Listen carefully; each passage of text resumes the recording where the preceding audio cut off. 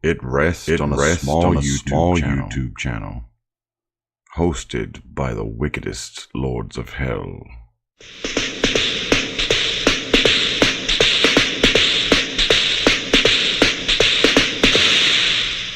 Here is the first internet clip show to offer to the daring a look into the final maddening space between life and death. A case of the Mondays. To avoid fainting, keep repeating. It is only a live stream. Only a live stream. Only a live stream. Videos and songs far beyond anything you've tested. A case of the Mondays.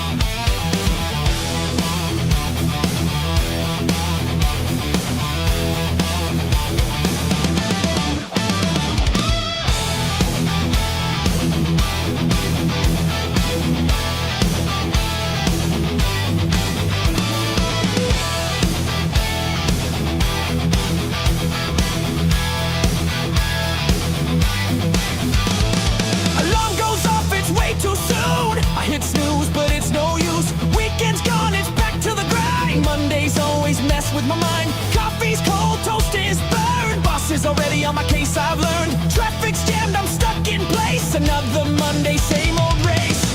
Oh no, here we go again. The week's just started, but I'm counting to the end. I've got a case of the Mondays, oh yeah. You've got a case of the Mondays, oh yeah. We've got a case of the Mondays, oh yeah.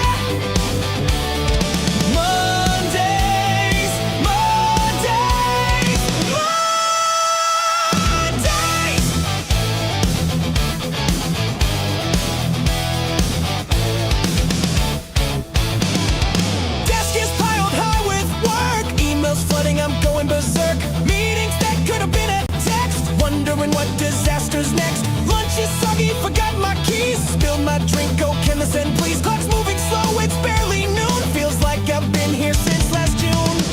Oh no, here we go again.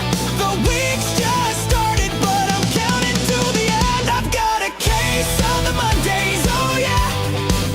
You've got a case of the Mondays, oh yeah. We've got a case of the Mondays, oh yeah. Mondays, Mondays,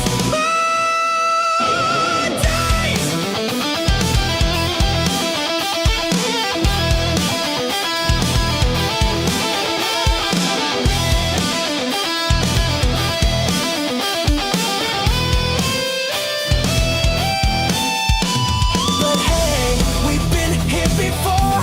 Surviving Mondays, that's what we're made for. Just keep pushing, we'll make it through. 'Cause Friday's coming, and it's almost due.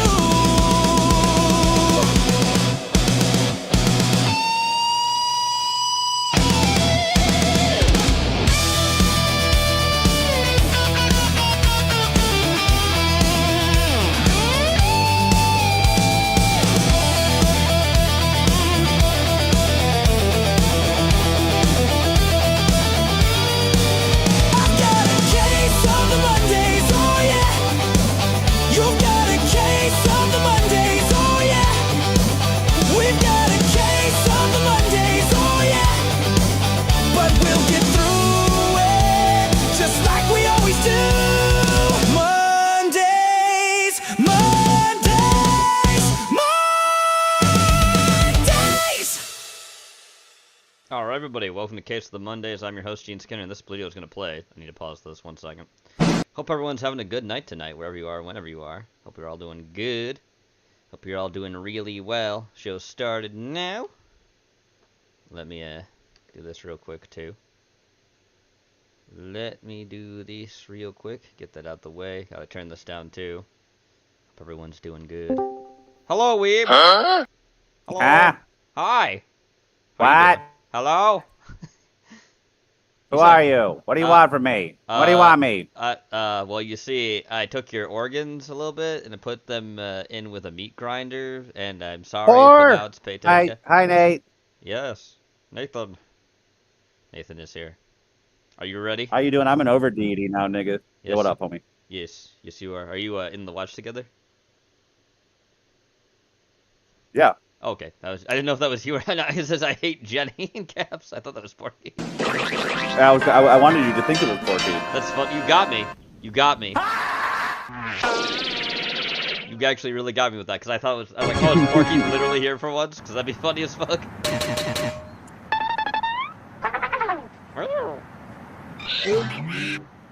And the crowd goes wild. And the crowd goes wild.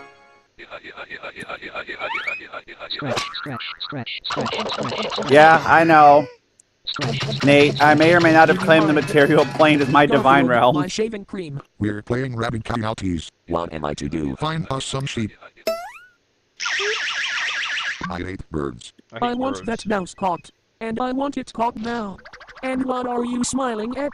I hate Cats have strong Todd. instincts. Oh, sorry. Oh, Since that danger wasn't muted. approaching, Oh. Diet soda. Oh, man. Well, Weeb, did you see? Whoop! Fuck! Oh, I didn't close it. That scared me. I thought I closed OBS by accident. Did you see the thing today? I don't think you did. I gotta show that to you, actually. No. I gotta show No, this I did to not. you. It's really Hi, funny. Jambi. Hi, Sturg. I showed Jenny and Strog this today. I didn't show you. My bad. I'm sorry I didn't. I forgot to do that. Because this is funny. I think this is really funny. I'm gonna show this to you in DMs. All right. Okay. Let me get it. Let's get it. Yep. Look at this.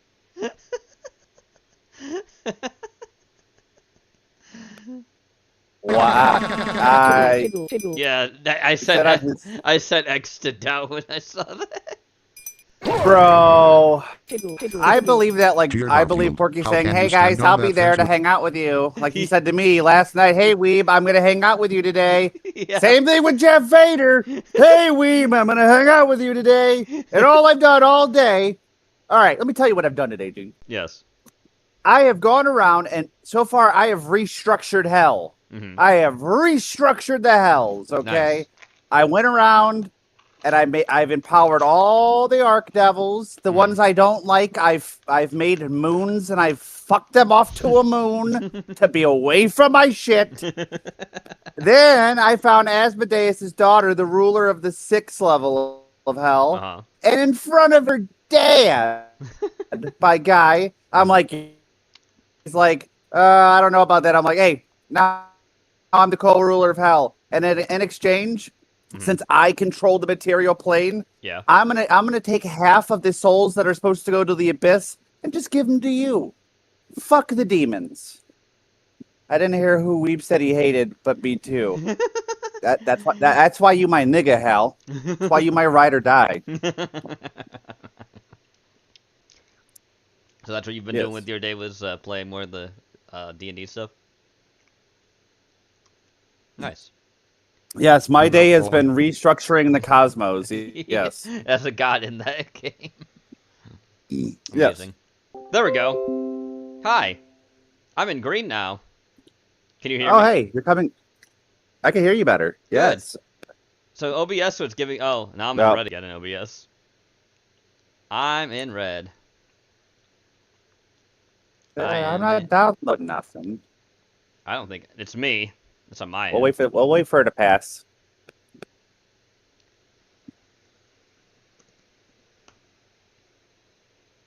Do you see that? Oh no, that's not even loading. Alright, what the fuck? I am in the red so badly. YouTube is not receiving enough video to maintain quality. Huh. Hello? Nope. Hey, Decoder. Let me see here. Hello. Hello? One We second. got a case of the Mondays. Oh, yeah. We got a case of the Mondays. Oh, yeah. Oh, fuck yeah, dude. ELO, Mr. Blue Sky.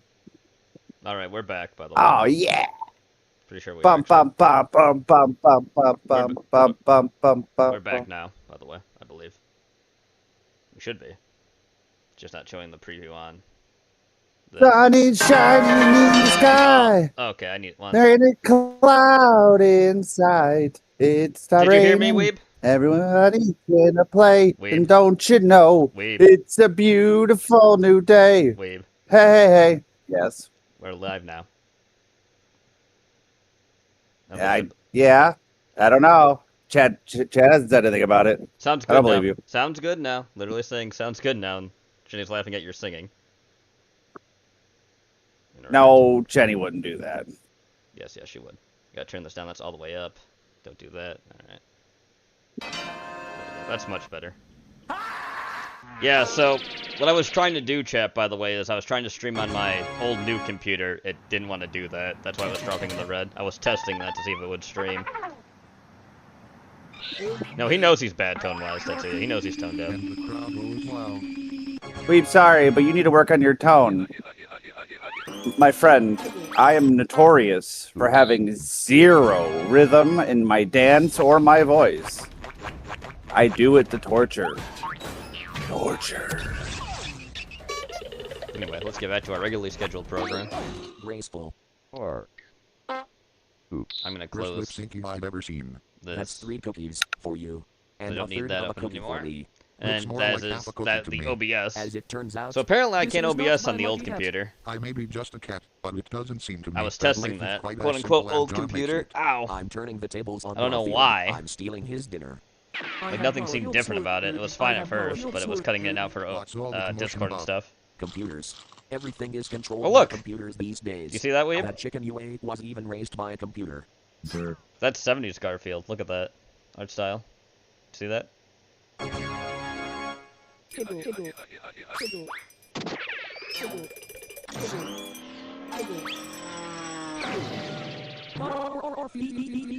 Cody seems to enjoy chasing his tail.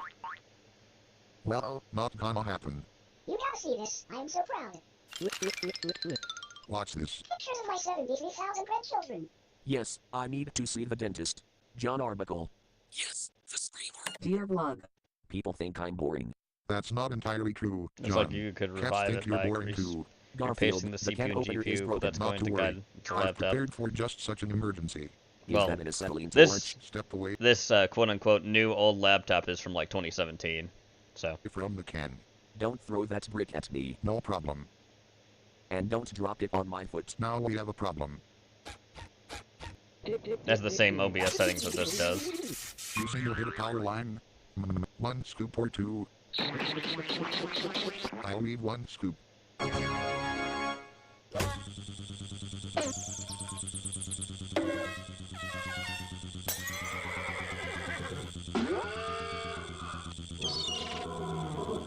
If sleeping is an art, then I'm a masterpiece. Well, this I can love the night. computer I plays sense stuff fine. It the just doesn't want to rampage waiting stream. in terror before me. Like I played Marvel Rivals I on the hate thing the without night. lag, so I don't know what the fuck.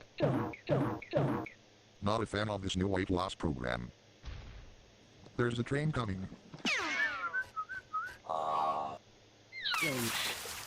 No, it's not doing that, John Tetsuya. had to master the art of There was no Friends GPU may throttling come or and anything. I was friends may looking go. at it the whole But time. it's The getting very CPU and clever. GPU were not throttling. You So I wait don't know right what it here is. While I do nothing. I'm back. You are so strange. Well, I think I'll eat a bird.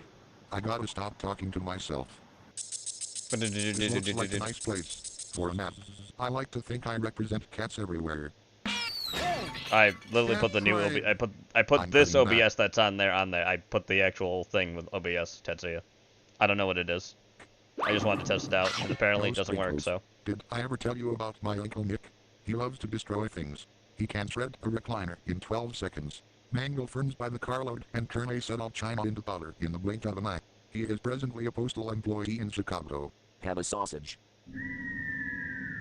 One at a time, Garfield. wow, one at he's a eating so time. many This sausages. is a great book. Things to do on a rainy day. Do you feel a draft in here? Chapter 1, Fun with the Electric Razor. I'll bet there are fish in this lake. Yeah, wet. It was worth it. John, how did you mouth that Rocky Road pistachio bubblegum sherbet topped with butter pecan candy coating was my favorite ice cream? Yuck. Kirk. Talk. Lord John, that's right, Bob.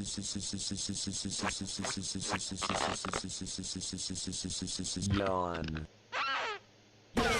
Good things come to those who wait. Garfield, I can't get out of this hammock. And I'm loving it. Attaboy. John's on the social network. Here's his list of friends. Bob. Bob. So what would you like for your birthday this One year? friend. Bob. That has got to be the mother of all can openers. 350 dual cam full injected 5 speed. Just wait till your next birthday. A birthday card. How nice. Birthday. Happy birthday, you big nut. Open this card and get on. A pie. How do you intend to celebrate your birthday? What do you mean? Well, are you gonna leave out a few candles? Run for your life. I may be getting older, but at least I have 9 lives. Well, 8 anyway. Wow. Stupid fuzzy bologna. Cover your own. Okay. Click. Surprise. Surprise. Click. Click. He just ate the whole cake, yep. Surprise. Surprise. Garfield comic header. Garfield Directions comic for header. easy preparation. Preheat oven to 425 degrees. That's a Place lot of on heat. center rack for 17 to 19 minutes. Or until crust is golden brown. It also says we can microwave it in 6 minutes. What do you think? About what? Meanwhile, in the hospital. Nah, who cares? Happy birthday, Garfield. Alright. Next. Or don't. Okay, thanks. I gotta do it myself. Because he wants to be gay. Bob, you sent this in. 2 mosquitoes talk about their cosmic horror. Oh boy. Who's this by? Hal. Hal, did you make this? The giant. It must be. Who? The giant. I'm surprised you've never heard of him. I only came out of the egg 2 days ago. The giant. So who is this giant? This giant. Oh, why did I just skip it? What the fuck? Okay, I don't know why it fucking did that. Wait, what? What happened here? The giant. It must be. I don't know why it skipped Who? stuff. I'm surprised you've never heard of him. Well, I skipped ahead. I mean, I only came have out of everything the egg locked. 2 days It was ago. on my end. I don't know what the fuck it did that. So who is this giant? It's an old legend that goes back to the early days of the Sanguinarium. Sanguinarium? The What? old ones had found what was thought to be a miracle. Oh. A creature, vast and unconquered. Look at this motherfucker sleep. He's taking a big nap. Quiet, unmoving, but filled with enough blood to feed generations to come. And so, night after night, the old ones collected blood from that creature. But they were too greedy. Something awoke. The air burned, and the wind was as loud as thunder. Uh-huh. It was as if the gods had unleashed a demon to punish us. To punish us. We declared war on it, stabbed it, hurt it, drank from it. Drank from its We blood. sang victories of our skirmishes, but every day it awoke, undying, Undying. unharmed. Well, yeah. For generations we have fought against this foe, but we have never That's once terrifying. seen it stumble. The cosmic horror of us against Be insects. glad, young one. Be glad if you live your life without seeing it. I don't think mosquitoes live For the too day long. you do will be They're your technically last. flies. Technically. Boom. Well, now I'm gonna be terrified till the next installment of that, Bob. Jeez. Alright. Robin sent this in. What is your story? Oh. Photosensitivity, warning, mild violence, and some mature jokes. No way I was used in making this project. Thank you for letting me know. Right. Let me set the scene. Set the scene. It was a glistening night. Uh-huh. With around a 90% chance of rain. Oh, it's raining.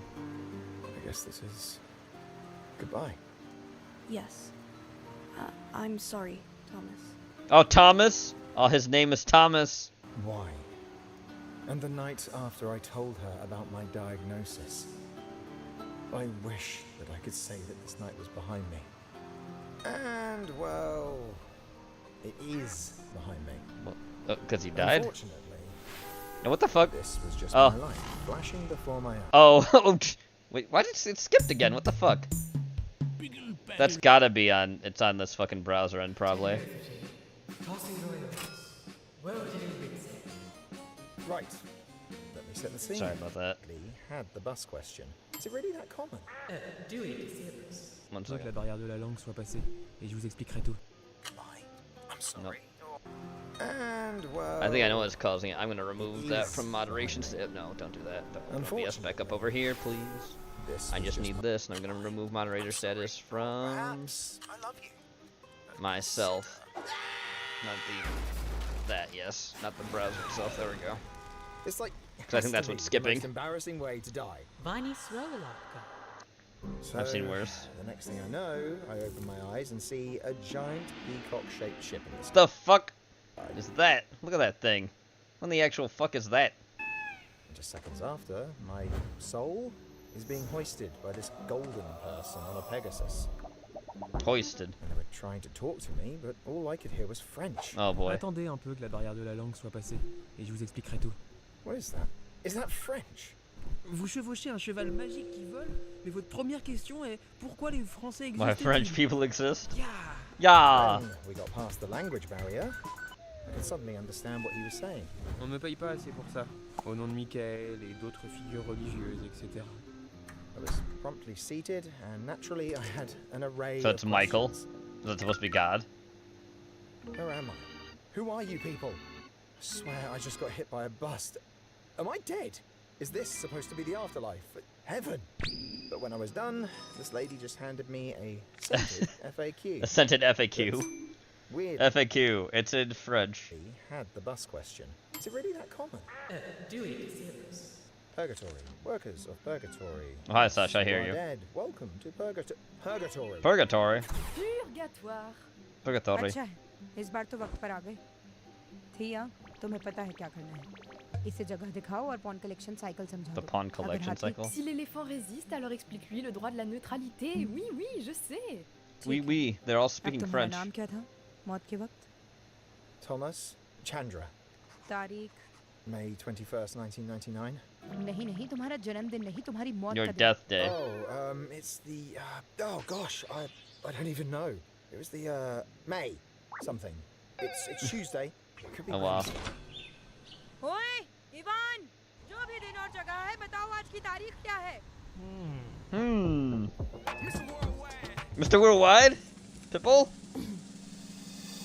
Happy birthday. Happy birthday. Oh, that's what day it is. अब निकलो यहाँ से। We left her office, and I was still so very confused. So very Tu dois confused. être complètement perdu. Well, yeah. Aggressive nodding. T'inquiète pas, c'est normal. Tu vas Don't worry, finir that's par comprendre. normal. Pour l'instant, change-toi juste. This is just a Moi, wash c'était or wash à or Auvergne. wash. Why French. am I in purgatory? What are these clothes? Because you got hit by a bus? Dis-moi, Thomas, est-ce que tu penses qu'une pomme est un fruit? Yes, Et pour les patates?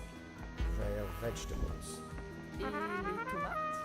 Tomatoes are fruits because they have seeds. But for some reason, other people seem to think that they're vegetables, so I don't know. Considère ça. Culinarily, they're Tu es vegetable. une tomate. You are a tomato. I see. Une tomate a des caractéristiques qui la rendent fruit et légume en même temps. De la même façon, Wait, what'd you say, tu as des legume, though? They're not even close to a caractéristiques qui legume. peuvent t'emmener au paradis et en Legumes are enfer. beans. La raison pour laquelle tu es bloqué ici, c'est parce que la quantité de fruits et de légumes à l'intérieur de toi Oh, because good and evil inside him are perfectly balanced. That's why it's in purgatory. Okay. est parfaitement I équilibrée. guess, and Once we maybe there's no established that I like was a faith in living God or something. I tomato, don't know. She gave me a slice of cake. T'as faim?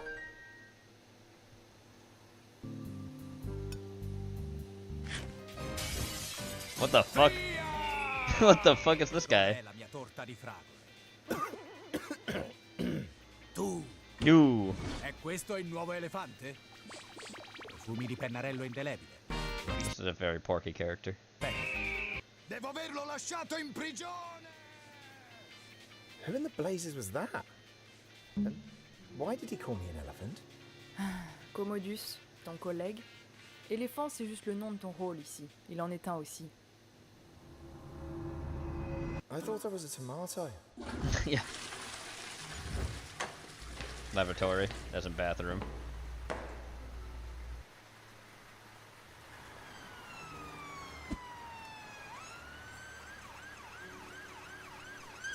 I like the art style of this a lot, though. It's good.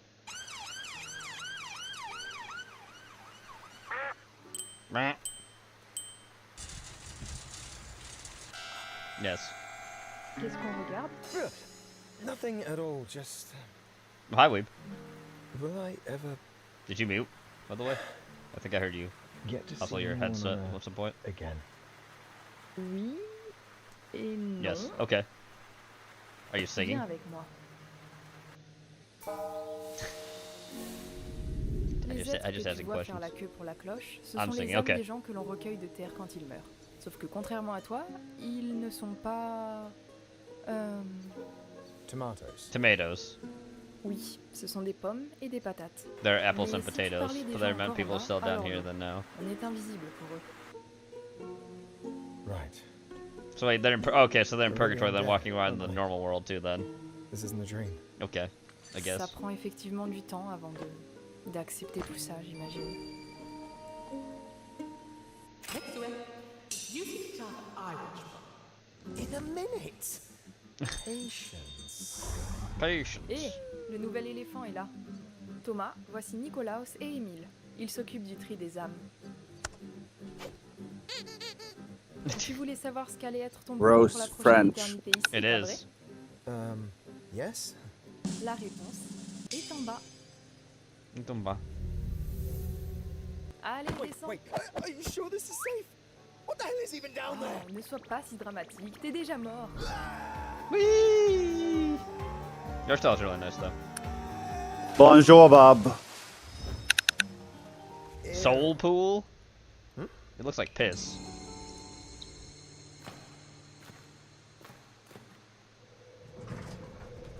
Yes, Sasha, I see you over there. I will feed you in a minute. Oh.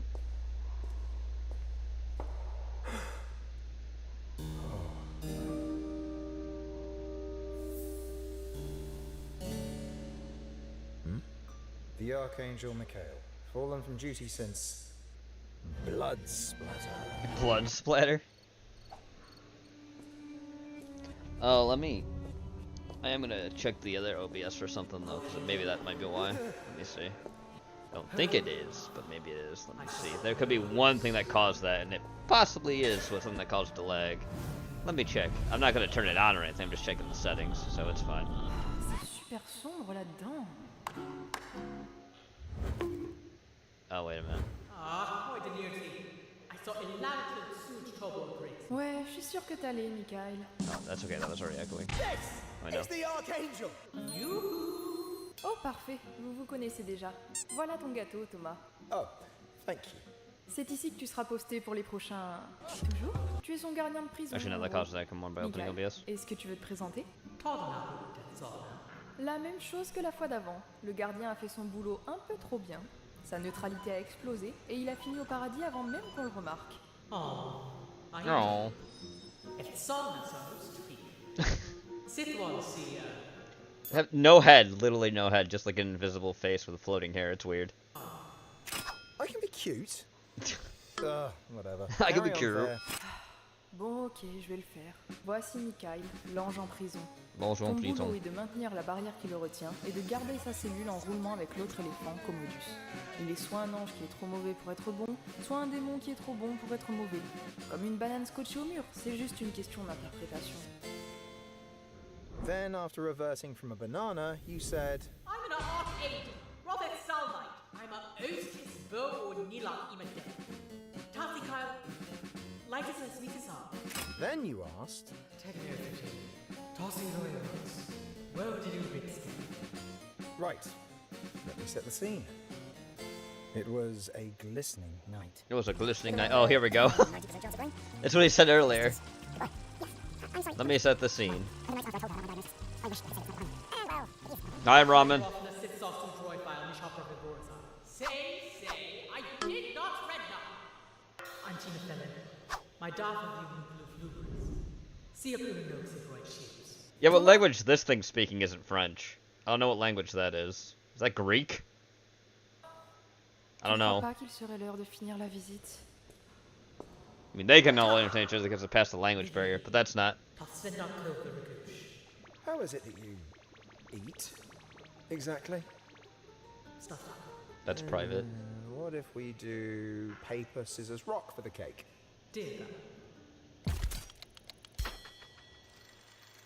What will you do? Oh, and that... Oh, okay, so you actually got a, like, follow-up video there, too. It's funny. Thanks, Ramen. Next video. Let me get that here. Gotta go back to watch together to click this next one. Oop. Really? It's... I didn't say OBS to oh. 1 second. I know what I did.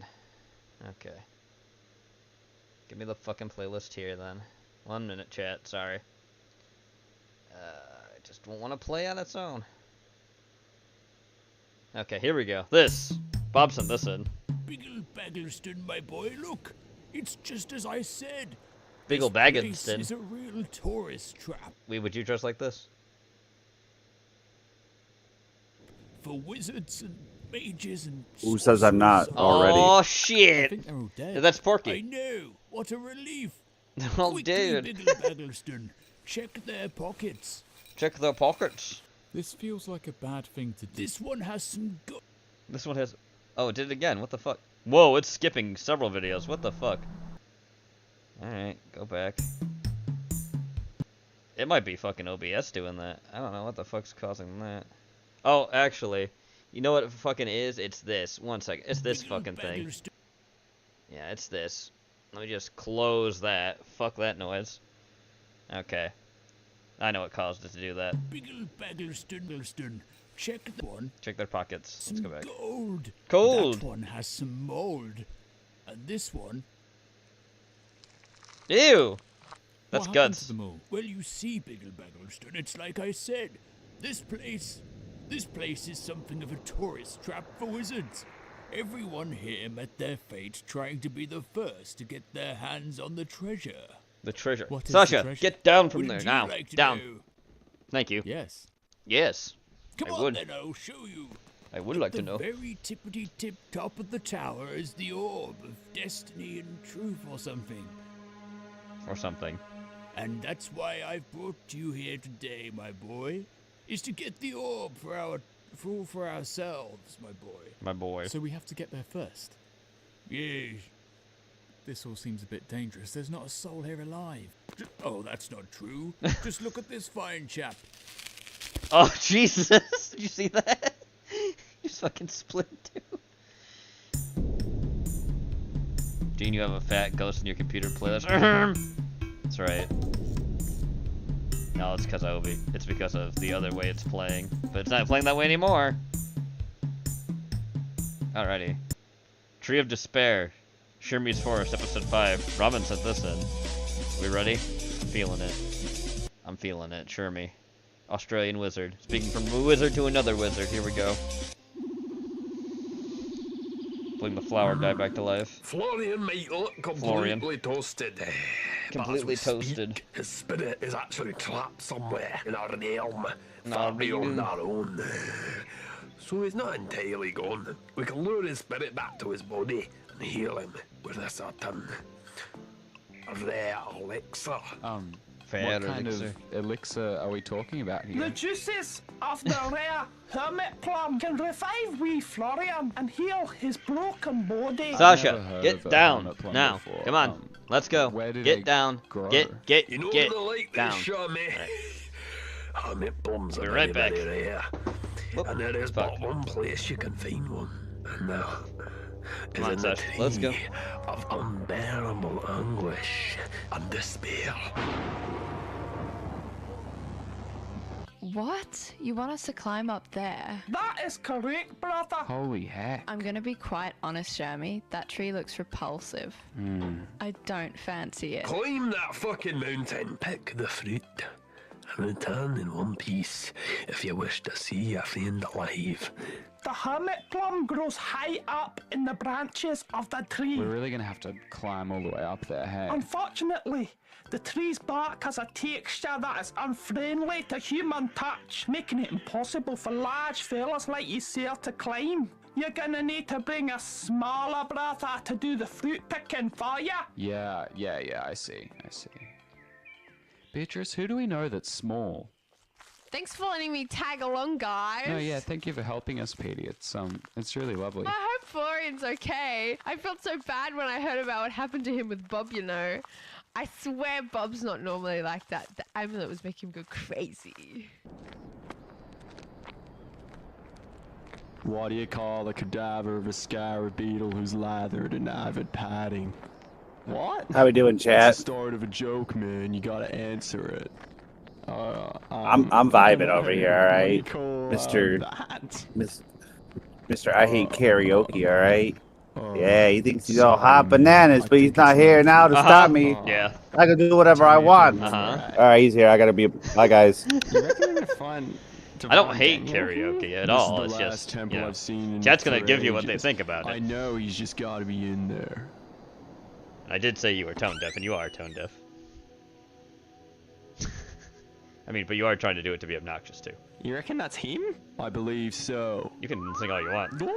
Oh, hi guys, how's it going? Hey man. Look at that rug he's wearing, and look at the rug on the floor. What the fuck? Are you Divine Daniel? Divine Daniel? Damn, Daniel. Yes, I am actually Divine Daniel. What's going on, guys? How can I help It's you? wizards tonight or some shit, that's right. Parallel world. Don't worry, we got another wizard that's a callback, because we did a certain callback to him earlier this... sorry, last week. What you mean. No, I said earlier this week. That makes no fucking I sense. must ask, This is the start of the week. What service may I be to the newly chosen keeper of the forest? The forest. I could tell you that, mate. I made you some tea. Would you like some tea? We can talk over tea, mate. Is the tea gonna help us understand you? Are there psychoactive chemicals in the tea that are gonna? No, it's just regular tea, mate. But regular tea, mate. Then I'm all good. I'm all good on tea, thanks. Weeb is Australia, a real country. Is Sweets a real person? Yes. Then yes. Okay. Yeah, well, you know, first thing you need to know about the keeper of the forest, right? Well, basically, Damien? Oh, shit. Damien? Oh, hey, what the Dad. fuck? Look at this build. What the fuck is The bins this morning? No, I didn't. Sorry. Wait, that isn't Divine Daniel? Oh, mate, I'll just talk to you in a sec. I'm just chatting to my son. Oh, Divine Daniel's the other dude. So what happened, mate? Oh, I forgot, Dad. I'm sorry. Forgot, Dad. You fucking knew it? No. Fuck, told you to know them this morning. What's going on? The bloody truck's going by. Fuck. Yeah, it's gone. It's gone. No. It's not going to come back for another bloody week, mate. No, you I'm know? sorry, Dad. That was bad, mate. Well, you got to be a bit more responsible, mate. Sorry about that. Oh, these guys. Oh, there's just a couple guys. Oh, what's going on, guys? How's it going? Oh, Dad, they came in through the door. Oh, I'll I don't know. I'll say how it is. This guy is not Divine Daniel. This guy's not Divine Daniel, dog. I think we should go.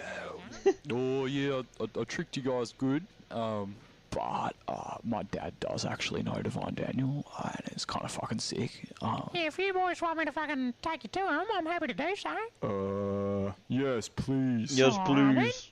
Here we go. What the fuck? Oh, damn, there's Divine Daniel. Terrifying.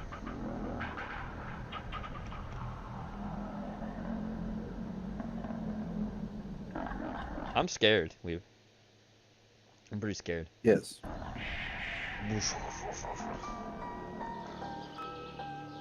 Oh god, this tree is foul. It makes me feel horrible. Something about the branches, they're not good.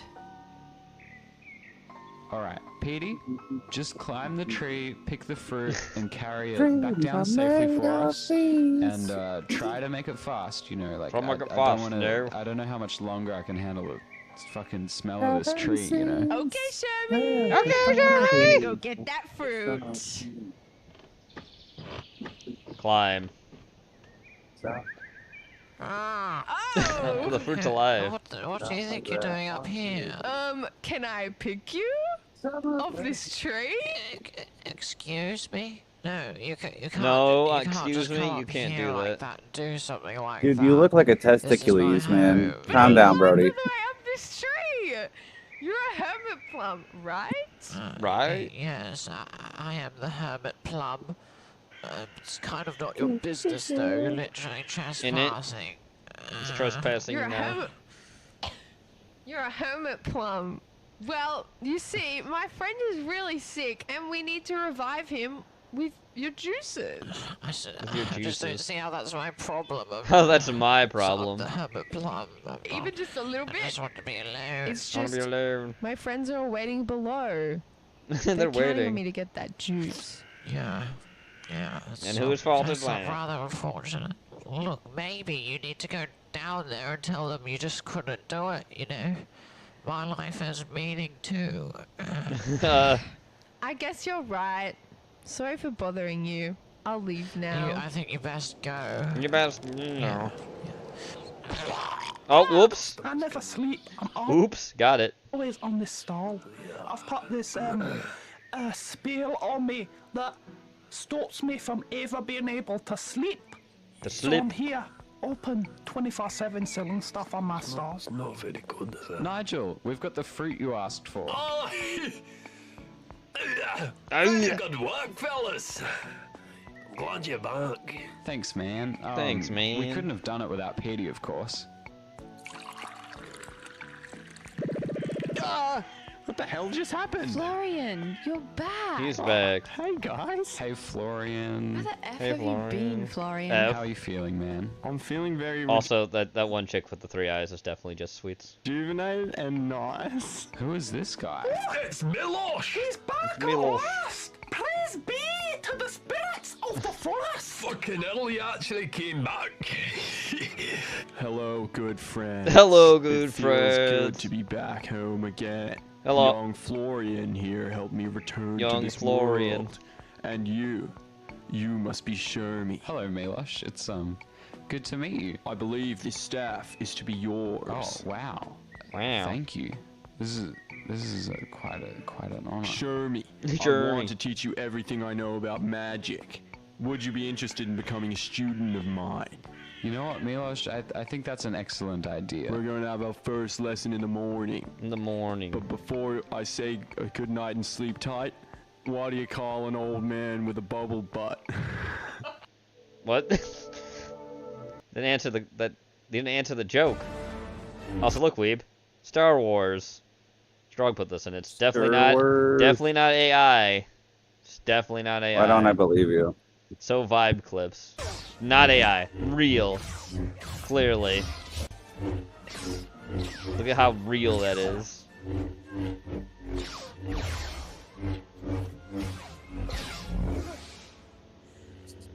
Are Jedi just space wizards? Something like that. Oh, is that fucking? Oh, it's fucking. It's John Wick versus. What is his character in those Mission Impossible series names? I don't remember what his actual character name is. I have no idea. Oh, it's John Wick versus Batman? The fuck? It's more impressive when Batman was fighting the Shredder. What the fuck? Look, it's John Wick before John Wick. Oh, what the fuck is a lobster? What the? What? What? What the fuck? Damn lobsters. You can be my AI assistant. Yo. Pfft. You can jump, white man. What the fuck?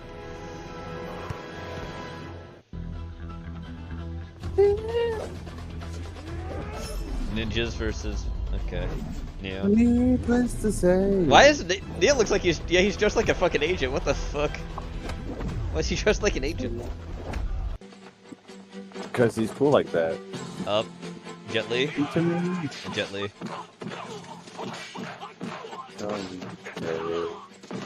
Yeah. What the Chinese actually believe when they fight the Japanese. Be like. That's right. Not AI. Facts, not AI. Right.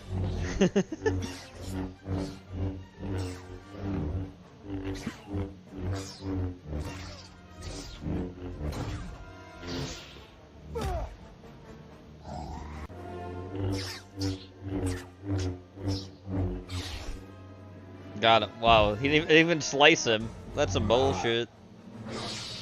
Now they're fighting again. Wait. Does he ever have a blue lightsaber? Yes. Okay. And then he gets his hand chopped off, and then he uses basically the Sith way of making their red crystals, but instead of red, he makes a green crystal instead. Gotcha. Mm-hmm. What the fuck movie is this referencing? I don't know what this is referencing.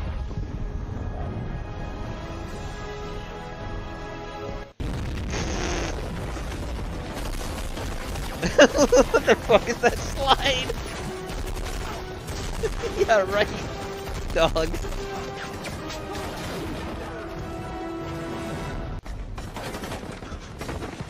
Wait, is he wait, no, okay, I was when I thought it was supposed to be a judge, but there's no judge, like Judge Dredd stuff. Back up.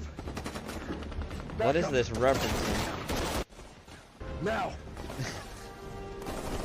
Copy your stress. We're on your 6. Turf.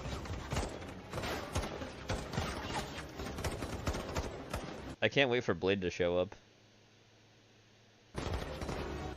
Oh, it's not gonna happen. There's only gonna be one Blade.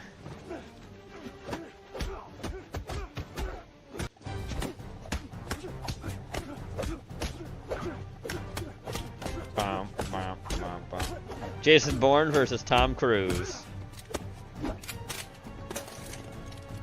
Oh my god, it's Jason Bourne.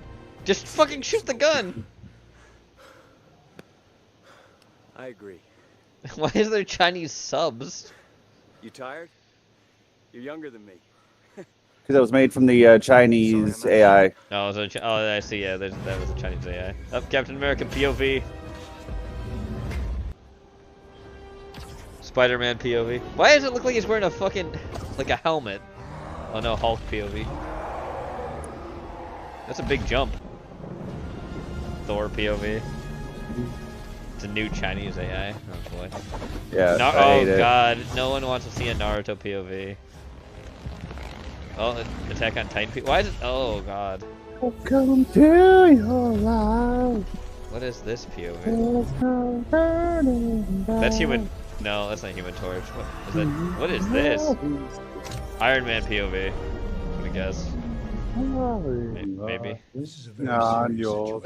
the fuck? Walter White. Why is Walter White meeting with President Donald Trumparelli? I don't know. Why does it look like he's in the meet, like fucking Mr. White's in the meeting chair? Aware. And I'm the only one who can fix it.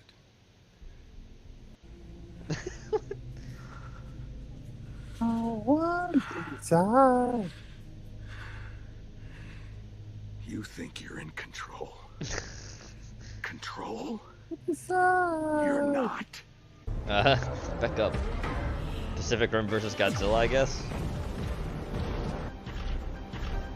They will last forever. I can't wait for Chinese movies to use this AI, and it'll be great. Yes.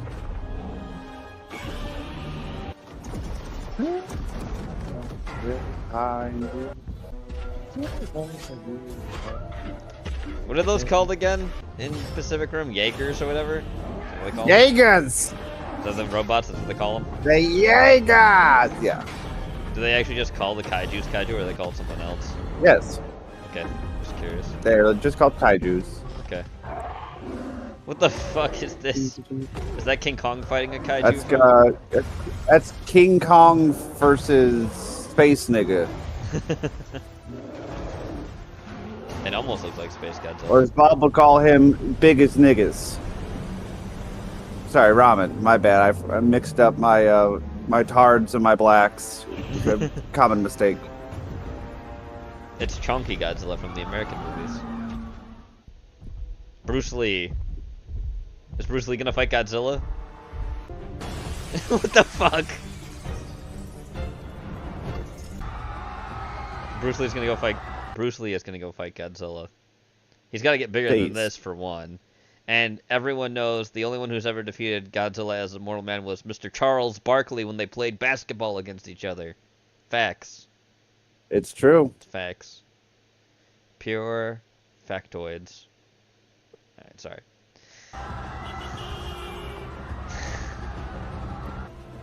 You're gonna go again.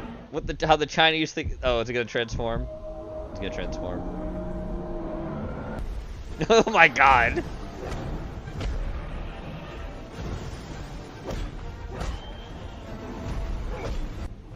Why is Godzilla smaller than him all of a sudden? What the fuck? Yeah, right.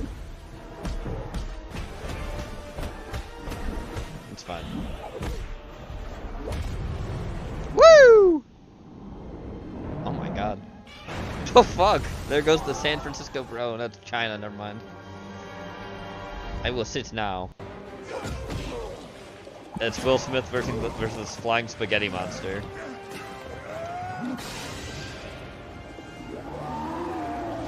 I guess that's supposed to be the Flying Spaghetti Monster. Or a Spaghetti Monster in general. What the fuck? What the fuck? What the actual fuck am I looking at? Why am I looking at it? It looks like Ron Perlman's face, too. Oh, and now to have a spaghetti dinner. Why is he bald all of a sudden?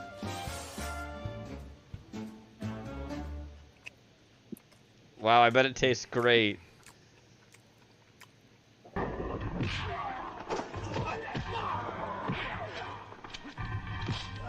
Oh, it's Leon Kennedy from Resident Evil facing fucking Jiang Shi.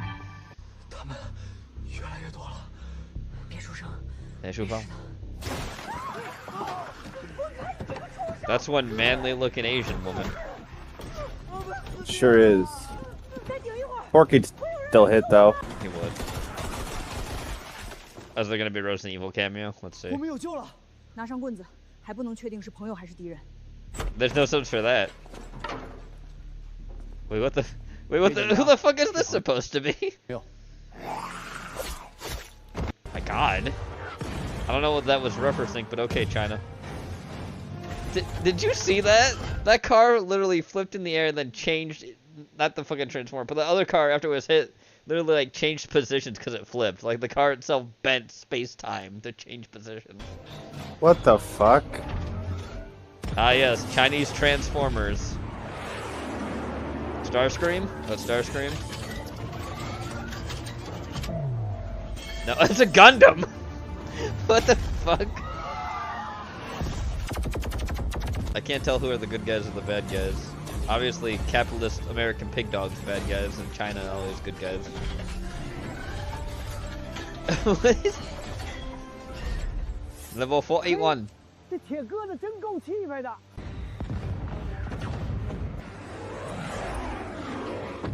Another Transformer.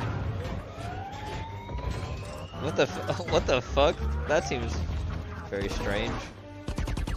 That looks stupid.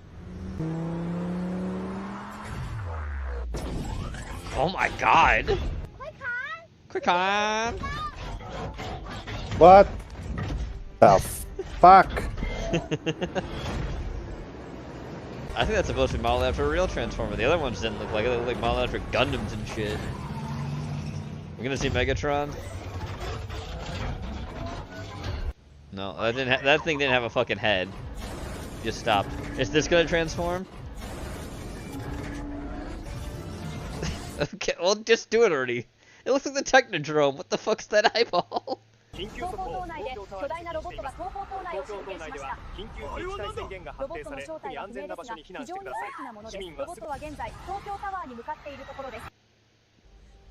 Oh. Don't leave me.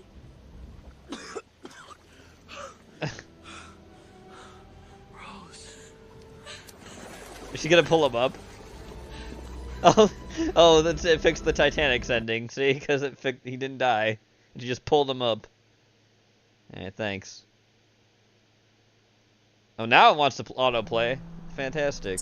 Look, I understand, but we're almost home. Nope. If you're really so tired of having the pebble in your... Oh, look who it is, Weeb. It's your sleep paralysis demon. No place like home, official lore. Here we go. Wait, did that say... Wait, what did that say? Summons, okay. This is a sign from the gods to go back to your ancestral roots and raw dog it with me for a while. What is that on the door? Eviction notice. Eviction notice? Demands immediate vacation of this home and all it contains in order to further support its position in the war against the Stormcloak rebels. Have a nice day. Have a nice day? You know who sent this in, Weeb? Bob did. Have a nice day? We will burn Solitude to the ground! Let's go! Let's go! War with the Empire, we're two people. The rebels are struggling to hold their ground as it is. Well, we're certainly not joining those hillbillies. We're nomads. I can't believe this. We've made too many good memories in this house. Here's a fun idea.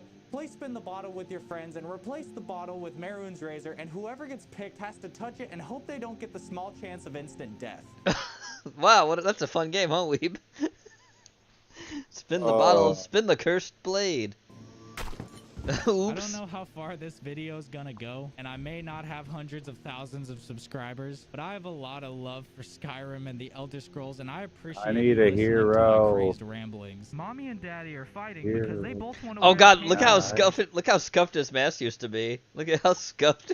Yep, that's fucking real bad, bro. And also, Daddy's a little bit racist. You okay, buddy?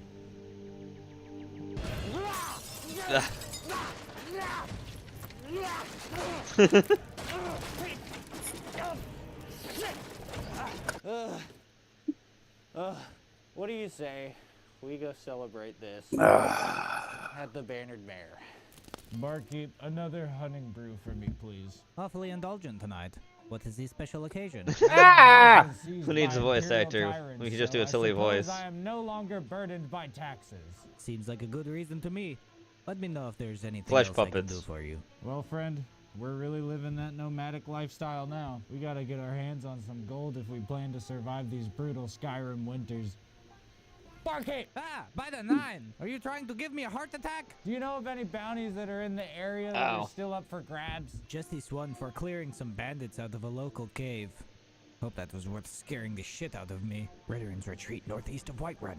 We could probably Reward 420. Did you see that, Weeb? 420 septums. Oh boy. Red man. No, that says Veteran. Red man's retreat. I'm Red Man. This cave is named after me. I am Red Man. This cave is my salvation. Seems you've had enough grog for tonight. What do you say we tackle this in the morning? No. Does he have voices like Deadpool in his head? In the dead of night, we will strike from the shadows and take this cave as my new home. And you can crash there anytime. And we can play board games and shit. It's perfect. These low-life punks won't even see us coming. Let's go. Let's go. Oops. Don't touch me, Erica. Oh, hey. Rock bottom. It's been a while since I seen you. Hi, I guess Sash. that's what I get for not eating before the party. And having an iron deficiency. You ended the night like a nomad, that's for sure. Well, we have a whole day ahead of us now. Sorry, Sasha. You're Let's just go walking try to over the find that computer. cave. Hey, Sorry, you so whined. once we get there, would you mind letting me do the talking? I've been kind of wondering lately if I could actually solve a conflict without resorting to graphic violence. And I feel like this is a pretty good opportunity. It's a great By opportunity. telling a group of bandits that they have to leave their home. Hey, you never know. Maybe they've heard stories about me and they won't. Or that's want supposed to be smoke. us. Surely by now I've made quite a name for myself around town. No. Greetings, I am Sir Time Bomb of the Wilderness, and I Sir have come Time to Bomb. request that you troublemakers vacate this cave so that I may call it my home and get paid for doing so. In exchange for this service, I will promise to spare your life from this day forward, as I am sure our paths will cross again between hunting for food and... Yeah, nice try, Asmodeus, motherfucker. Not on my fucking watch, boy. Another flesh puppet. Isn't that great, Weeb? You know, I'm one of the most problematic yet charming adventurers this side of Tamriel. Surely you've seen some of my Daedric artifacts I've donated to the Dragonborn Gallery in Solitude. You think we set foot inside such a snobby city as Solitude? You must be drinking Sleeping Tree sap. Now beat it, Mimic. He called him a mimic. Everyone kept saying he's a mimic. That's funny. He's gonna crash out because someone called him a mimic. He was like a mimic. What the fuck did you just call me? I called you a mimic. Like one of those from Vita Carnis. You look like him. He looks like a mimic from Vita Carnis. He's pissed. Don't tell me to stay calm. Ah. Yes, Sasha. Oh my god. Skyrim combat.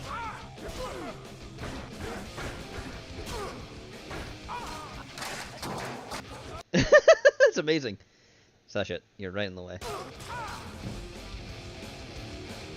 Petting the dog is one of the most relaxing. Look at that! Look at that Chihuahua. That thing was pissed. You see that, Weeb? Hey, he was a little grumpy, Gene. He was just a little grumpy.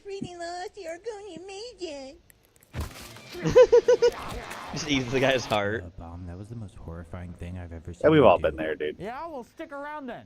I'm sure it'll get a lot worse. I'm sure it'll get a lot Time worse. to give this place a little more personality and go collect that bounty. Sasha, I'm literally just touching the hair, like not a hair on you that's not even attached to you anymore. Come down. Interior decorating with bomb.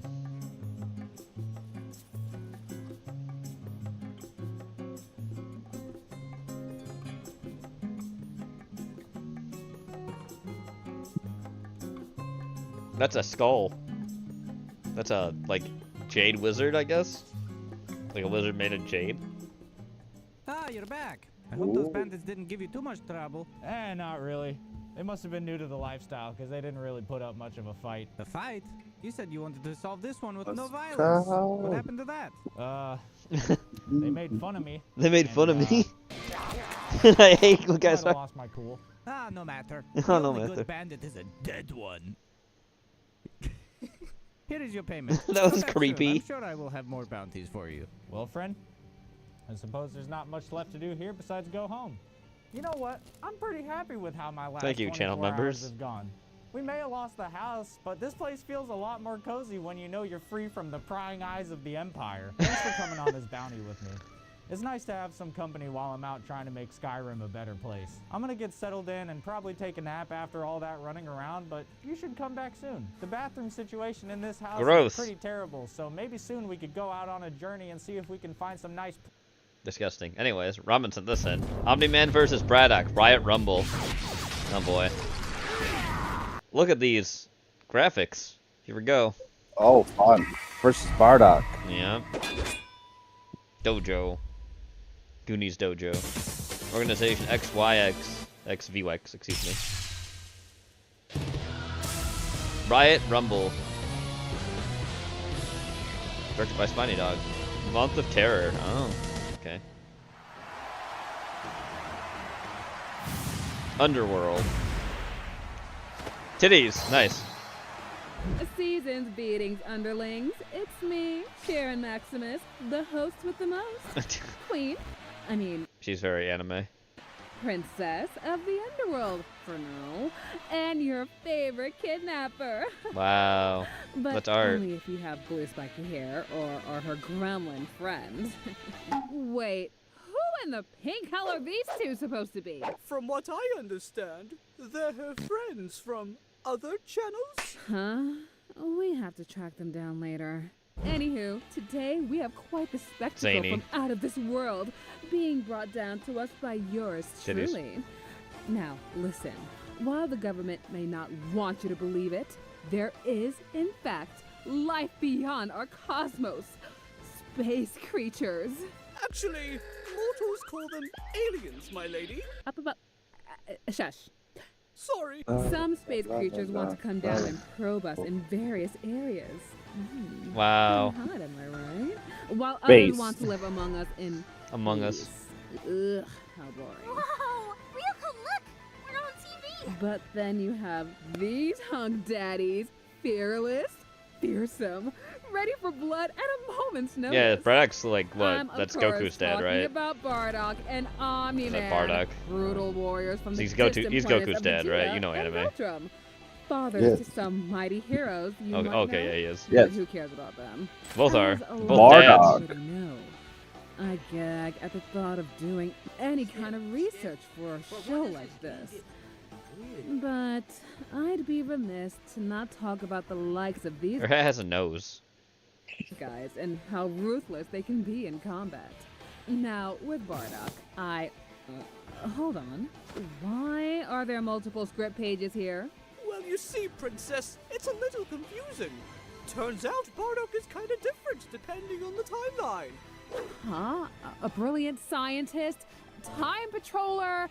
Wait, did this guy become a ripoff of the Boy Scouts dad? Oh, the heck. Oh, I with think all you're gonna this. like what I did to Let's Beelzebub hone because in he's a on the faggot original one. and I hate him. What'd you do? Bardock was a measly, low-class Saiyan that Oh, I just served stripped under the him command of the Lord rule of his Frieza. level of hell and made him a divine sanitation worker, cleaning out all the pipes and sewages throughout the entire material universe. That's funny. But then Yeah, that's what he gets for that's what he gets for spitting at me. He spat at you? I don't like being. Oh, those guys Yeah, hang up because I'm now the co-ruler of all the hells. Oh. Super Saiyan doesn't really And I summoned him to pay obeisance to me, his new lord, and he wouldn't kneel. And so I don't like that. Frieza took the initiative and blew those sons of bitches I up. don't like that. Genocide. And neither does Men at Work, which I'm listening to right now. They don't like that either. This, give your underworld goddess a holler. A holler. I'd love to do business with you. Now, normally, this is where Bardock dies, but his story's a little funky at times. In one instance, he was pulled out from his time period and sent back in time to battle Frieza's ancestor. Ironically, he ends up becoming that Super Saiyan of legend Frieza always feared. Regardless of which story we look at, Yeah, hell yeah, dude. Bardock is battle-hardened and Lord of Flies belongs in the sewers, yeah. And I agreed that, you know, my son with Asmodeus' daughter will take over his domain. Way too many to I think it's fair. And then we have Nolan Grayson. Oh look, that's the I think that's Mortal Kombat 1. Known otherwise a DLC in as that the game. Superhero, Omni-Man. I don't. Yeah, I stopped playing after He was their savior anyway. Shaolin or whatever. In reality, Nolan's job was to get Earth ready for Yeah, a full-on when you were takeover playing by as fellow Liu Kang Viltrumites. and the nigga with the sombrero or whatever it Kung is. Lao. To conquer and assimilate as much Yeah. of the universe into You their can play as Kung Po. We trained him wrong on purpose. 'Cause it's funny. You can also play as Scorpion and Sub-Zero in that game too. While on Earth, he disguised Oh, himself nice. as a hero There's a few to like earn things you can unlock in that game. planet's I think you can play as Katana Took Melina care of too. any threats that could come in the way of him and the other Viltrumites, like these Justice League wannabes, the Guardians of the Globe. Why does one of them look like Shrek? I think that is Shrek. And started it is family Shrek. And raised a son that he hoped would join him in their conquest of the world. Yeah, that last part didn't pan out too well. Ooh. But hey, when all else fails, abandon ship and get busy with a space bug. Which you did. Oh, don't give me that look, Victor. All the same, Nolan's a seasoned warrior. The guy's got a Did they make like the king of these things basically Freddie Mercury? I think they did. They based him on Freddie Mercury. Kinda, I think so. I'm not. And take a ton of punishment all the same. Couple that with his enhanced senses and fierce combat skill that stretches across multiple millennia, and you end up with my kind of superhero. I started and stopped with Deception. Not bad, Daytona. Not bad at all. Understandable. And that's not even getting into one part where he... Actually, Princess, I've been playing Mortal Kombat since Mortal Kombat 2. people watching probably only watch the Well, aren't you fucking awesome? I certainly Why don't you go hang out at an arcade cabinet, nerd? I have. will happen in their futures. Well, I do hate... You think about what you did. I won't. Oh yeah, as I beat people at Primal Rage too. Yeah. Straight into the gore. Yeah, you do that, nerd. One of these fighters will live to fight another day. And play Pinball Let's Machine. Steal your bet fucking on quarters, who'll be bro. left standing. Are you gonna take poor kid to Dave and Buster's for his birthday one day, Weeb? No, because he'll sleep through his own fucking birthday. Looks like we have another visitor. I'll be sure to give him. Hey, I'll be on, Weeb. Yeah. Referring to me? You know what is on though, Gene? Strange. You look Fucking like Journey, dude. But at the same time, you're not. Just so you know, I'm a Saiyan. Now it's time for anime mixed with American comics. And outsiders like you are not welcome here on this planet. Especially you. Fuck yeah, dude. The song fucking kicks ass, bro. Right now. I'm not here to cause trouble. I'm tired, and I... Whoop.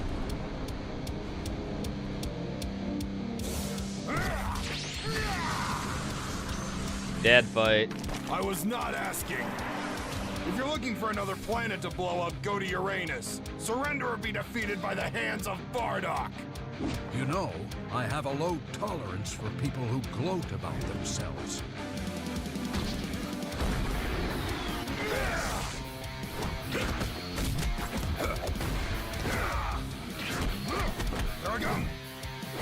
Hey, love will find you. Also, yes, I don't believe Bardock ever loses his tail either. No, he dies. Yes. But I mean, they also said in different timelines he goes to other places too, but I don't think he loses his tail even then, either. Thanks! Also, thanks Sun Wukong! For infecting every kind of Asian media ever, thanks! Because the Saiyans are based on the fucking Monkey King.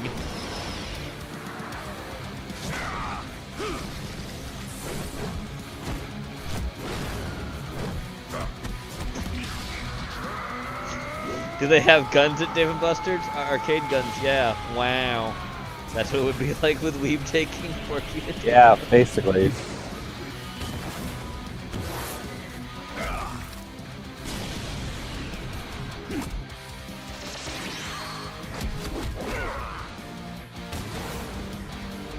Also, I gotta say, I'm pretty sure they're gonna be maybe evenly matched, but the whole thing is never have your characters fight anime characters, because anime characters are always stupidly powerful, dumb.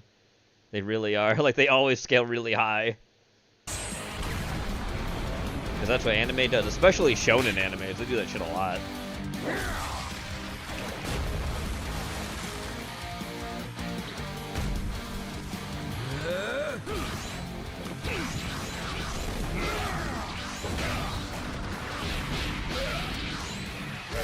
Ooh, damn! Did he kill him? Okay.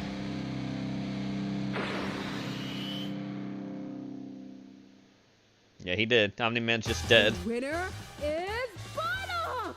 What a dramatic fatal finish! No. Not the ending. Bardock wasn't that strong. But Next. They literally said it was a different timeline, Bardock. Whatever. The blood and I'll let Tits have her way. Hopefully the feeling's mutual. And if it's not, well, I don't know what you're expecting out of these two. I wonder if it'd be cheating to resurrect Nolan for more bloody bouts. Well, she's excited about it. Concludes tonight's show, ladies and germs. Phew, what an adrenaline rush. I shouldn't have to tell you twice, but if you enjoyed Love this, will remember find to hit the you. like button and subscribe for more. We got plenty more on the way, and you don't want to miss what's next. And hey, I got a secret for you. Did you know I can peer into many alternate timelines? Oh By boy. doing so, I've acquired this special alternate ending where things turn out a little different Oh. for certain Viltrumite. If you want to see it, be sure to support us on OnlyFans. OnlyFans. Yeah, Patreon. Patreon. Oh, not all good things come free after all. Stay tuned for more terror from your favorite underworld menace. Ta-ta for now, losers. Wow. Shape-shifting. Coming next, Ladies Night and Riot Rumble. More anime. That's Toho. Yes. Yeah, I've seen that anime. Oh look, Blaze Blue. That's a fighting game. And there's totally not several characters in that game that are literally me. Nope, wouldn't be that. Never. Nope. Never ever. Right, Weeb? Never. I don't infect multiverses at all. Never. No. You would never do that. Never ever. Oh look, Deadpool. Wander through the streets. They're here for one big reason. Find Sharon Maximus. Rescue Venus and Mimi. And then promptly kill Sharon. Kill. So they can get paid, of course. Get paid. The problem is, they have no idea where her castle is and feel like they've been walking around circles for hours. God damn it, this bitch is literally Hell's princess. How is she so hard to find? Oh, look at Charlie. No. That's That one. the one. Karen Minimum or something. You mean Dorothy? We're being paid to kill the lady, so I honestly don't care what her name is. Oh, look, Wade's. You seen it next to about Wade's head there, Weeb? Look what's going on with his neck. Look what happened. You see it? No, I don't see it. Look at his head was sliced off. It's basically been stapled back onto his body. Ah, I see. Keep an eye out for that Kunoichi, too. Kunoichi. Where the witch hides, the shinobi is rarely far behind. All beings from hell must be purified. Oh boy. Just focus on the two that we're supposed to be sticking it sideways to. I'd rather not get sued by Vivzy for killing her characters on screen. What? Never mind that. Surely Thanks for someone the around here thanks for the can fourth help wall us. break, Wade. How about that lady over there? Hey, lady, you know where Karen Oh no! is? Oh no! Bitches. Oh no! Speaking of hell. who's this handsome Oh lady? no! Nope, let's keep this PG-13. Oh no! How sinful! Well, you're in hell. I'm not even gonna point out the irony in you saying that. Who did you say you were looking for? A woman named Dorothy. She's a noble here. Didn't this guy just say her name was Karen? I think that's her name. If you're looking for a Karen, just go to Eddie's store here and listen out for someone screaming about wanting the fucking manager. Oh, for the love of... Oh, the sexy witch chick. Yeah, I can tell you where she is. For 20 souls. Let me call Death. No, Wade. Souls are the currency here. There. Now tell us what we want to know, sir. Her palace ain't here in the pentagram. It's in another city. Here. What? So we've been walking Let's around see the city here. in circles for nothing? This is vital information. Thank you, Mr. Angel Dust. Thank you, Mr. Dust. We'll be Oh, on our boy. way now. So, now what? How are we gonna get there? They put anime and... Oh god. Grand Theft Auto popping up. Something I've always wanted to do. Ah, boy. Wow. Dude, you just got thrown to the ground, bro. I did. By me. Alright.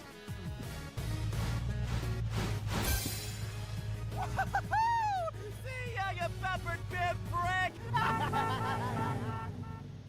Oh, motherfucker!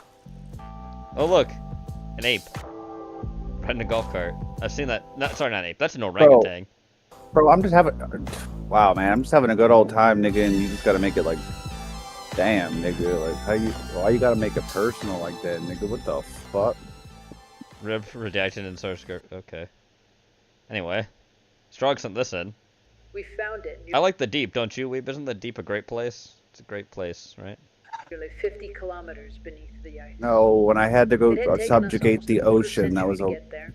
fucking Europa had nightmare. I always hate been it. on Europa. a high priority list for manned expeditions. Based. But that didn't make securing the necessary funding an easy task. What is this fucking Powers that be barotrauma? were content with our unmanned surface rovers and orbiting satellites, until the Akalo array picked something up in one of the frozen moon's polar The brine. archive in between.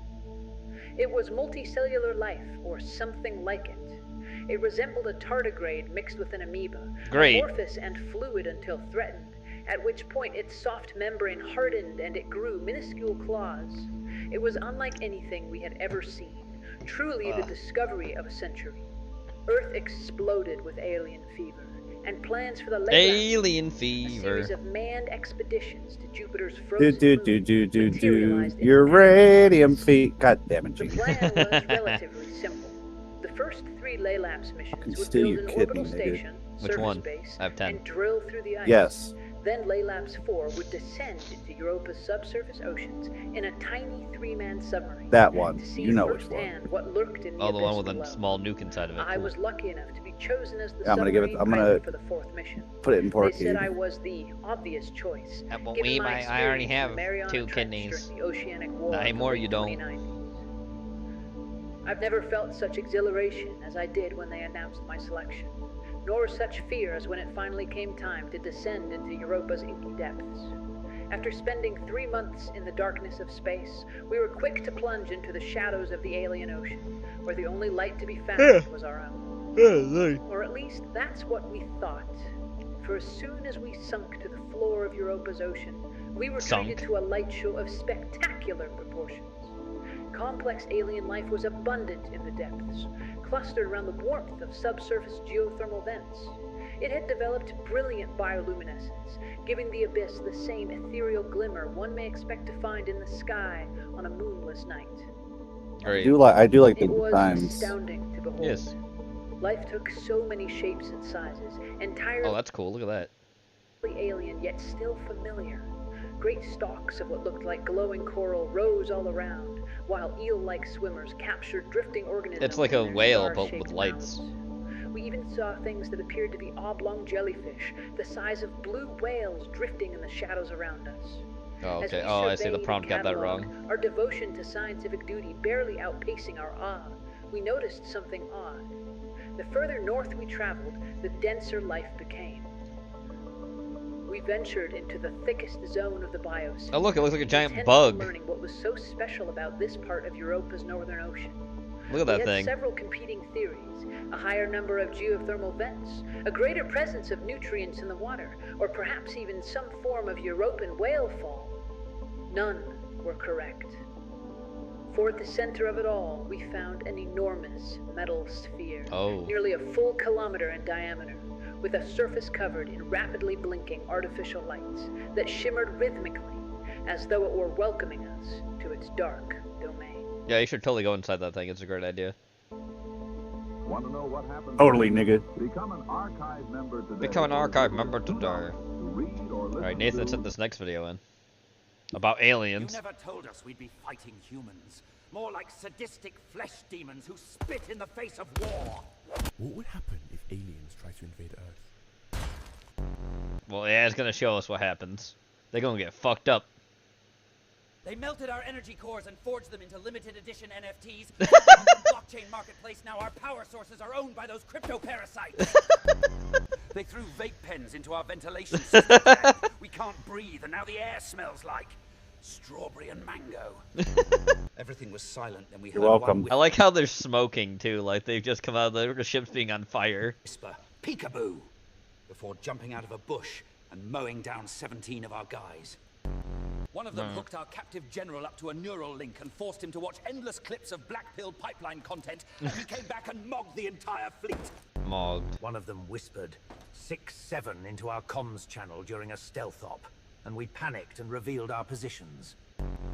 They replaced our nutrient packs with aphrodisiacs. Our warriors were too busy humping rocks to fight anything. We'll do it again, nigga. Cities and some Hey. homeless guy attacked me with a needle. I've contracted 18 diseases. They 3D Yeah. modeled our fallen soldiers. You wanted to invade LA. I told you against it, Blogor. Avatars. Don't One guy in you a get not believing me, nigga. I gotta see this. What is our this gonna fallen say? soldiers' I'm curious. See. They 3D modeled our fallen soldiers' exoskeletons into customizable Roblox avatars.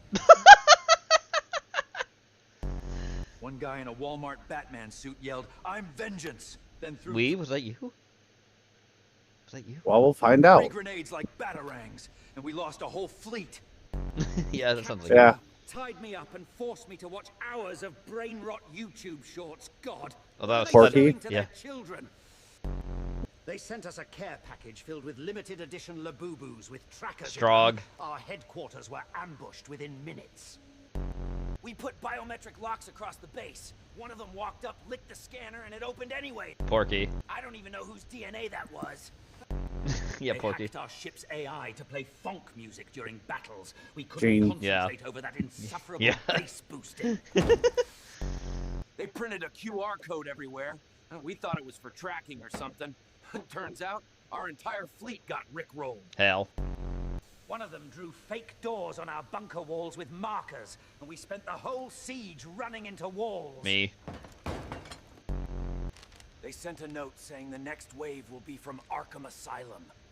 I am both Weeb. confused Weeb. and terrified. They melted down the armor scraps of our fallen soldiers and turned them into Cuban chains, then gifted them back to us as peace offerings during negotiations.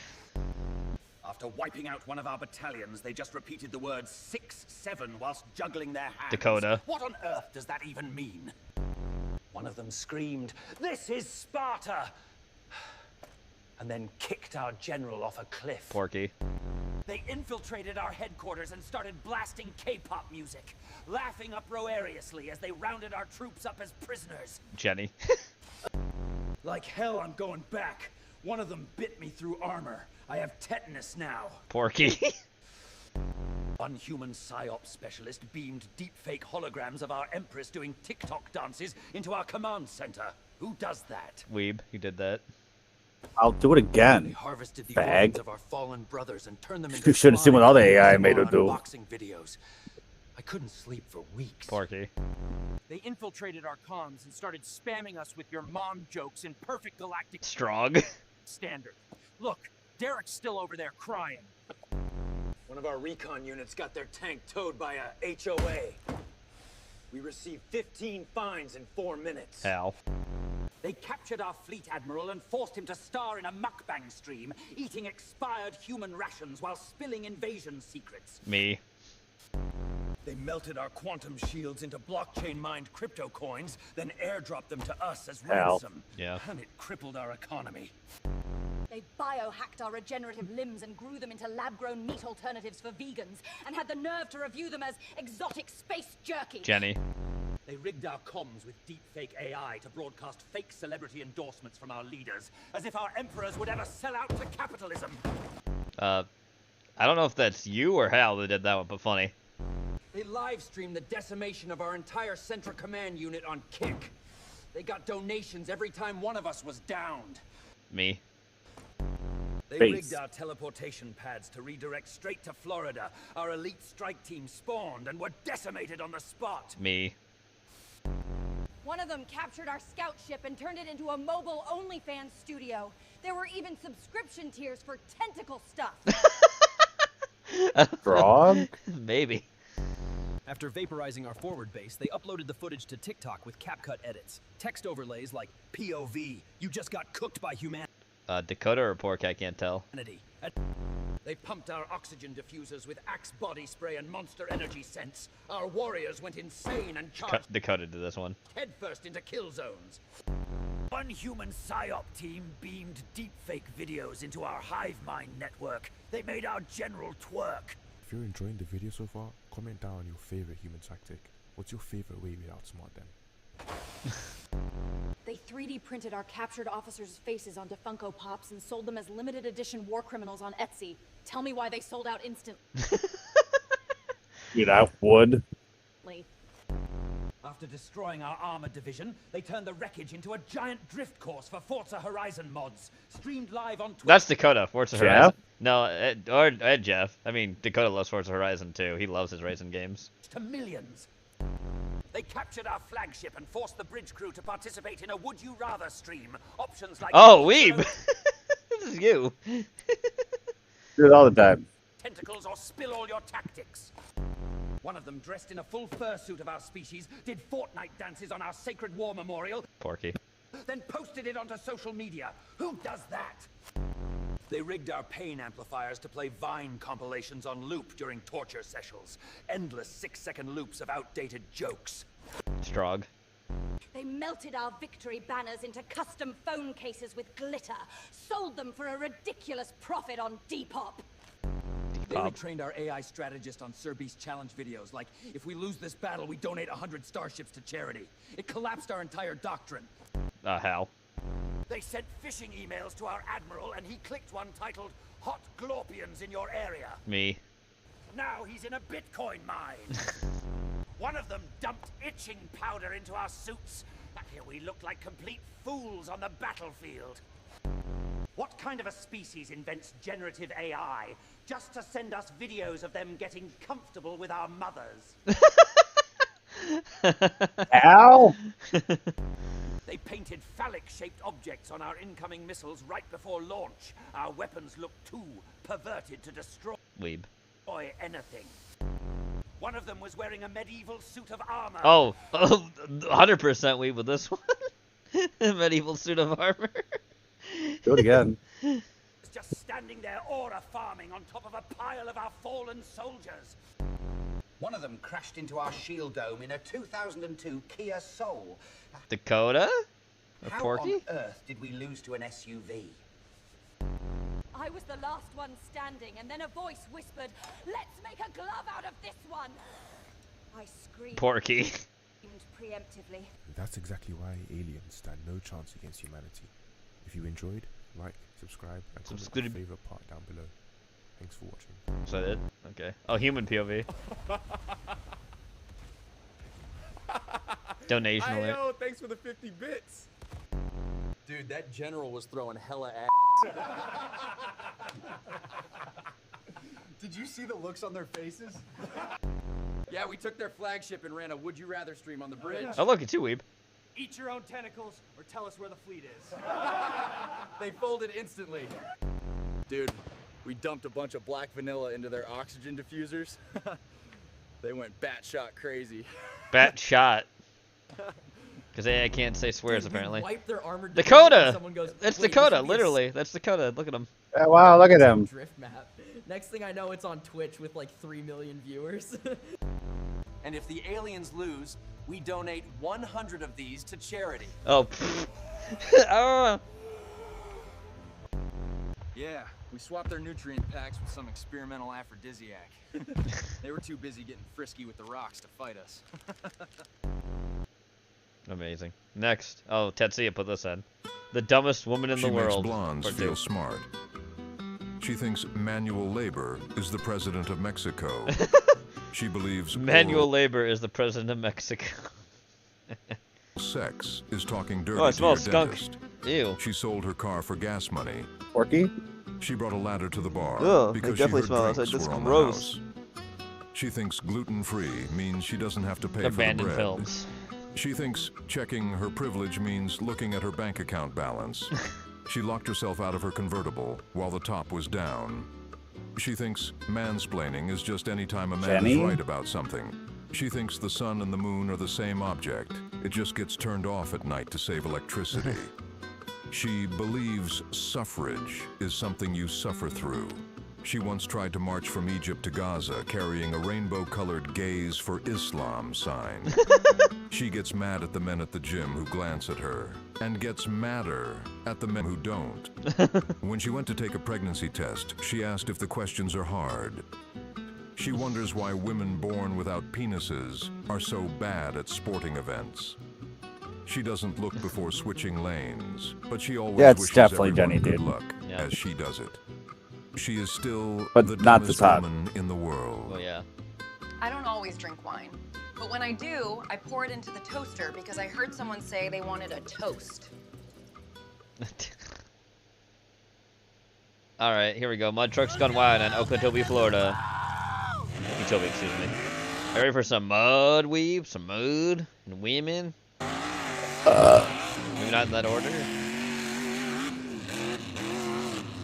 Lots of trucks.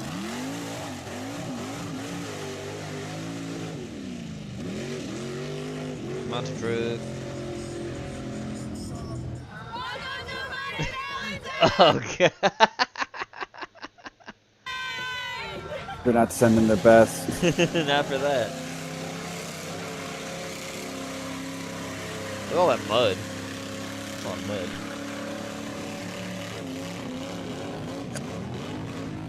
Maybe I should buy more. It's built for tough. Also, It's built pork. Oh my God, that. How we doing, Mama? It's just Hey, sinking. how we doing, Mama? Oh my God, someone brought a limit of that. I love how it was a wolf whistle, then it turned into like a turkey. Nigga. And then it sounded like a old coyote. Daddy's money? It's just daddy's money.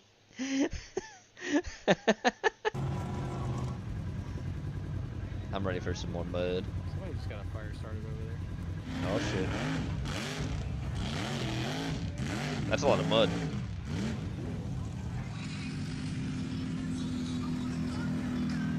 Howdy, sexy thing. Oh man, look at that drip. Oh, that's Gene Skinner drip right there. Whoop.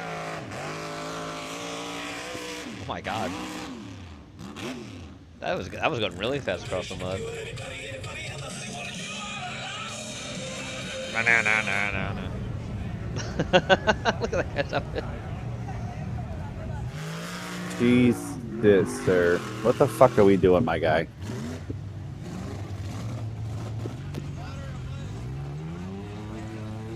And we're stuck, I guess, in the mud.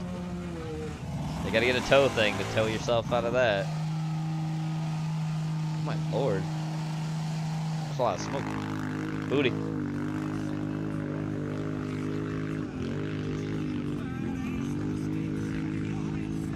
Whoop, whoop. Whee! Hello. 4x4. Look at the inside of this. Nice. Dude, that would just hurt your hairs, man. Whoop. Look at all the mud on the car. I don't get it, I guess, man. I just don't get it. People. Oh, we get that though. Booty. Nah, cause they're gonna go get all dirty, dude. I don't want mud dick. Oh, that's stuck. No mud dong. Negative mud dong. Oh my lord.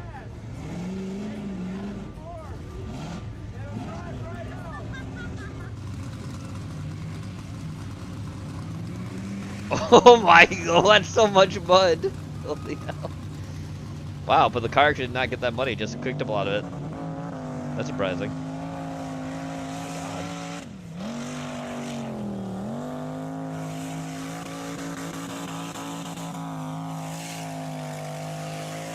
Do you want to know like why a lot of houses can't really be built in Florida?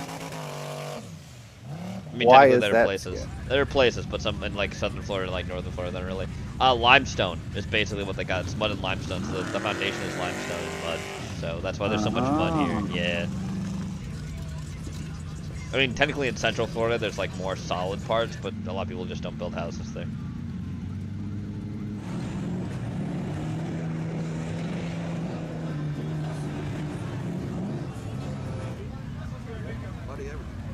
Burger. We got waffle fries and a waffle burger. You guys see it? Oh wow. Okay. Pretty much, yeah. Bang.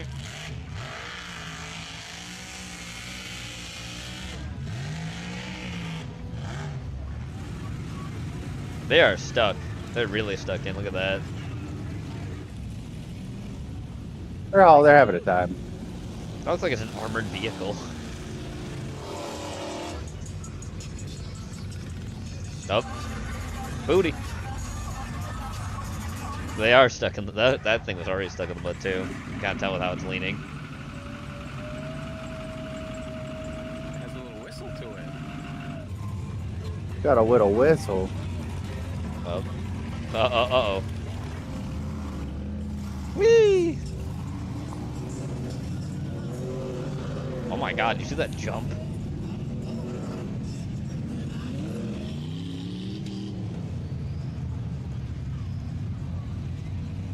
Booty. Dude, that wheelie was sick.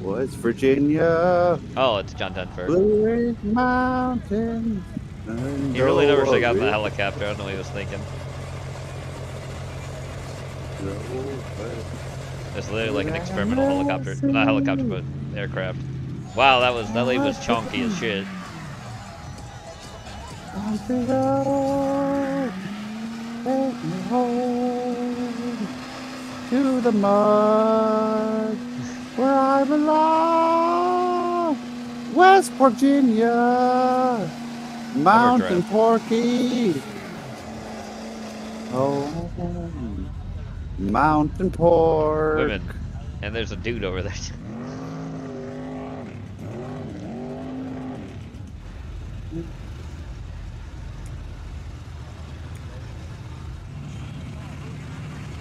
Okay, I don't think the vehicle's gonna get out unless you get someone to really tow it, because that looked like it was pretty fucking stuck. Look at this motherfucker mogging in this vehicle. Look at this big man. Hell yeah. He's mogging in this thing. Got to, Oh, bro. but look. Oh, did you notice though? Look, he's mogging in it, but look at that. Let's go back real quick. Notice something here. His tires are both flat. Bro, that nigga's sleeping too. That nigga's big napping. He is, but he's still like mogging the pose he's laying in. Fucking aura.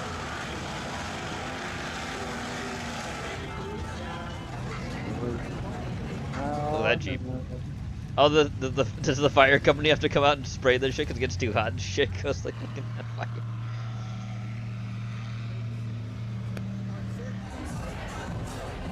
You have, lady, you have nothing. I don't know why you're dancing. Hey, country road. Chonk.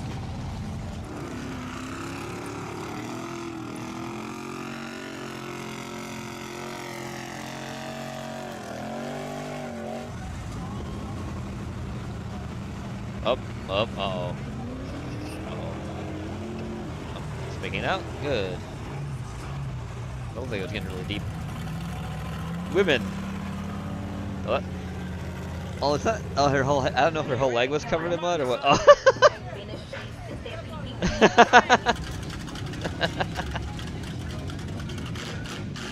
Josh Hop 101.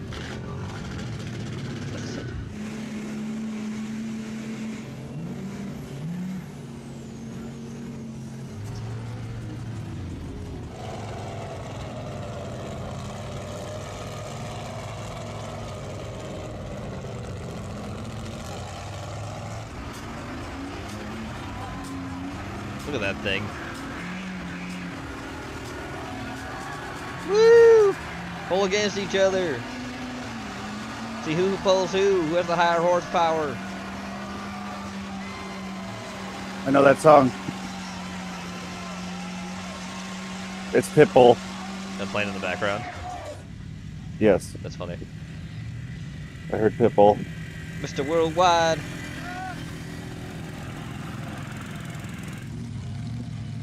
Oh no.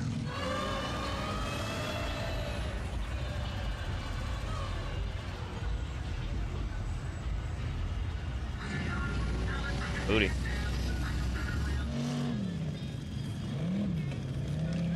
Oh my god. Look at that guy's tats.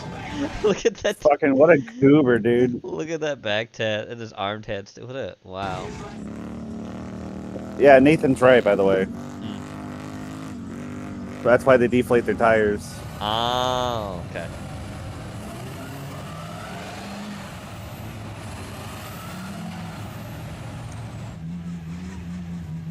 Booty.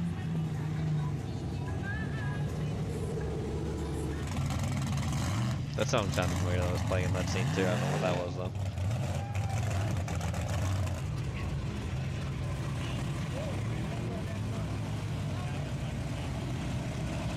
Look at that guzzle.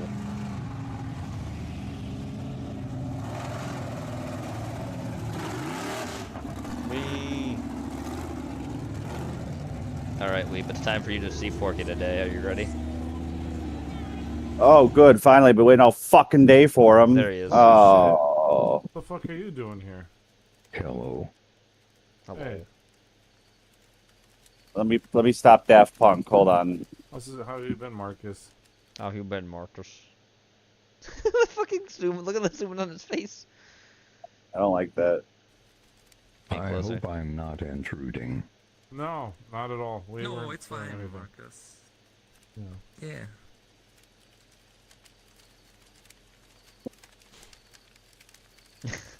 Were you like gonna say anything or? Were you, Marcus? You gotta watch out, Robert. Okay, why is that, Marcus? Porky telling Weeb about something. That's how it usually sounds to me. This place is a dangerous place. I don't like it. Porky, go away. You're a wanted felon? I don't like this one. I don't like this one. What? Wait, why not? What's wrong with him? A lot, but like, you know, why not? Up. Are you going in the don't do wow, that. Porky. He's killing himself. He does this sometimes. No. Help. Okay. Help him. The pain. I'm trying to. You have your arms. Can't you fucking help him? I'm in agony. You help him. Rob, I don't know. Marcus, come here, please. Marcus, why'd you jump in the fire? I saved you. Oh, you're such a... Oh. You saved my life. Yeah, I did.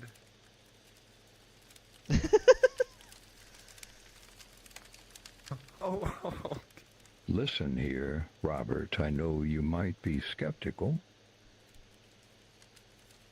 This one's a keeper. You just told me that I should avoid him.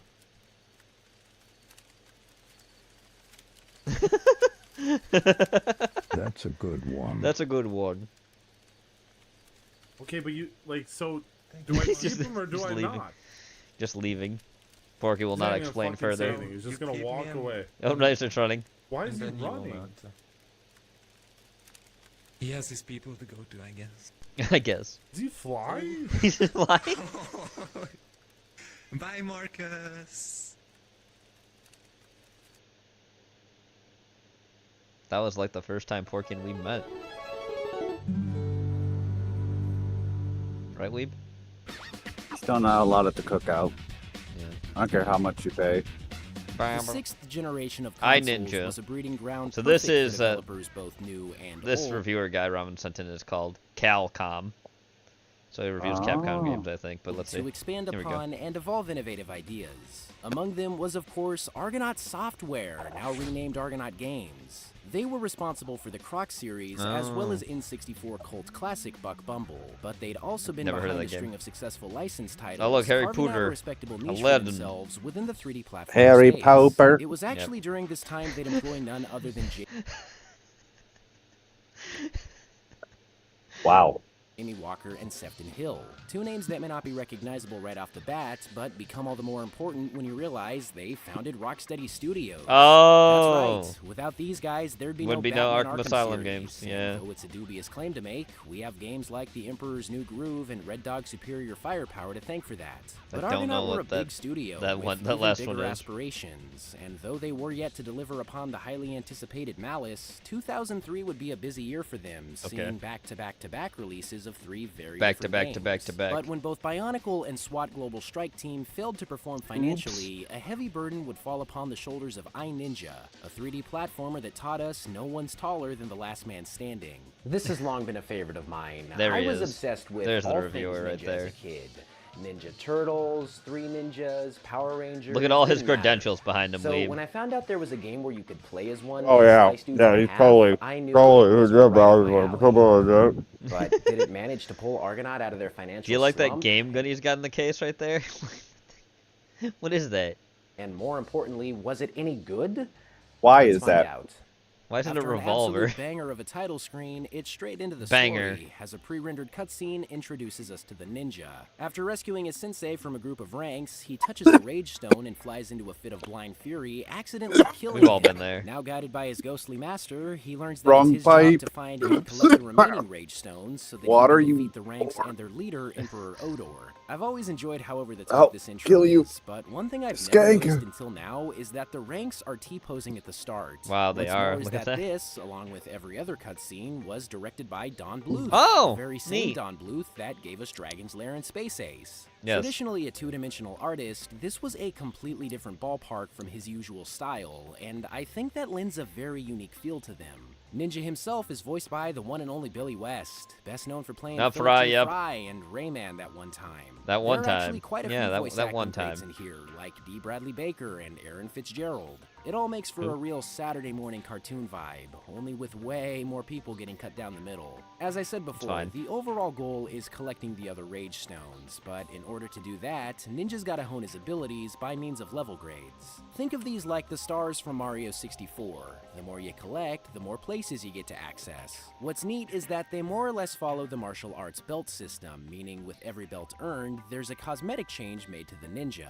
Levels are hectic as all get out, complete with wall actually. running, chain swinging, and hacking slashing goodness. Making use of fast and spin attacks, you can easily take apart ranks by the dozen whilst building up the combo meter. Not only that, but you can also knock dudes into the air for some light juggling and cap it all off with a downward chop.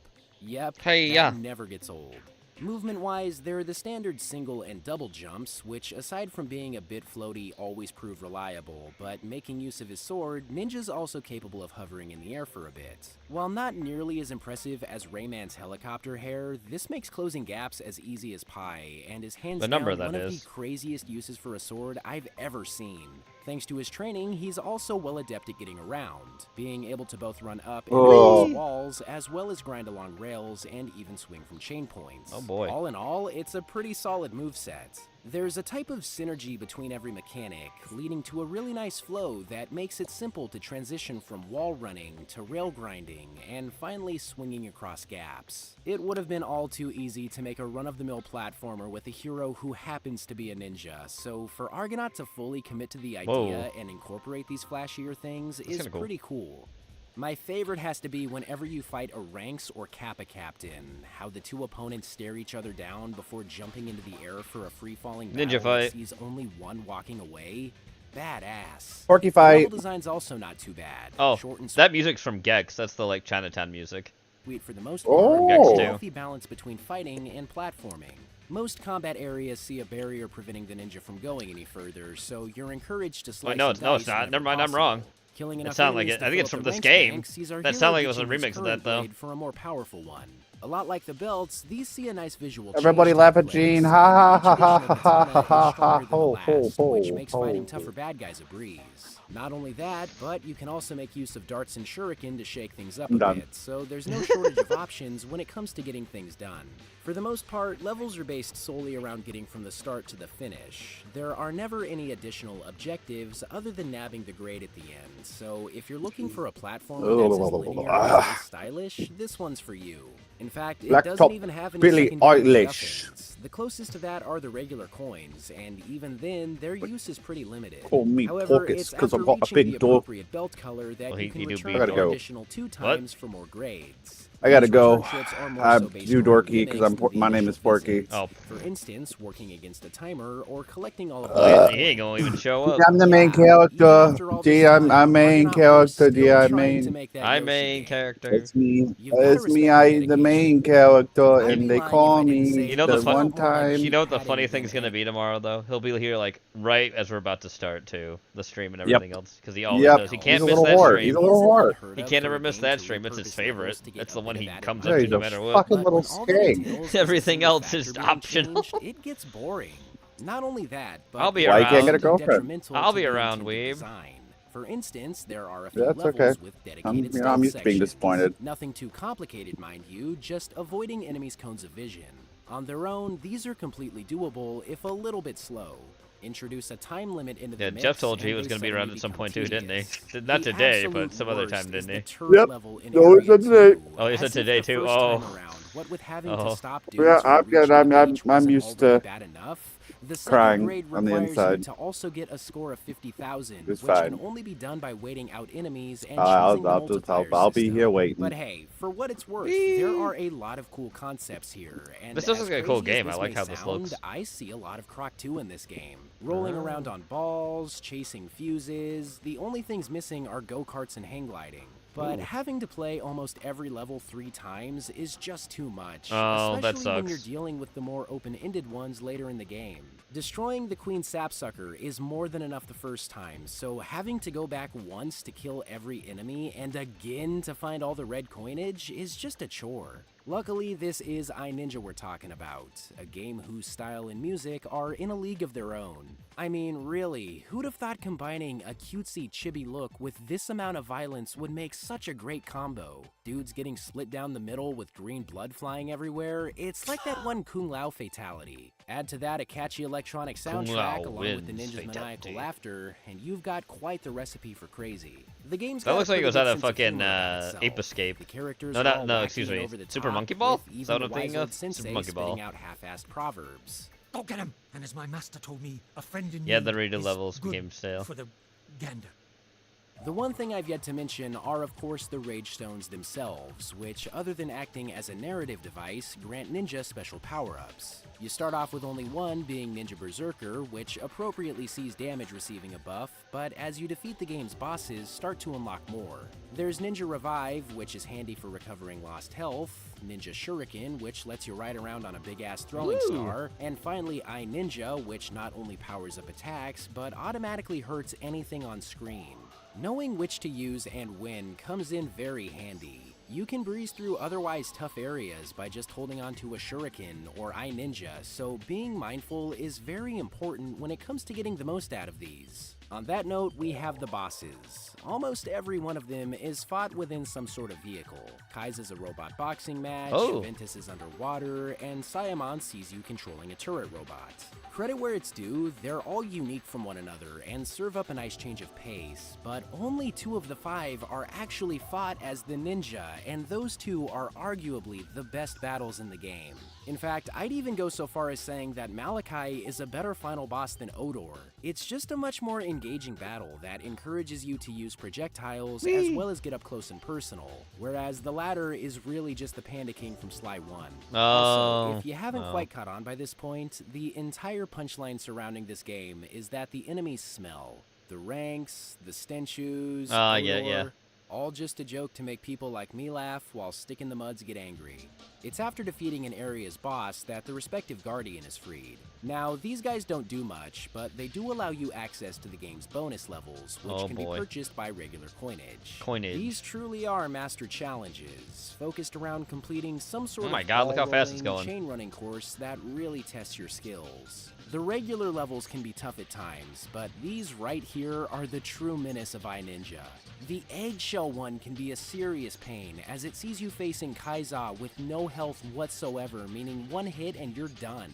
Then there's the final One and ball done. challenge that sees you not only having to collect coins against a timer, but concludes with an area that can only be navigated by slowing to a crawl and being as precise as possible. Ooh, fuck Ready that. for a dead joke to be exhumed? Well, if the Insane trilogy is the Dark Souls of platformers, iNinja is easily the Sekiro of platformers. Oh, Guess boy. it's only a matter of time before we find the Bloodborne and Elden Ring of platformers, huh? Actually, wait. Wouldn't Wait. Medieval be the Bloodborne of platformers? I I think we're getting somewhere.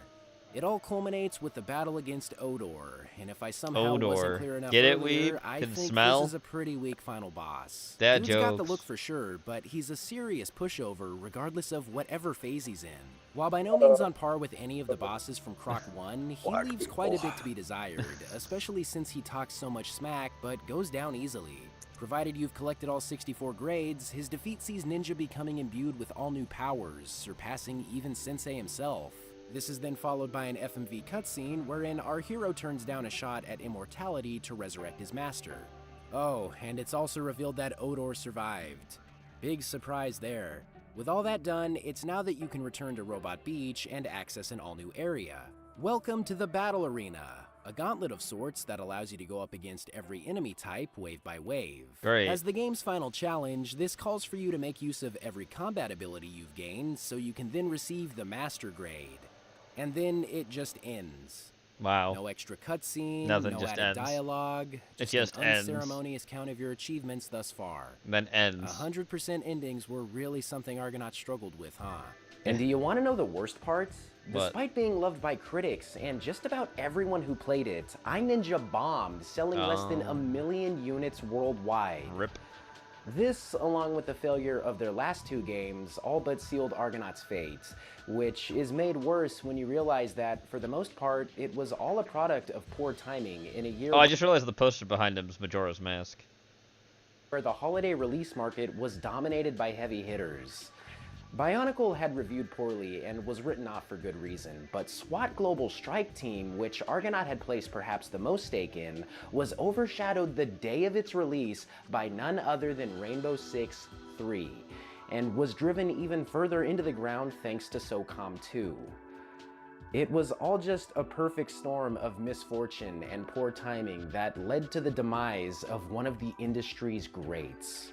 But believe it or not, iNinja 2 was at one point in the works. Though never officially announced, confirmation was made when one of the game's artists posted their work on the internet. For the longest time, these drawings were all anybody had, until it was eventually discovered that an intro for the game also existed. Wow. Though devoid of both Billy West and D. Bradley Baker, it looks to be largely complete, and thanks to the inclusion of red blood, we can assume Argonaut weren't fooling around. However, as we all know, the game would never see the light of day, and Argonaut themselves would go belly up October 1st of 2004. Rip. That said, their death was very long and drawn out, as in the time between, they'd continue developing and releasing games, though with titles like Catwoman, it isn't... Oh no! Oh no! The Catwoman tie-in game, Weeb. Look at that. Oh no. Nobody bought that. Whether or not they fared well. No iNinja was also going to receive a sort of pseudo 3D port on the Game Boy Advance, but Pretty that never porky, but you know, released. he's a gooner, Still, so... there remains one more game to talk about in this Argonaut Oh. Palooza, so I hope you'll all join me next time Porky's as I name take is a now look at Bum their most Fardo. polarizing game yet, Malice. Accurate. On both the Xbox and PlayStation 2. And PlayStation 2. I'll see you then. Alright, we'll see you then. Alright, Weeb, speaking about Hey, black people, dude. which you mentioned earlier, Rebooted Review. A great heist puzzle platformer, question mark. You know, that's the game where you're black people and you steal back artifacts that were stolen by the colonizers. Oh, great. You wanna know how many Oh, people boy. were playing that game last time I checked? How many skins? 40. That's... Nobody's playing their game. Nobody's playing their game. Here we go. Shrog put this in. Because it's Black History There's Month. been a treasure trove of story-rich puzzle games in recent years. No, I'm British, so let's find out what this feels like, mate. Another day going to the curry shop. Focus on deduction mechanics. So when the That's Trove right. Reloot combined platforming with heist-centric That's puzzles right, and a phenomenal innit? hook, it piqued my interest immediately. Pete. Relooted is developed by Namacop, a studio based in Johannesburg, South Africa. A passionate group of developers from across Africa, but Of course. predominantly from the country it's based in. The studio South Africa? focuses on creating African-inspired games that represent their cultures and ideals. Oh, their idea's like stealing, okay. First game, puzzle platformer Semblance. Namacop returned with Relooted, a 2.5D heist puzzle game that's also equal parts parkour platformer. In an African futurist world set at the end An African futurist world. Oh, boy. Yeah, Africa's gonna look like this any day now. of the 21st I'm century, waiting. diplomats around the globe agreed to the Transatlantic Returns Treaty, guaranteeing What? the repatriation of all African artifacts. What? But the museums find a loophole that states only artifacts on display will be given back. So museums take the opportunity to remove all stolen artifacts from public display. You play as Namali, a parkour genius who returns home Of course she has to be a genius, too. Of course she has to be a genius. to Johannesburg to get her troublesome brother Trevor out of a jam with a criminal overlord. But when Namali and her brother meet their grandma, Professor Grace, and her old student Etienne, And the one token white guy. invited to help them liberate African artifacts stolen by colonialist nations from museums around the world. Damn colonialism. A genius story setup to allow Nyama Cop to highlight. Because they would totally respect Colonialism. Because they would totally love and protect all their artifacts. I'm sure they wouldn't just fucking destroy them. Massive cultural, societal, and historical significance. Just like the roads, the the infrastructure we left them. Normal people from around Africa, to liberate the artifacts that can't be reported stolen when they're supposed to be given back. First, Relooted runs you through a platforming tutorial, so you can get a feel for the responsive parkour gameplay. Namali can sprint, jump, swing from handholds, slide. Wow, she can swing, huh? As Namali sprints towards interactable objects, these become colour coordinated to signify whether you need to slide down or press X on the Xbox controller to parkour over, under, Goaty, yeah, or Game of the across Year. them. A clear visual language that becomes muscle memory. I mean, the funniest thing about it is that gameplay doesn't look trash. Too bad everything else about this game probably is. Successful button input initiates a speed boost, which serves the purpose of helping Namali outrun pursuing robots and improve It is so tiresome, Bob. Following the introductory level, you get to explore one of Relooted's in-between mission hubs. Dirty sex into the sea. Environment where you can explore and talk to the locals. But this isn't Relooted's main hub. That comes Choking on your alibi, but it's just the price I pay. It teaches you the do's and don'ts of completing a successful heist. With platforming skills already in your arsenal, you explore the level for the artifact. Namali can break through windows. There's also shutters that slam shut if any alarm is triggered by 0 out of 10 ain't Def Jam, that's right. With a sensor. One of Relooted's simpler puzzle elements that can be solved by locating a table or puzzle safe and pushing them underneath a shutter before setting off the alarm. You soon realise how important it is to plan ahead and plot your escape route before completing an exhilarating parkour field escape. But even this gains another layer of complexity, when Trevor's safe-cracking skill is needed to unlock a safe position under an open shutter, so that when it closes, Namali can crawl right through. Even on normal difficulty, players need to canvas entire levels for the best route for your preferred solution. But for puzzle savants, there's higher difficulties to choose from. Then, you nab the artifacts and parkour your way to the getaway van, hitting speed boost points along the way to achieve the best my god. time. Even during Again, Relooted's like early I said, stages, the gameplay doesn't look bad. Too bad I don't give a shit about this story. core puzzles are inventive, fun, and incredibly satisfying to think It on is your tiresome, feet though. to chain together a fast time. You gotta during steal a from the difficult white man because he If stole it Reloaded from didn't you. contain any more puzzles, it would still be a solid. We're but stealing 'cause simplistic stealing puzzle bag. game. Fortunately, as Namali expands her crew, each new Yeah, team member adds great- a new great- gameplay great mechanic job. to solve new puzzles. How much do clothing cost in the futuristic African Matrix? Look at Morpheus over here. I hate The black. hacker is able to reprogram robotic guards, so Namali doesn't have to attempt to persuade them. Trevor can unlock doors and safes. An acrobatic delivery man can repel Namali to unreachable What? areas and more. Each chapter perfectly integrates new gameplay mechanics at a smart pace that makes Relooted a consistently fresh and evolving experience. Later on, you unlock the main hideout and headquarters for the team, a place to converse with characters between missions and discover their opinions and backstories. Told through dialogue trees, I didn't ask. enhance the connection between Namali and her team. I didn't. Yeah, I This didn't multi-floor ask. hideout is home to the artifact storage area where you can examine and read information That's about a dumb looking artifact. each real-life item. Also, why do you care about this area of Africa? I thought it was from South Africa. You want to care about here? I don't think South Africa really cares about here. Just saying. I don't think they care. An important I don't give a touchstone to fuck, bro. understand the Oh, significance. that's from India? Then why is it in why are we taking it to Africa? That's an Indian artifact. Why is it in Africa then? Of each piece taken by colonialists. Colonialists. There's also the VR lab, which allows you So to you're stealing the artifacts to keep in your display, but you're also stealing them from other places too. I guess you're just thieves. It sounds like they're just thieves, my guy. Yeah. replay missions and collect any missed optional You're not giving it artifacts back to or fucking complete the India. quest to escape. As missions are graded on how many main and optional artifacts It belongs are in their found, museum. how many interactive Yeah, parkour exactly. speed boosts you activate during your getaway, and how quickly Yeah, you this escape. this By African your logic. and this African artifact should belong in that African fucking museum up in that area of Africa, but it's not there. It's in South Africa. This all set in South Africa. We're all in Johannesburg. Why don't you give it back to these people? That's supposed to be your logic behind it.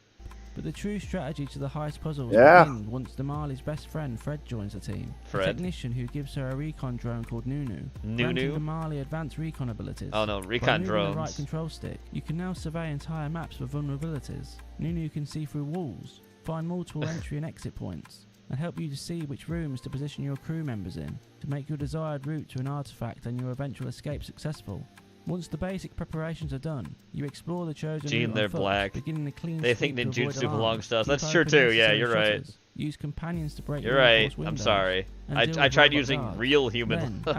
after guaranteeing nothing will interrupt your planned heist, you grab the artifact and sprint past the doors. You've On a kept lot open of by things. tables I'm and sorry. switches. I tried to Although give. the I had. ever-evolving gameplay is only one creative aspect. I tried to give the benefit of the the doubt. I don't know why I did. How silly of me. Relooted is further improved by the instantly noticeable Don't authentic you world building feel and narrative design. All silly? with the I strength do. of Relooted's narrative hook about repatriating What artifacts. the fuck is this art? What is that outfit? He looks like Terrifying. He looks like a black version of the Cat in the Hat. What the fuck am I looking at?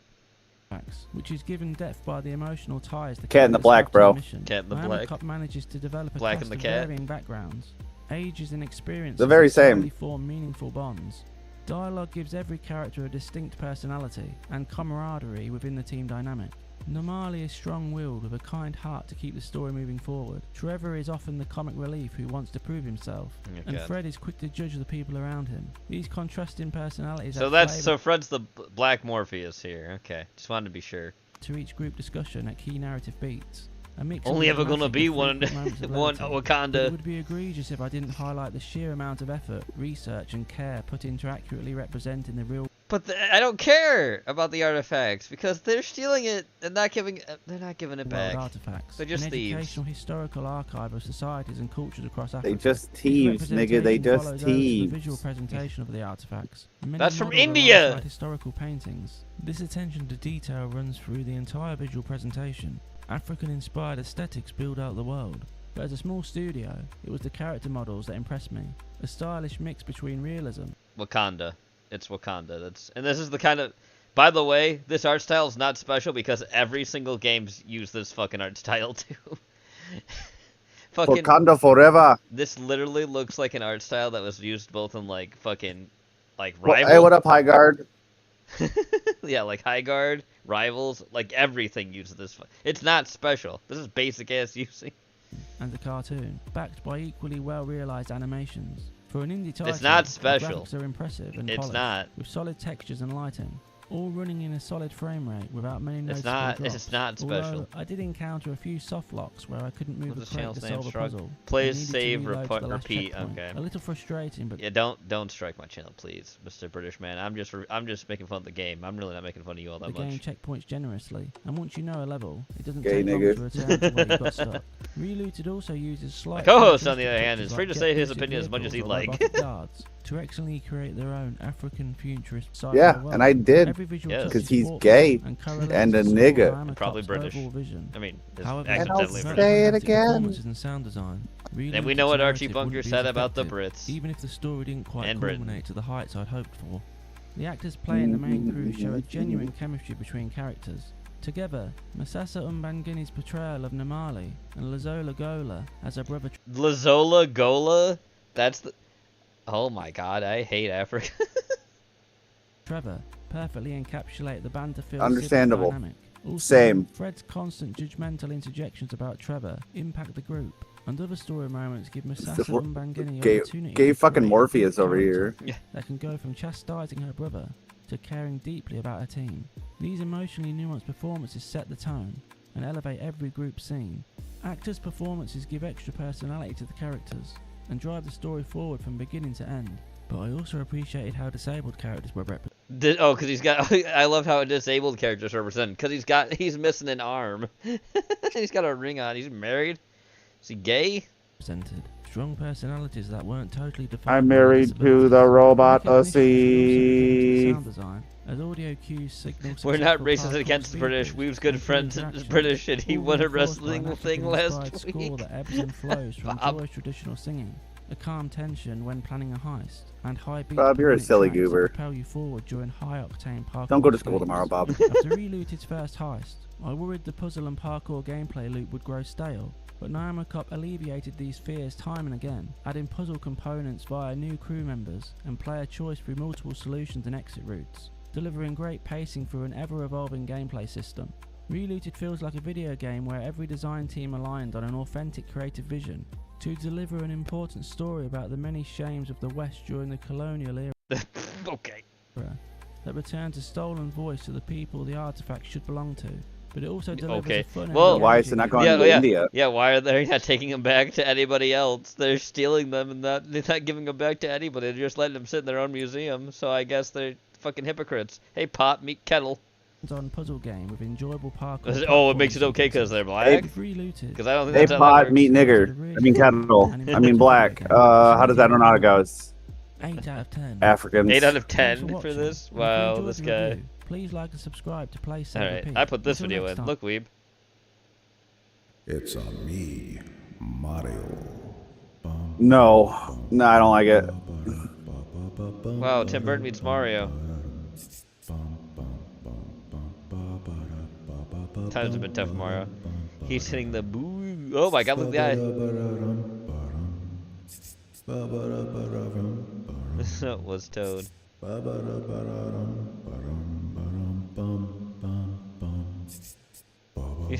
She saw Browser's history.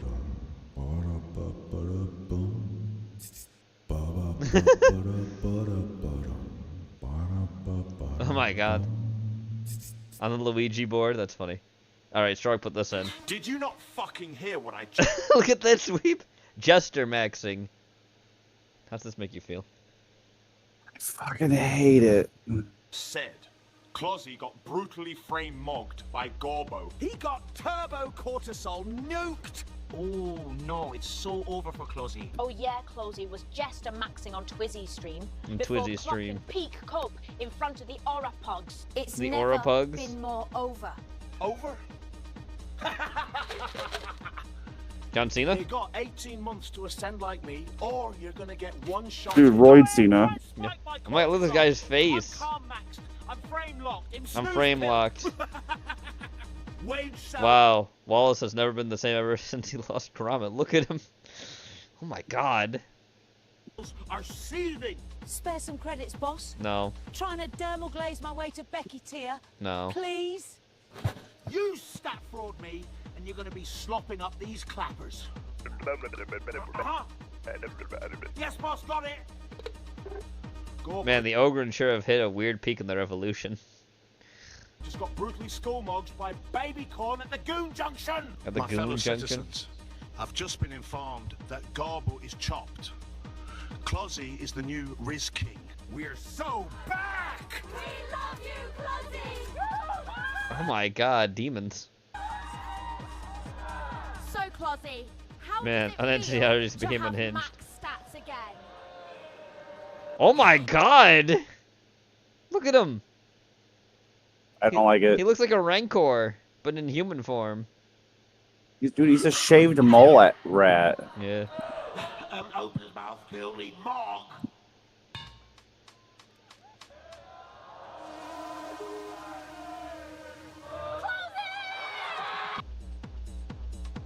Lost Cycle of Henry, Mirror Strand.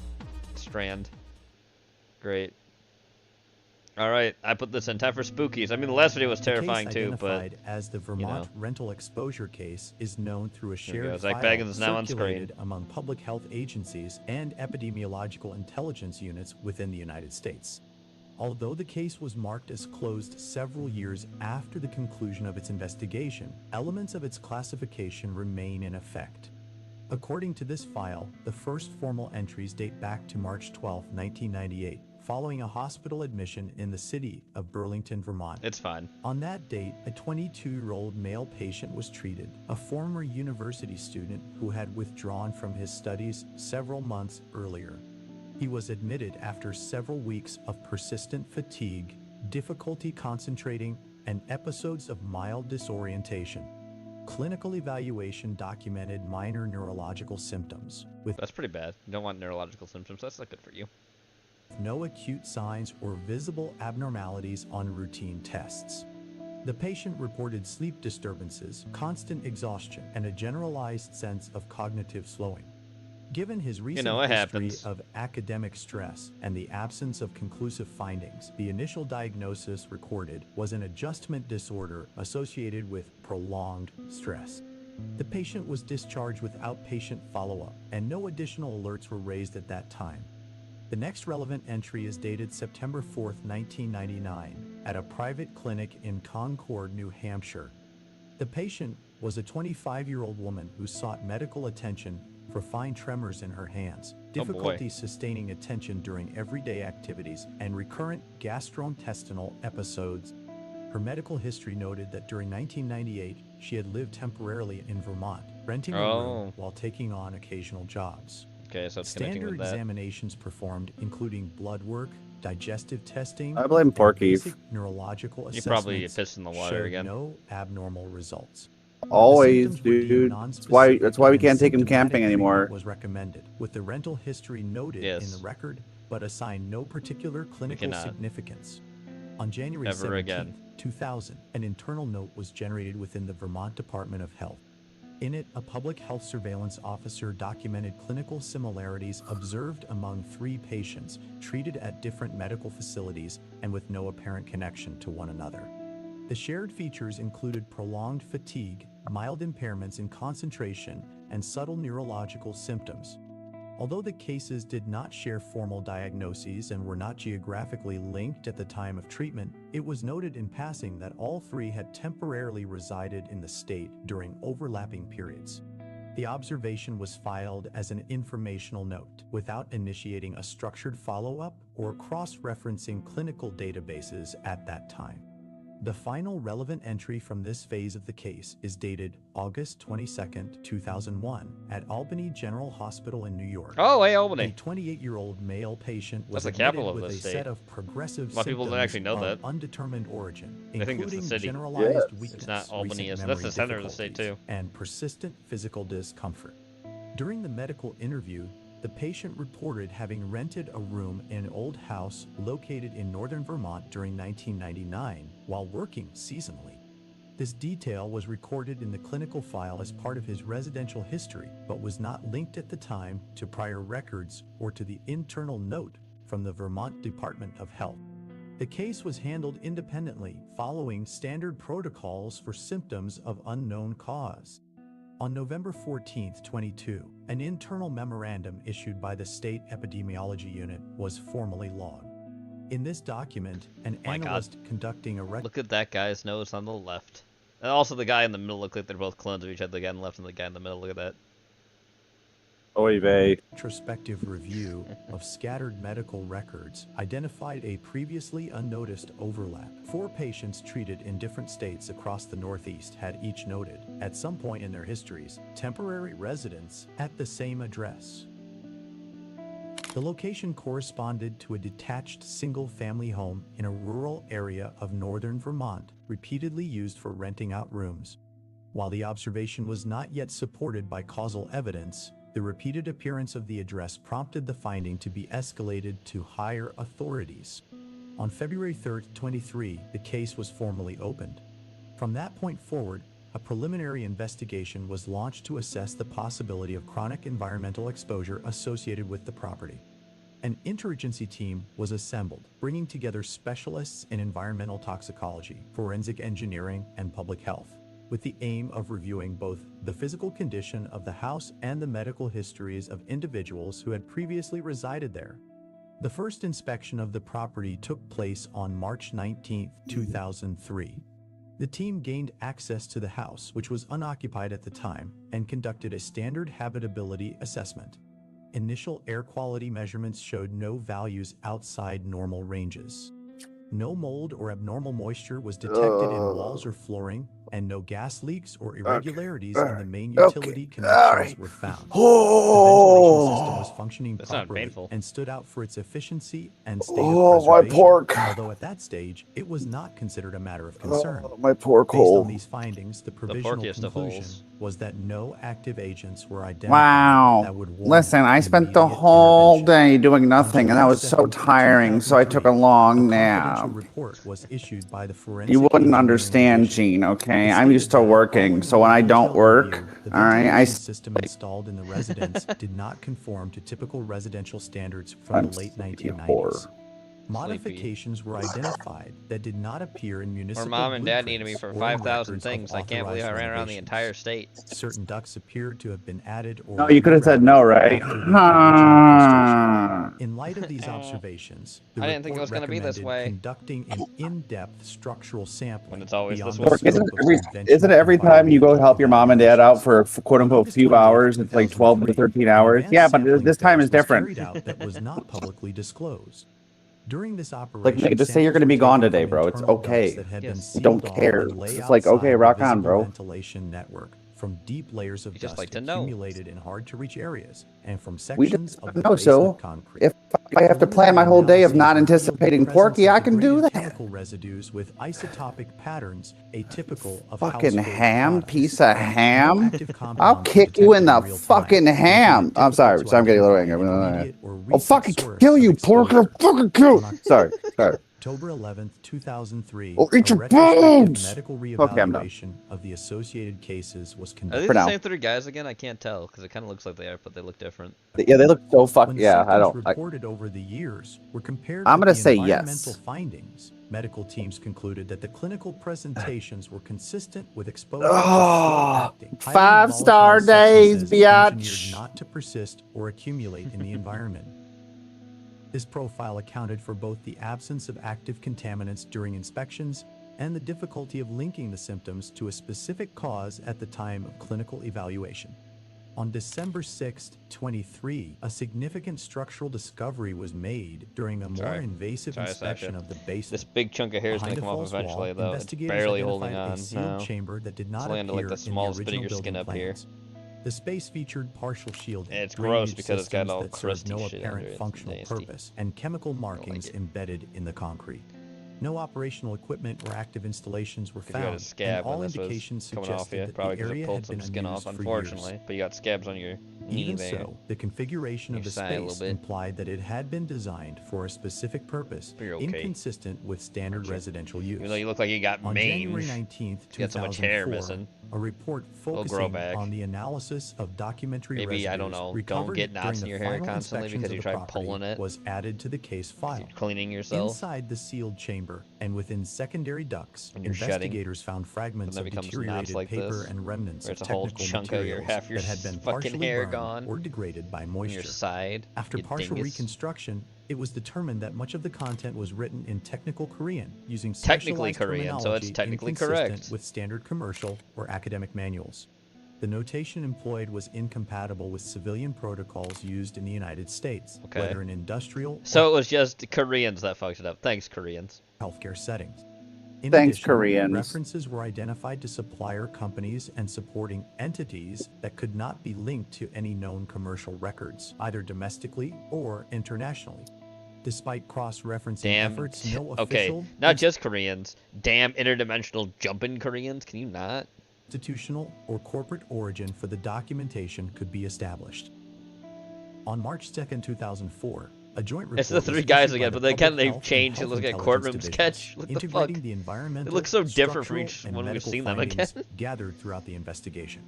The Are they document concluded that shape-shifting? the residents Are they had housed, shape-shifters? over an extended period, a clandestine laboratory operating outside any known regulatory framework. According to the technical assessment, experimental agents had been used in that space, engineered to degrade rapidly after release, leaving minimal residues that were difficult to detect using conventional methods.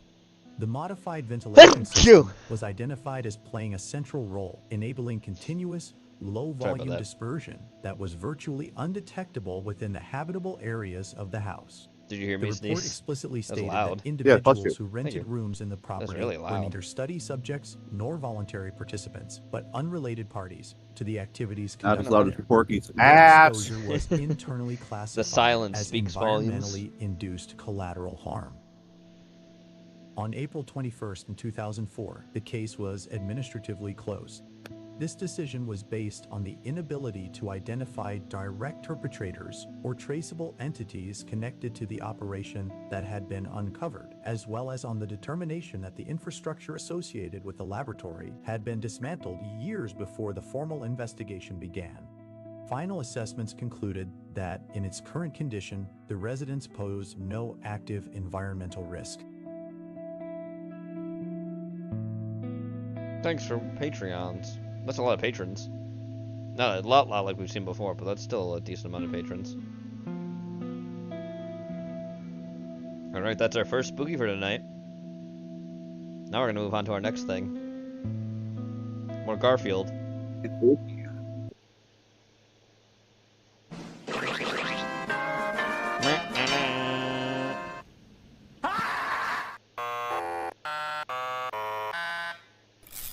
Episode 7. Time to get some household chores done. Cheers. Great time.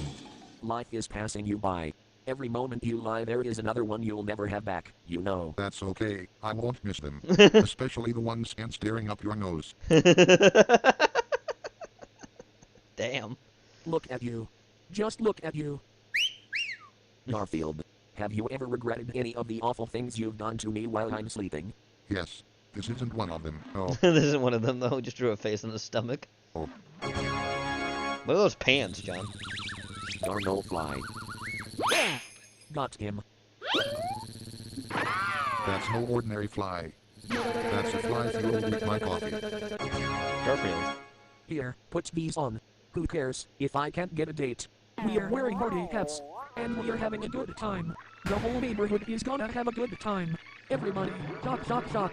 Hubert, I'm very afraid. Shut up and conquer. Shut up and conquer. Garfield, mail's here. It arrived. It arrived. Hey Garfield, notice anything different about me? New cologne? New cologne. Did you see the Junos they got? Both of them? Yeah. That was a fucking honklar, This was a dude. quasi-pleasant day. Almost not bad. Almost not Quasi-pleasant. bad at all. It's nice to see John get a handle on that rampant optimism of his. Is it still raining? I sure hope not. I think it's time to dust. Is it July again already? Dusting isn't so hard. Not with a leaf blower, it isn't. Hey, I found the couch. The leaf blower sucks too. Oh, for a world where pets could pick their honors. Obi, would you please not stand so close to me? Oh, jeez. Could you hit me up? The nest is a nice touch. Thank you. Isn't he the cutest thing? Hey! Here, Garfield. This is literally something Porky would do. Both of these things. You need to honk his nose as well. It's all Porky. Wow, it's just Porky's multiple personalities in one. Oh wow, room. multiple porkinalities. Wow, I'm not here one show, and you guys have to be me. Who's that? I am nature. I am the sky. I am the mountain. I am the ocean. Pretty impressive, huh? If you can't be a cat. Here, Garfield, try this coffee. It's espresso. Why the dinky cup? Well, what do you think? I'll let you know as soon as my back teeth stop wiggling. The sun has failed to rise. The earth is plunged into darkness. The temperature will drop. Plants will wither. We shall surely starve. Some days I'm so happy he can talk. Yeah, because he doesn't talk. That's the big thing. John isn't hearing Garfield at all. Because it's thought bubbles. People always know. They always forget that. Doing you any good, Yes. Obi? I thought so. Hey, this thing plays little notes. I can play a song. Garfield, what are you doing? 现在时间是。这是双双。 Man, I haven't had lasagna in, like, forever. What would you like for dinner? Lasagna. Some steamed rice? No, lasagna. Maybe peas and carrots. L-A-S-A-G-N-A, lasagna. Or I could whip up a nice... Here, noodles, onions, ricotta, mozzarella, tomatoes, sausage. Or you have wafahniya. Now you're talking. Be a good boy and fetch the mail, Garfield. Oui, Monday Capitaine, Mon Capitaine. Did you hurt him bad? Oh, just a few lacerations, abrasions, and internal injuries. I was in a good mood. Okay, get revved up there, Odie. Go! I love toys that don't need batteries. Rise and shine, Garfield. Garfield. Time to watch my blanky what say. I'll teach him to be a spider. He won't have the guts to do that again. Better. That would be Porky when he sees a spider. Ethan, sorry. Yep. Look at this. A cat stroking his owner. Why so affectionate, Garfield? I just squashed a spider. Oh shucks, I just spilled the only cup of coffee we have in the house. They're both licking it up. Gross. John's best shoes. Sometimes Jody makes me so angry, I could just scream.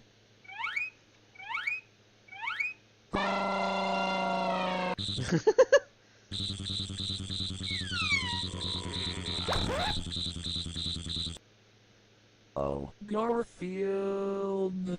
When it's musical, it can't be anything good. Want a happy round? Man, I don't feel like it. A little necroman, perhaps? Okay, now you're really reaching. Super Garfield stands for truth, justice, and shedding. Yep. Jody, fetch me a pizza. This is one of those good dreams. Lose the pudding green. Oh man.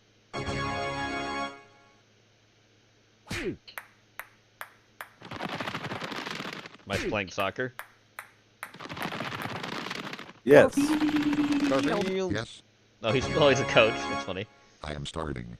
I wish I had a pizza. My wish has been granted. Gee, what should I wish for next?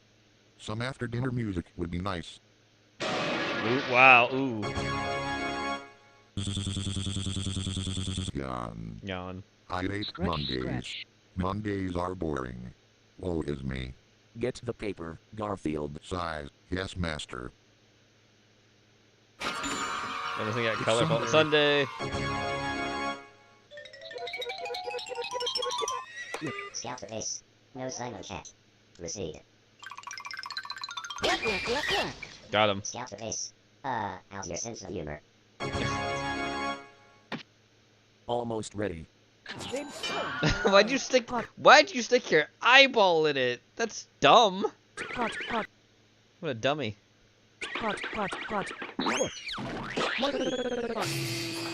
Here's your toast. I think I'll just have a cold bagel instead.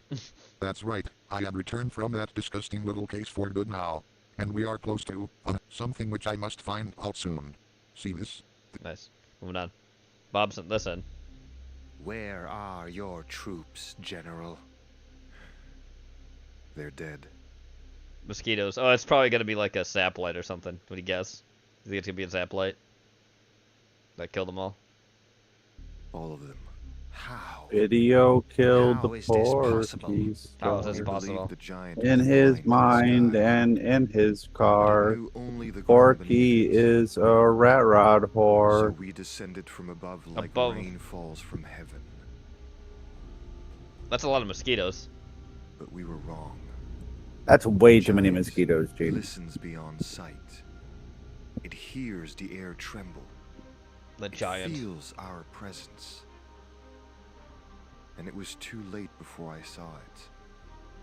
Saw what, General? The artifact our foremothers spoke about. Our foremothers. The great electrifier. Oh yeah, it's a it's not even it's a zap fucking spotter. Yes. Yeah. Zap racket, dude. Yeah. I fucking love those. Whee!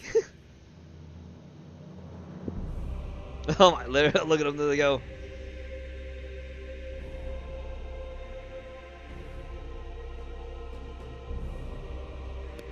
Oh my god! So dramatic.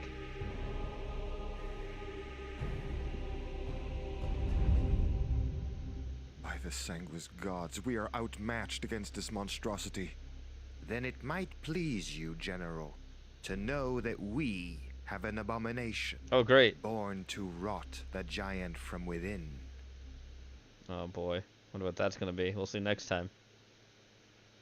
All right, Robin sent this Next in. time on Sludge. Dragon Ball Pork. Sludge.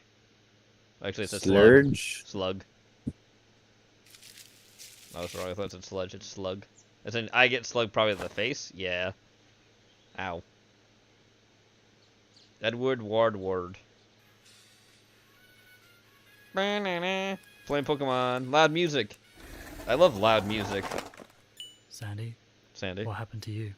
Someone beat me up last night. Wow. Who? I don't know. I don't Slug remember die. anything. Yeah. That probably means you were concussed. We should go to the hospital. The hospital. No time for that. Watership These were around down. me when I woke up this morning. None of these things are mine. They might lead me to who beat me up. I need you to Wow. help me find out who it is. Why me? You're smart, and you wear glasses. I failed 3 classes last year. And wearing glasses doesn't mean you're smart. Yes. Shut up, just look. Shut up. Just do it, Porky. This is Wow, Gene, what asshole. How rude.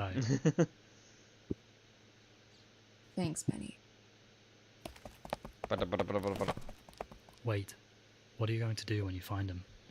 Beat him up? I'm going to return the favor. You're going to give him his stuff back? No, I'm going to give him a black eye.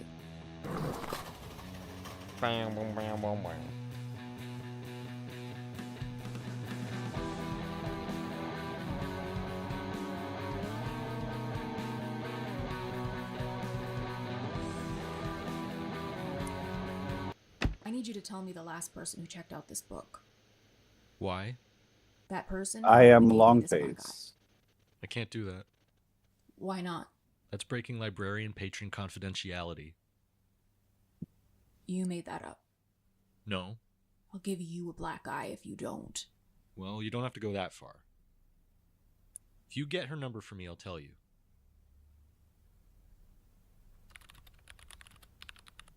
She's like 35. I'm in love with her.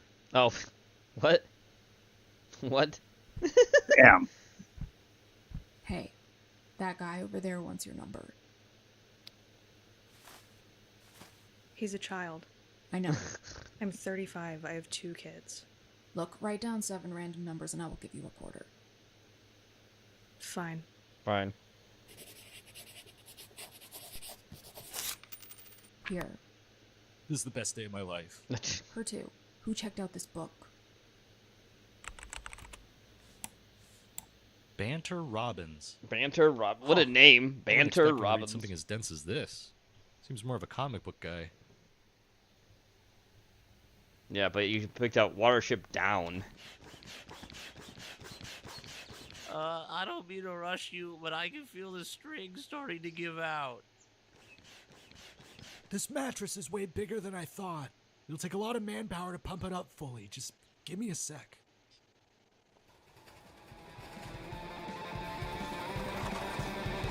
Wow. Oh, here she comes. Whoa. Whoa, go beat him up. Actually, give me 1 second to do something real quick. Just watched it. I was gonna fuck anything up. It did not. Good. I just needed to move 1 video, so I had to go back in here and do that real quick because I realized I put one in its place it was Wow. supposed to be. Okay, there we go. Now that's done. Now I don't have to worry about it ever again. Jesus. Did you give me this black eye? What? No. What? No. Are you sure? Yes. Are you sure? Are you sure? Did you like Watership Down? That's right. You left it with me last night. Oh, Okay, shit. look, it's true. That book was mine, but I didn't hit you. Oh, shit. Why should I believe you? Because I'll tell you everything I know. I'll be right back. I gotta piss. Okay. Pee-pee All I know is that time. we Yep. were on the soccer field last night shooting off rockets. Who's we? You don't remember? No. You don't remember? Oh, do you need medical help? Just tell me. Okay, it was you, me, some kid I don't know, in jean shorts. Oh, and Gordon was there too. To be honest, it was a little surprising seeing you there. I thought it was just going to be Gene. So what happened? Well, nothing, really. We fired off a few rockets, and Gordon started getting really excited about building a homemade rocket to fly, so he insisted we leave early to start that, and hence where we are now. What was the book for? Oh, the only reason I had it was to impress somebody at the library. I grabbed the biggest book I could to make it seem like I was smart. Was it that 35-year-old? Slugged eye. More? What is wrong Malaria? with all of you? All of you? Lionel was trying to get her number too. I'll kill him. Go nuts.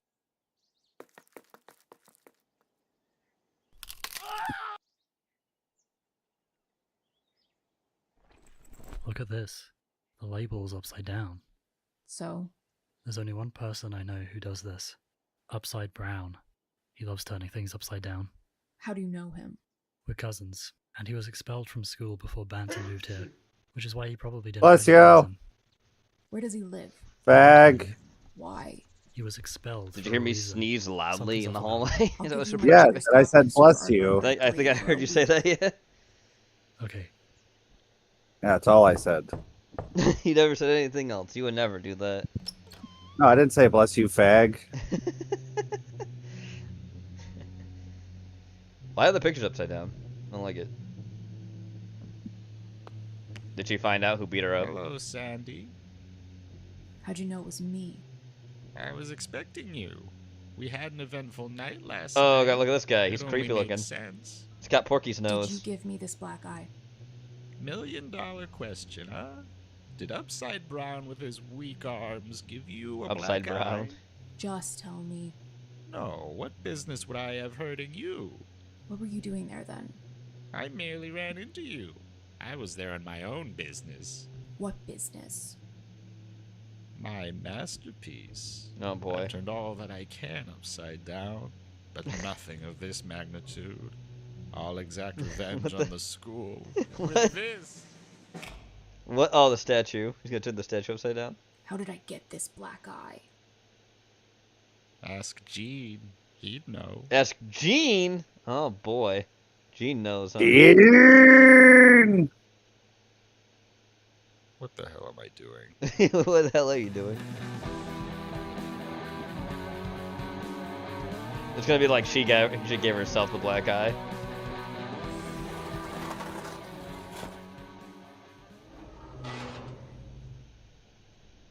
Get up. I said get up. Oh. Hi, Sandy. Why did you do it? Do what? You know what? Why did you punch me? You asked me to. Liar. No, it's true. You asked me to. Why would I do that? Because I asked you to do this. I said I liked how tough you were and asked you to punch me to demonstrate. Wow. You did, but missed my shoulder and hit my eye. You felt bad, so you insisted that I hit you. I didn't want to, but you said you would only feel better if I did. Except I hit you too hard. I Oof. knocked you out. Oops. I was too embarrassed to fess up to it, so I ran away. You're lying. I'm not. I'm sorry. What's wrong? Now she feels All bad. day I was hoping it wasn't you, but now I think I'm glad that it was. Wow. How did you find me? That's the one thing I remember from last night. You said you came here when you wanted to be alone.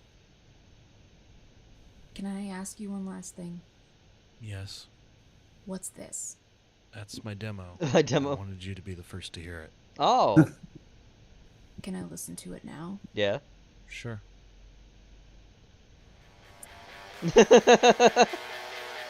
So that's why she had the black eye. That's funny. Wow. Music by Tom. Wow. Oh, hey, Jemby.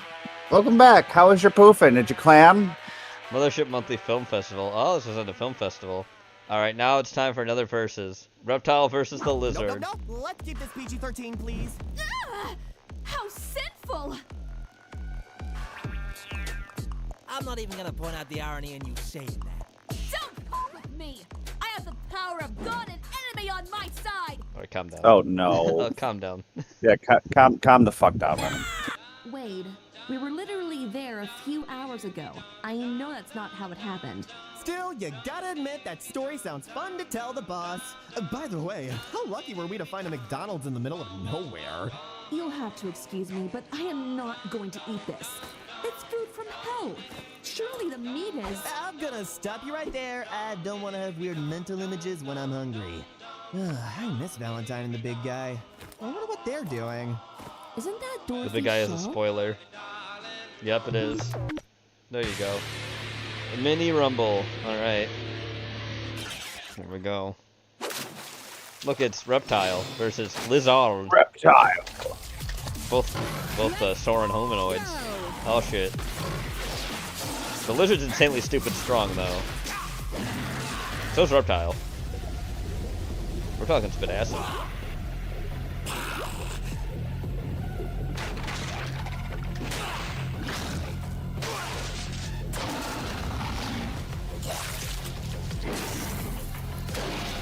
Oh, it turned itself invisible. Ooh.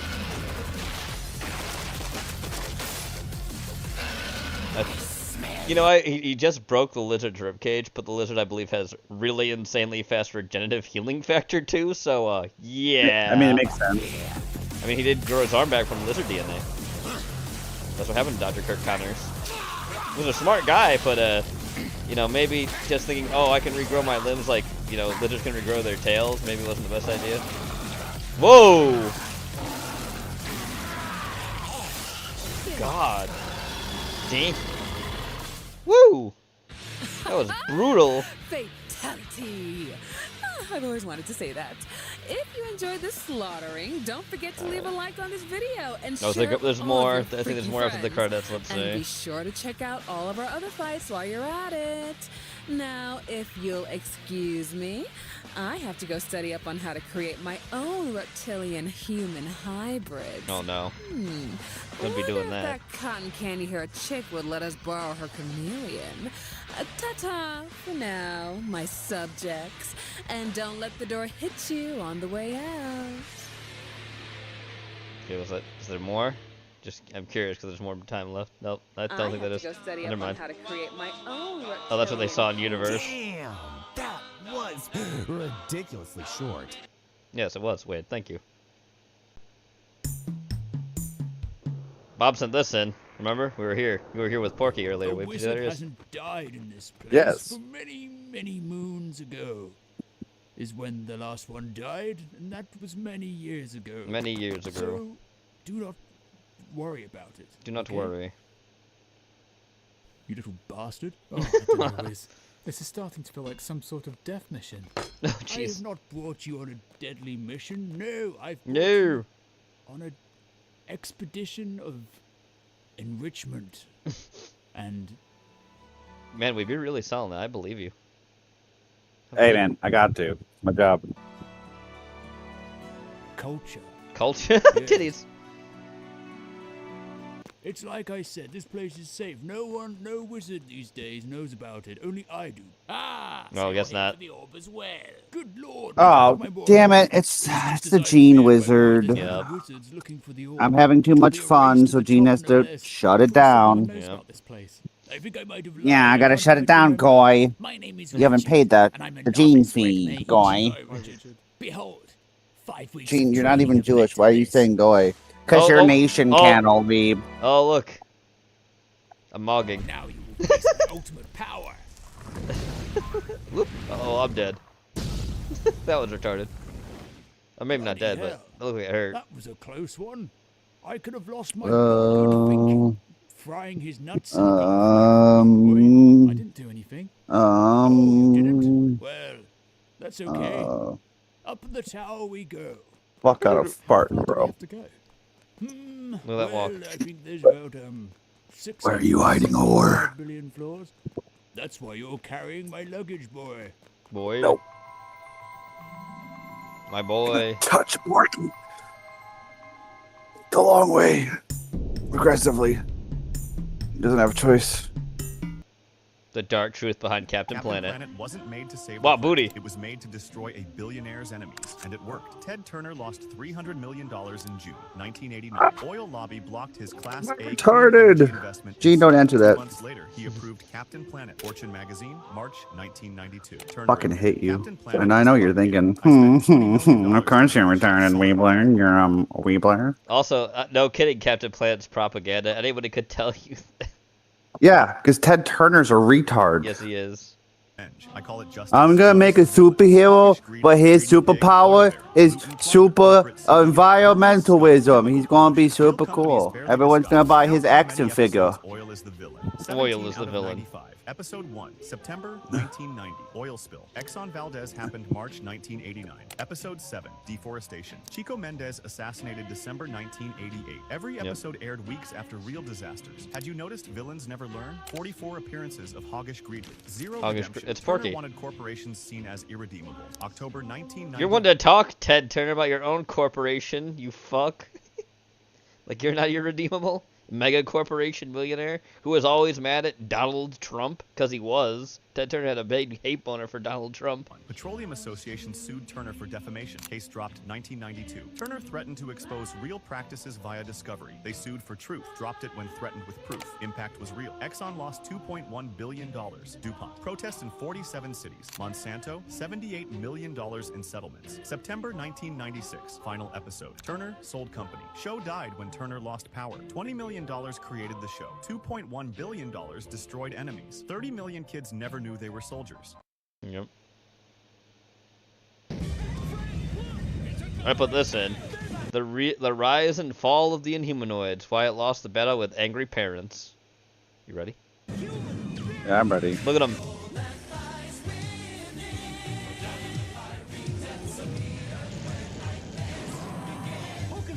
Oh shit, dude, he's whipping that nigga about. Oh shit, Rockman. That's right. And Split Boy. Inhumanoids. Listen up, because I'm about to tell you about a cartoon that was so dark, so terrifying, that angry parents literally forced it off the air. I'm talking about Inhumanoids, the evil that lies within. A show that featured a 40-foot undead monster who could turn people into zombies with a single touch. Yes, he did it to the female character several times in the show. And another creature with a transparent stomach so you could watch victims dissolve in acid. Yep. Yeah. This aired during That's Saturday badass. morning cartoons in 1986. But here's the thing. This wasn't some accident. This was Hasbro and Sunbow Entertainment That's right. deliberately pushing the boundaries of what kids could handle. And it almost worked. Yes. Almost. So in this video, I'm going to reveal the full story of how Inhumanoids went from being one of the most innovative and terrifying cartoons of the 80s to a forgotten franchise trapped in legal hell. Yes. We're talking about the insane behind-the-scenes decisions that made this show so dark. The unproduced Season 2 that would have introduced the devil as a character. Hell yeah! And why this show, despite being ahead of its time, never stood a chance. But first, let me give you some context, because Inhumanoids wasn't just dark for the sake of being dark. This was a calculated risk by one of the biggest toy companies in the world. Yes, which is and Hasbro. Understanding why they made it will blow your Why does mind. it both look like Lex Luthor? The Sunbow Hasbro machine. Alright, so let's set the stage. Well, It's sorry, Gene. You want me to tell you the reason why? Because I'll blow your mind, bro. Oh, look, there's Mr. Potato Head. Blow my mind. Jews. Of course. They've got Transformers, they've got G.I. Joe, and they've figured out I DM Porky Troon Tits and he didn't bud from his Fallout lore. His Fallout. What a fag, dude. Hasbro partnered with Sunbow. Porky hates us. It's okay. He just needs to come out and say it. Hey, Gene, Weeb, I fucking hate you. We'll respect you more in the morning, toy bro. animation. That did Dragon Ball to handle the actual animation. Oh, that's Hasbro neat. designed the toys. Oh yeah, look at the toys. Look how big the Inhumanoids are. Look at those things. Oh, I love it. They're gigantic. Sunbow, they'll And the handle smaller Porky, ones it's are the good guys. okay. Marvel I know you Productions hate developed the us, narrative. but we still love And you. Tony I mean, brought Gene this might not. incredible He's technical very sophistication vindictive. With fluid animation and Kill heavy him. shadow work that made Inhumanoids look unlike anything else on American TV. Whee! Now, most companies would just keep doing what works. But someone Not at Hasbro. Hasbro had a wild idea. What if we made a show that was basically Lovecraft for kids? Yes. And I'm not exaggerating. The creative pitch was literally, what if H.P. Lovecraft had written Marvel Comics? Yes, that's Nigger, literally the man. push. That's Instead right. of heroes There will be fighting no bad there will be guys, no real they adaptation wanted of to Lovecraft focus until the on cat's name is ancient, mentioned. Cosmic scale monsters. These primordial entities. I want a nigger man. imprisoned That's his. It underground was his for actual millennia. cat. That was his The actual good cat's guys, name. They weren't soldiers or space robots. They were geologists. Scientists Damn in high-tech geologists. exosuits trying to stop the apocalypse. Yeah, The damn team was called the zoologists. First Corps, and they had names like Herc Armstrong, Derek Bright, and Edward Augutter.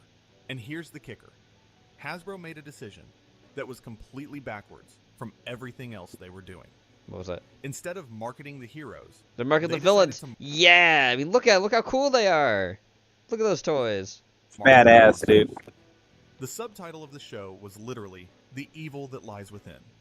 They were telling parents, hey, your kids are going to love the bad guys in this one. That's like if G.I. Joe was called Cobra, the terrorist organization you'll root for. It was bold, risky, and kind of brilliant. But it also meant they were swimming against the current of how every other successful toy line worked. Yes. The show That was didn't the point, even though. start as a standalone series. It debuted as part of the Super Sunday anthology block, Ooh. which also featured Jim and the Holograms, Bigfoot and the Muscle Machines, and robotics. These were 6 to 7 minute segments designed to test the waters. Jim became the breakout hit, but Inhumanoids showed enough promise that they expanded it into a full 13-episode season, the horror show nobody asked for.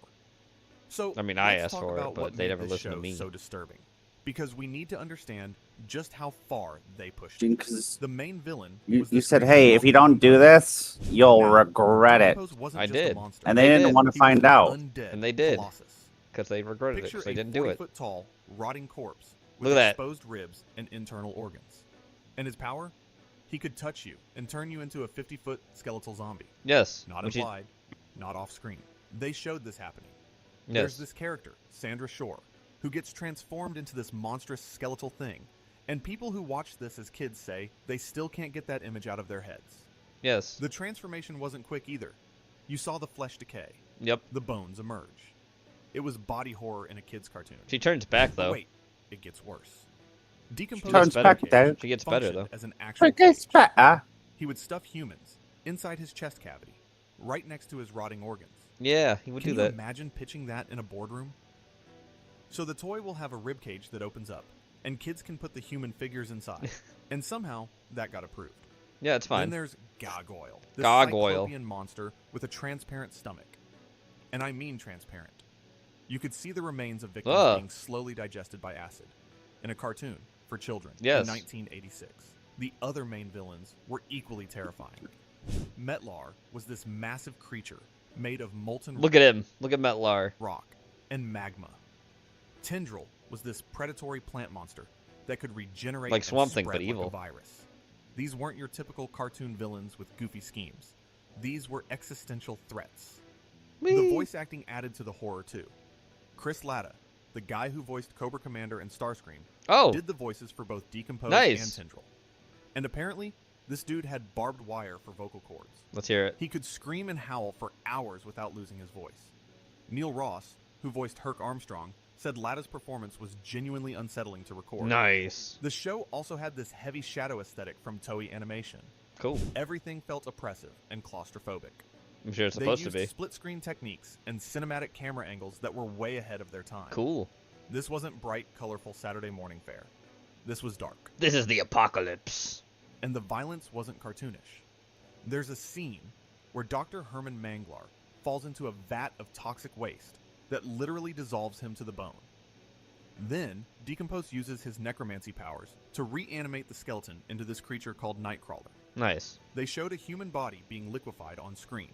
Wow. That's something you'd That's expect from ballsy. a horror movie. That's Not a ballsy. toy commercial. The Hasbroverse nobody talks about.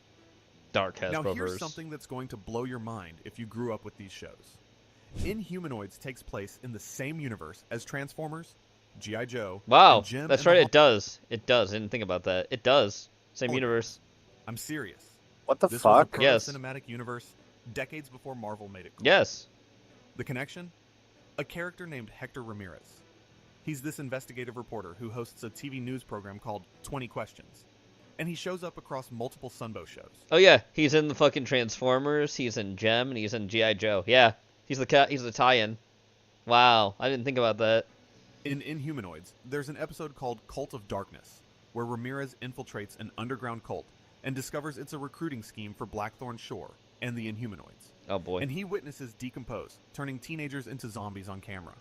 Terrifying. There are other connections too. The October Guard, this Soviet military unit, appears in both G.I. Joe and Transformers. Oh, okay. And in Inhumanoids, there are episodes featuring Soviet characters, including Colonel Anatoly Kiev, Anatoly codenamed Kiev? Tankmaster, who eventually defects to join the Earth Corps. In Transformers, there's a character named Marissa Fairborn, who's explicitly identified as the daughter of Flint and Lady Oh, J from huh. G.I. Joe. Okay. And then there's Old Snake. In Oh look, it's Cobra. That's King Cobra. And that's not King Cobra. That's Cobra Cobra. Commander. It's Cobra Commander. Yeah. Old Snake. Who is clearly meant to be Cobra Commander. Yeah. So Sunbow and Marvel Productions were building this interconnected world. Before and the Inhumanoids was multiverse part thing of and all the Marvel Universe But shit. because the show which is failed funny. commercially, Before they that were corner of the gay. universe just Yeah. disappeared. Before they were run by It's Disney. like if the MCU had a movie that bombed so hard, Yeah, they just same pretended it thing. never existed. The parents revolted. Look at that So art, you're though. probably wondering, how did this show even make it to air? And the answer is barely. The controversy started almost immediately. Parents were furious. We're talking legions of angry parents calling TV networks and Hasbro to complain about the monstrous amputations and writhing deaths by toxic waste. The Nightcrawler transformation scene became the poster child for the backlash. But it wasn't just that one scene. The entire show had this atmosphere of dread and genuine danger that parents found inappropriate. Kids were having nightmares. Parents were writing letters. TV stations were getting complaints. Media critics said the show was trying to push boundaries, not just with gore, but with adult themes and psychological terror. The show had this cynical view of authority. The heroes were that happened too. You're right, fighting Nathan. against politicians who didn't believe the threat was real. There were disaffected teens being recruited into cults. The villain Blackthorn Shore was motivated by greed and forbidden knowledge. It was bleak.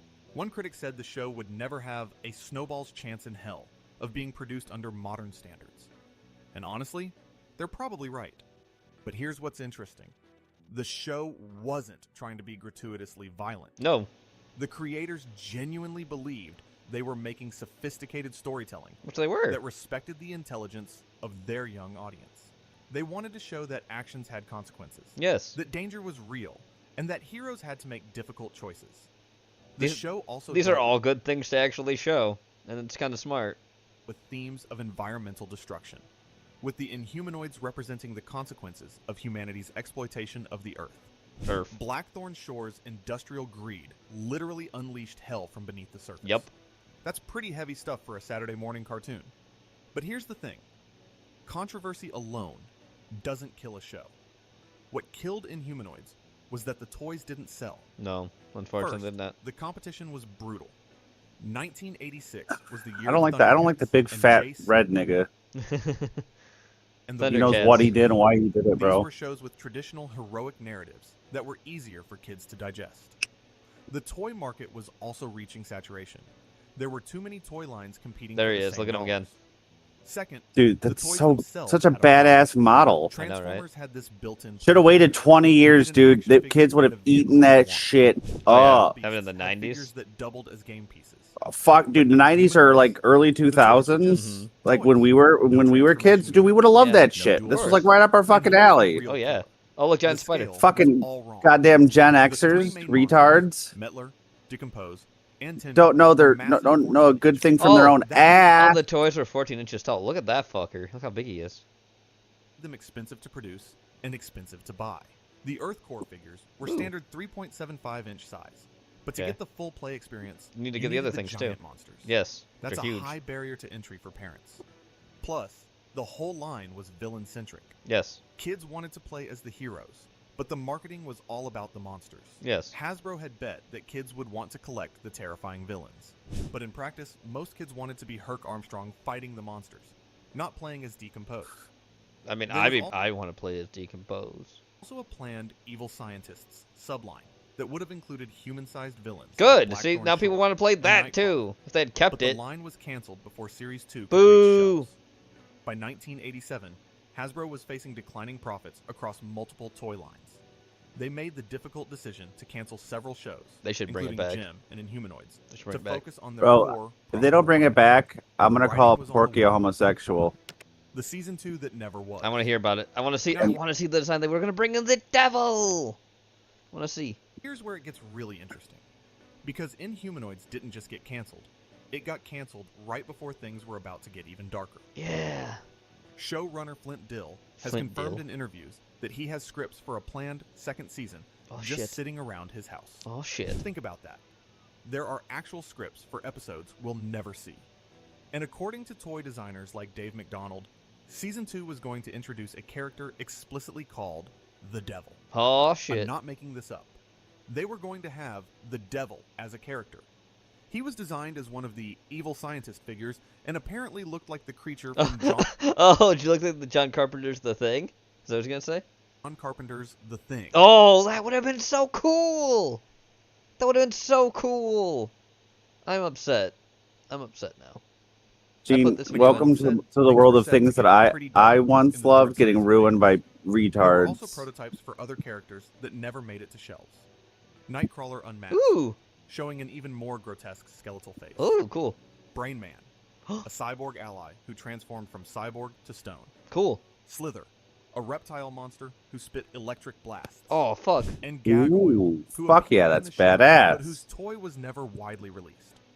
The fact that Hasbro was prepared to double down on the horror suggests they thought they could make it work. They had invested in character designs, prototypes, and scripts. Hell yeah. This was a full production pipeline that got shut down. Boo. Imagine what could have been. A second season that pushed even further into horror territory, introducing literal devils and The literal expanding the devil. mythology. But the sales numbers told a different story, and Hasbro pulled the plug. So why haven't we seen a reboot? I or would watch revival? this cartoon today. Why isn't Inhumanoids on streaming? The answer is a legal nightmare that's Uh-oh. kept the franchise in limbo for Oh, decades. so this is why it's not come back. I'm ready. Let's see. Who did it and why? First, there's a naming conflict with Marvel's Oh. Inhumans. Since Hasbro produces Oh, yeah, Marvel that's toys, right. they reportedly believe that marketing something called Inhumanoids alongside Inhumans would cause brand confusion. Oh, yeah. And since Marvel Productions co-produced the original show, the ownership is incredibly messy. That sucks. But here's the really wild My nose is whistling. What the fuck is Hasbro that? let the trademark rights That looks like Professor They X. just forgot to renew them. Wow. Yeah, Hasbro. Professor Stories Professor from the X Luther, 2000s, bro. Writer Aubrey Sitterson was working on G.I. Joe comics for IDW Publishing. He got approval from Hasbro to bring the Inhumanoids into the comics. He wrote outlines, got everything approved, and then mid-production, Hasbro told him he couldn't use the characters. Wow, that's gay. Why? Because they'd let the trademark rights expire. Good job, Hasbro. So Sitterson had to completely rewrite his story. He ended up using kaiju-sized versions of the Fatal Fluffies, these weird creatures from an old G.I. Joe episode. It was a mess. This incident really highlighted how little priority Hasbro has given to the brand. Yeah, for It's real. just been sitting there, legally complicated and commercially forgotten. There have been attempts to bring it back, though. In Hell yeah. 2011, Hasbro introduced a project called Unit E, which was supposed to be a shared universe with Mask, Micronauts, and a renamed Inhumanoids called Primordia. Ooh. The premise was that the monsters were rising from the earth to punish humanity for environmental abuse. Okay. Artist Matt Frank was involved, and they promoted it at comic conventions.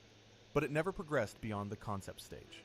More recently, the license for Transformers and G.I. Joe moved to Skybound Entertainment, the company behind The Walking Dead. Okay. They're building something called the Energon Universe, and there have been rumors of an animated streaming series potentially launching in 2025. This has led Well, that was last year, so that never happened. fans to speculate whether Inhumanoids could finally receive a modern reimagining. Skybound has shown they're not afraid of dark, mature content. But they didn't so do they it. might be the perfect home for it. But as of now, it's just speculation. They The didn't do rights it. issues I'm remain upset. complicated. I'm It's upset frustrating again. because the potential is there.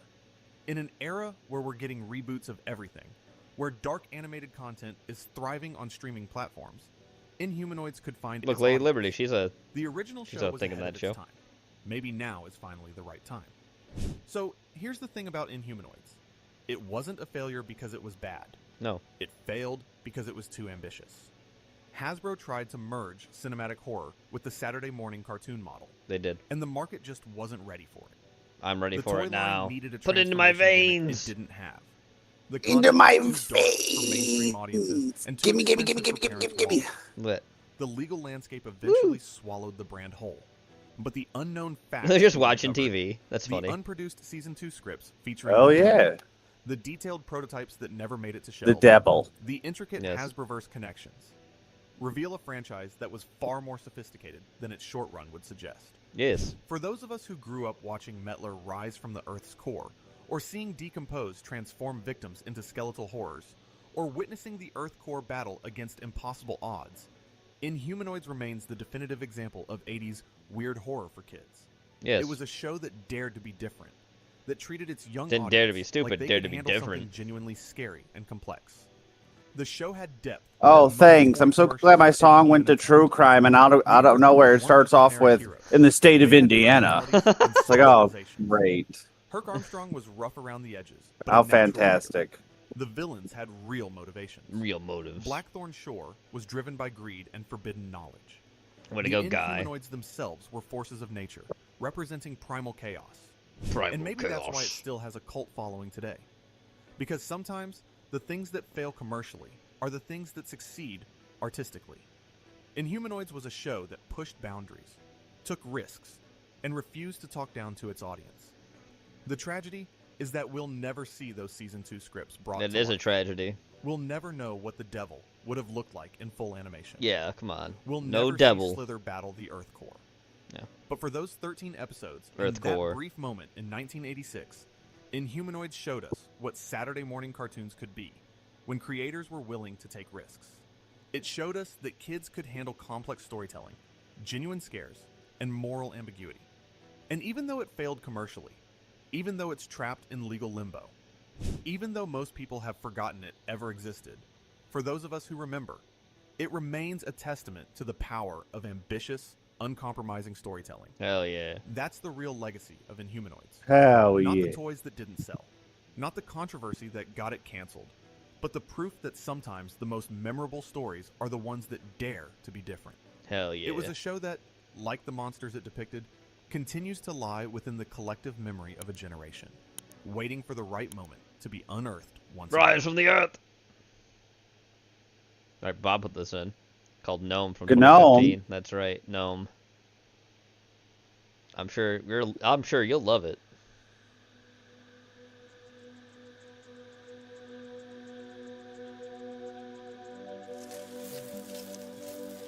Oh boy. Good stop motion already.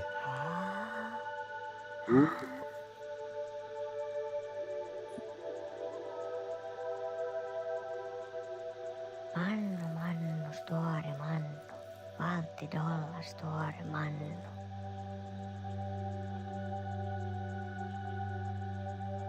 Typical gnomish behavior, right, Weeb? Typical gnomish behavior, Brody.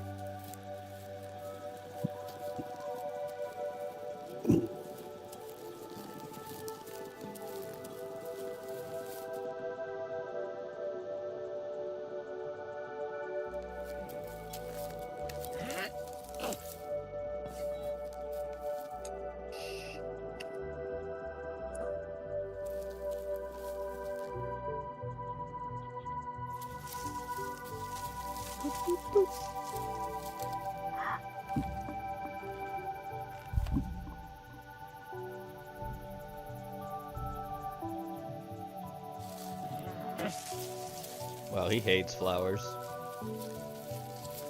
Yeah, they're not fucking gears. Gnomes are builders and tinkerers. Oh, here come the spiders.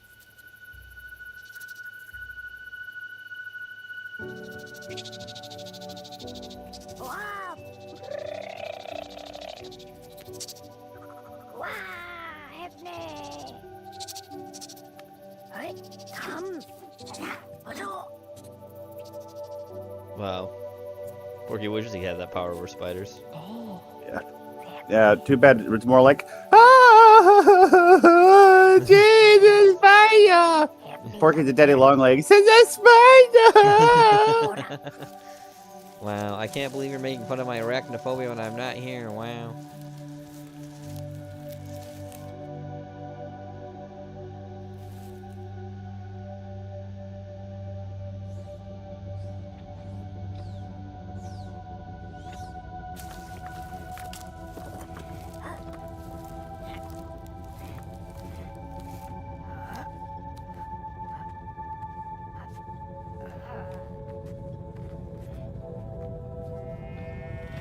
Oh, fireflies. Nice.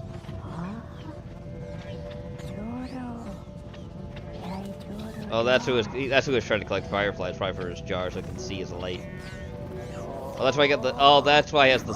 I see. That's why he has the fucking spider web too to collect them.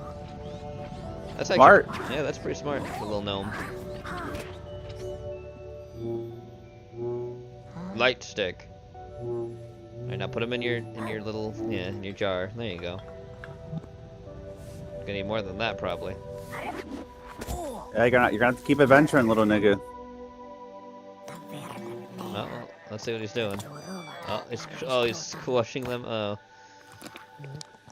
Ew.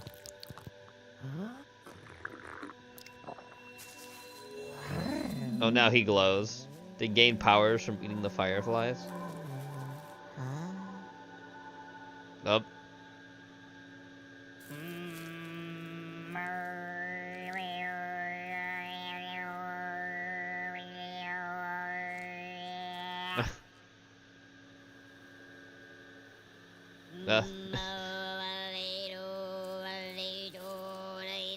Still very typical Gnomish behavior, right, Weeb?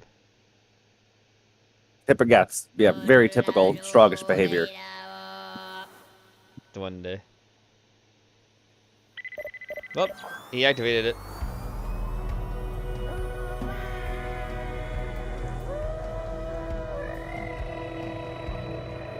He's gonna go rub those people blind.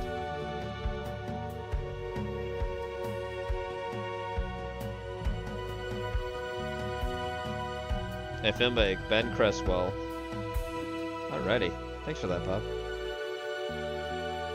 Alright, right in the they them. Oh! Oh. Nathan's in the sun. Oh.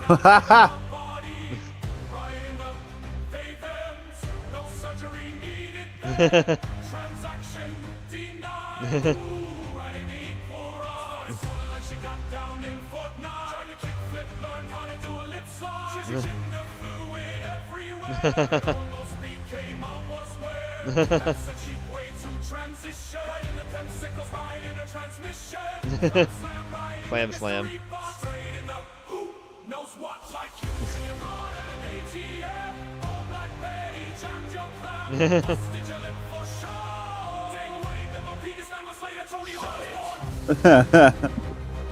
Alright, thanks for that, Nathan. Alright, Tetsuya sent this in. The book burnings in the 1930s Germany are one of the most widely referenced events whenever National Socialism But comes what up, books were whether they in school, burning? documentaries, Here we go. or the media. Of course, thanks YouTube. Hey Weeb, did you know about the show? Has to be there always. Look at that. Right in the corner. There it is. This show, of ideas. I mean, what can a book do, and why is it so dangerous that it needs to be physically annihilated? These burnings are often portrayed as one of the era's defining evils and have come No. to symbolize state censorship as a whole. But here's the question. Are book burnings inherently evil? And if so, why? The Holocaust Museum's official video on the topic opens by stating that burning books represents the repression of ideas. But what Some exactly ideas makes don't. books Yeah, as some dangerous that it has to be Yeah, and destroyed? some ideas might not need And to if be censorship spread is so around. outrageous, why did post-war Germany go on to ban over 30,000 books? What kind of during books the were they, I wonder? denazification period? yeah, I And the Nazis wonder. themselves had I banned wonder close to what kind of 4,000. books they fucking Despite how were. often this event is mentioned, it's almost never examined in detail. Few people ever stop to ask what books were actually burned. The usual answer is something like they were Jewish books. The Nazis hated Jews. But that's not what it was. And that's the end of the conversation. I That's wonder, not a good I enough wonder, what could it be? Yep. To understand the book burnings, we need to look briefly at the culture of the Weimar Republic. Much of what drove the Nazis to power was a reaction, or even a rebellion, against the radical cultural shifts of that time. Again, I'm not here to say whether those changes were good or bad. That depends on your personal views. If you're a Christian or lean conservative, the Weimar era might seem disturbing. Yes. If you're progressive or LGBTQ, you might see it as a period of progress. Which it wasn't. After World War I, Which it wasn't. Germany was in ruins. The empire had collapsed, millions had died, and the country faced extreme poverty, civil Don't mind me. unrest, and massive debts. You're fine. Communist uprisings rose and were violently crushed. Good. Nationalist militias formed in response. It was chaos. Berlin became the epicenter of this new world. The old moral order gave way to something radically different. Poverty drove many into the streets. It's estimated that Berlin had up to 100,000 prostitutes at one point. And it wasn't confined to a red light district. This was part of everyday city life. There were streets with pregnant prostitutes, streets with disfigured ones, and even streets where mother-daughter duos dressed identically for clients. Ooh, that's bad. At the same time, Berlin became a haven for homosexuality. Yeah. One British visitor even called it a bugger's paradise. Ugh. People came from all over Europe to live openly in a place that embraced the new liberalism. Ugh. Drugs like morphine, cocaine, and opium were widely available. transgender identity began to surface. Oh, God. Magnus look, Hirschfeld, a homosexual Jewish scientist, founded the Oi, Institute for Sexual oi, Medicine, gay. where the first known gender reassignment surgery Oh, took there it is. place. All of this made Mm. Berlin, in the eyes of some, Well, modern well, Babylon. well, what do we have And here, whether you Hans? admire or reject that Heretics. culture, that's the backdrop against which the Nazis emerged. And yes, many of the key figures in Weimar liberal culture were Jewish. Yes. That's a historical fact, Yes, it not a is. judgment. Whether that's something to be proud of or concerned about depends entirely on your worldview. But the Nazis found it repulsive. Yeah. So, unsurprisingly, many of the books they banned were written by Jewish authors. The book burnings began with the German Student Union, not with the government. Yep. The students called for a symbolic cleansing of literature Mhm. that, in their view, corrupted German values. They published a list called the 12 Theses, modelled after Martin Luther's 95 Theses. Oh, yes. These statements Fag. called for literature to reflect German traditions. Hey, Martin Luther's a gay bitch. I hate him. He loves him. Weeb's favorite person in history, honestly. But Dude, if I could go back in time, I'd flay him alive. I know the Catholic in you loves flaying people. Anyway, Rejected foreign influence. No, go on. And Go on, demanded- I'm shutting up. Go on. no, I'm just saying that's true. You're Catholic and you loves flaying people in punishment and other things like that. I'm just saying. Is that not wrong? Don't you Pain like? is the best punishment for teaching people how not to be a heretics, Gene. So they'd punish you for like dating an Asian woman. That'd be okay with you then? Well, I was trying to convert her to Catholicism, so they'd be like, "Oh, he's a missionary. He's cool." Oh, okay. Did universities prioritize Way ahead of you, gay nigga. I mean, friend nigga. ideology?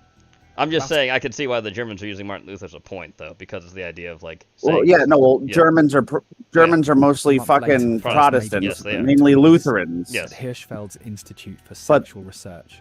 The Catholic Over German in me 20,000 hates books were them, destroyed. and they know why. I haven't forgotten the 30 Years' War from in the 1600s that I wasn't alive for at all. In a speech summed That's up some the kind of Nazi genetic motivation bitterness. like this.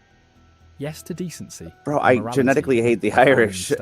It's not Here in the intellectual unusual for foundation of Weeb the to hate a November Mick. Republic. Do 'Cause do do do your people do probably do. fucked one. So I will come through the screen and hit you in the face with a newspaper. From these ashes, the phoenix of a new spirit will rise. To the Nazis, the liberalism of the Weimar period was a mistake. They saw Germany as hijacked by defeatists, liberals. They weren't wrong. None of them were wrong about that at all, because those people were gonna like literally flaying into this. The whole problem with the Weimar Republic is that they were catering to these people, and that's why it all happened. So yes, they are not wrong at all. Especially the fact that the biggest thing about it too is communism, because that's a lot of that too. Under like everything else, communism is there too. That's a big thing with it as well. The Weimar Republic was God 100% hates communist. commies. Oh yes, communists Oh are yeah. people. Communists were everywhere, especially in Bavaria, where Hitler. Guess what? Where Hitler gained power. It's almost like he saw the first-hand things of the communists being retards, and said, "Nah, maybe the country shouldn't do Communism was this." the Nazis' main ideological enemy. Nope, hey, They Sasha, fought get down. communists in the streets Get and down. viewed Marxist thought as a threat to national unity.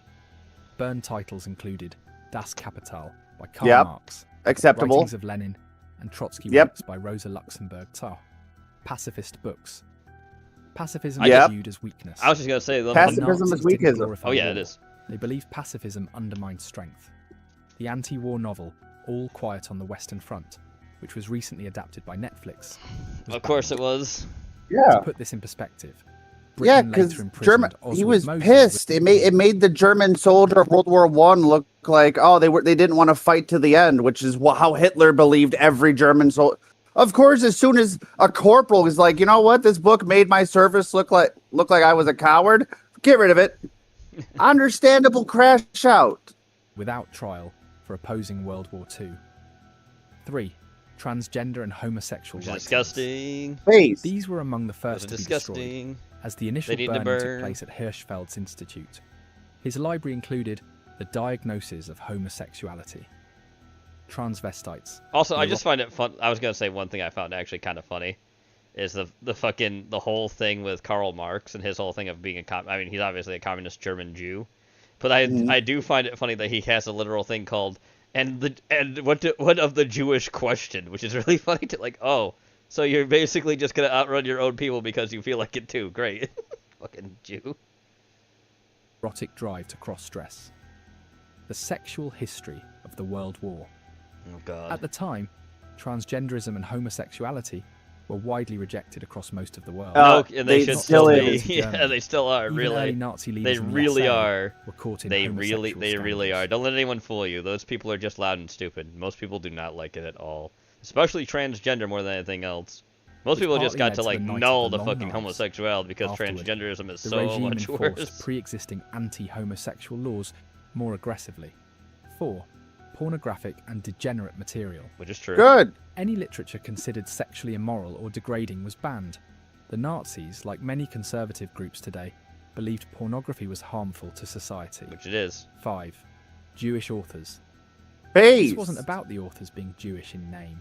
It was about the ideas they represented.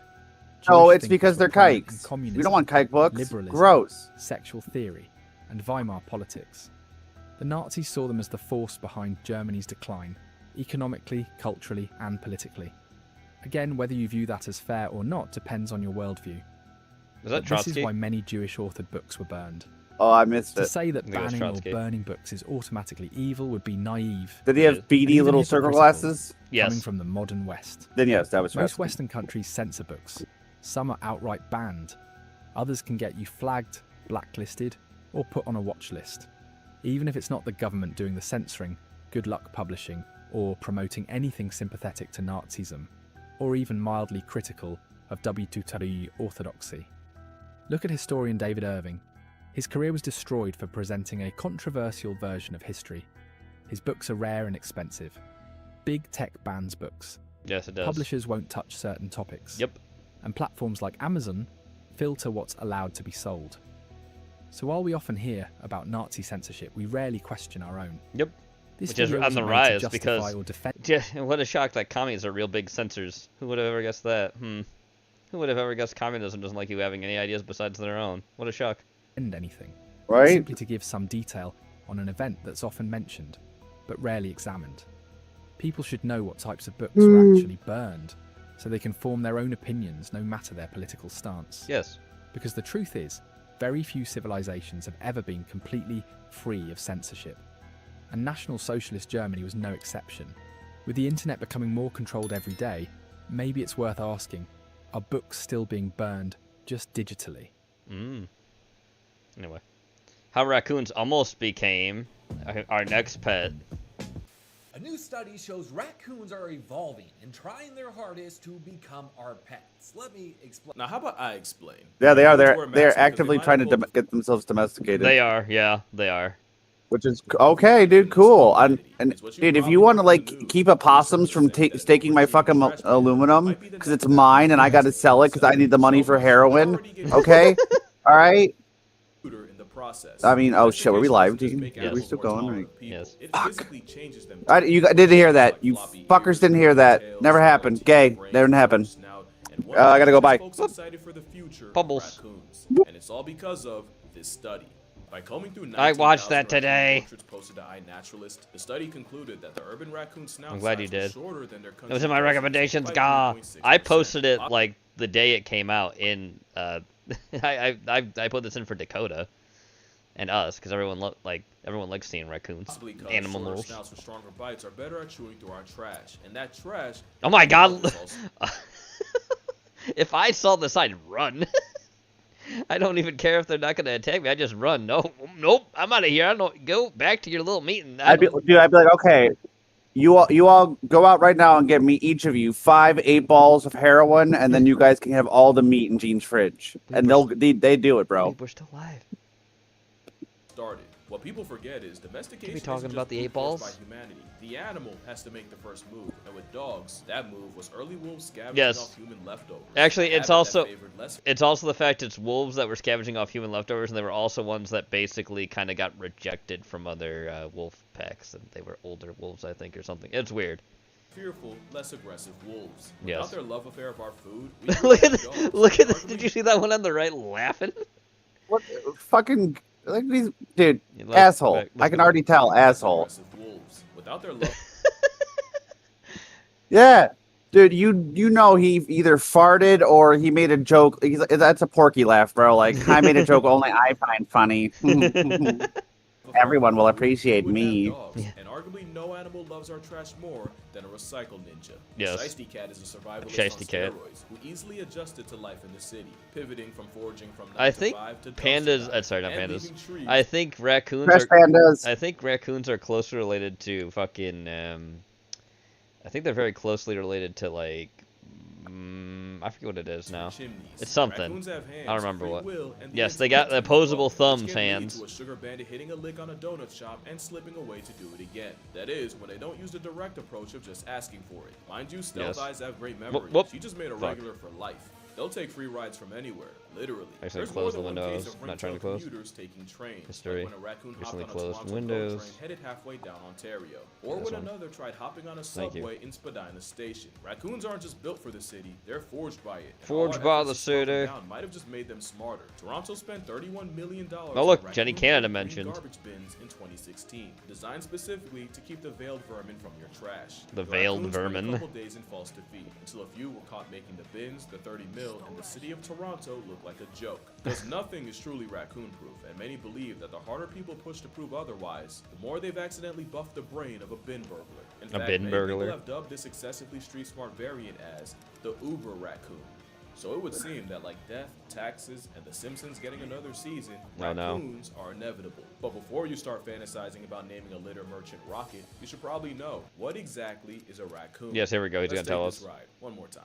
With Order Carnivora, there's a Team Cat and a Team Dog. Team Cat Feliform has, well, cats, wildcats, Yep. hyenas, the Mongoose Mafia, and a bunch of mammal castrol nature made out of spare parts like the Binturong and the Fusa. Team Dog Caniformia has the canines, Yep. along with bears, pinnipeds, mustelid crashouts like the honey badger, Mustelid skunks, crashouts and of the honey course, badger. the raccoon. More Oh, yeah, specifically, the let's raccoon see. family is Procyon. Procyon That Day. family reunion has members that you may not have heard of before, like the ringtail, actual name. Look at that. Nisley.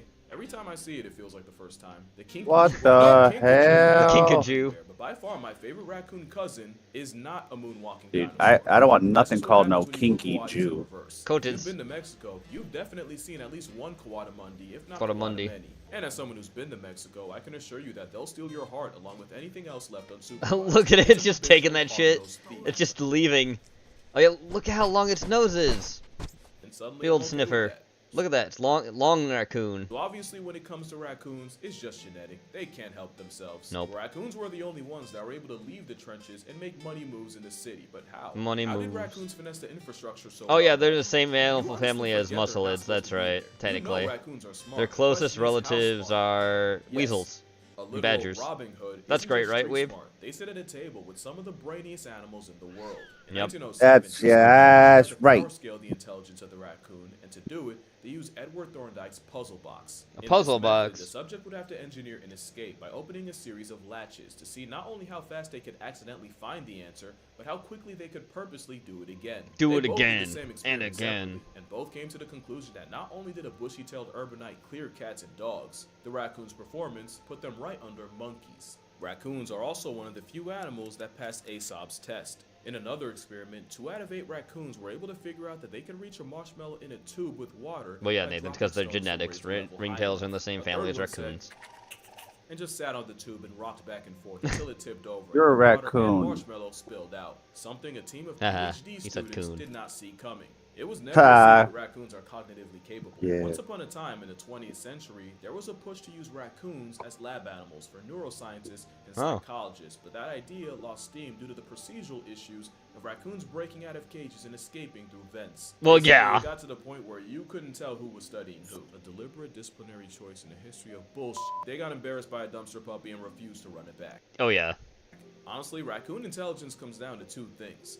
One is memory. Raccoons can remember solutions. Look, to it's a problems raccoon they with solved its years natural ago, cousin, just the build on that skunk. knowledge. A different experiment involved 22 rats, 2 dogs, 4 raccoons, and 5 human children. And this time, they'd face 3 light bulbs, one of which would briefly turn on, and the subject would have to identify which one after a delay. At first, the raccoons didn't do too hot. They could pick the right light bulb after a 25-second delay, but the dogs could handle 5 minutes. But what was quickly realized was both the dogs and the rats could only remember which bulb if and only if they were facing the bulbs the entire time. As soon as they moved around and lost visual, they lost the challenge. But raccoons could pick the right light even after spending the delay moving around and being distracted. The only other subjects that could do this were the children. Memory is important, but the second pillar of procyonid prowess is curiosity. It might have killed the cat, but La Poubelle Panda has been living off that. In my opinion, other than crows, raccoons are the perfect city animal, and curiosity is one reason why. They're neophiles, meaning their first response to something they've never seen before is to figure it out. That's how Look at it, it's like, oh, what is this?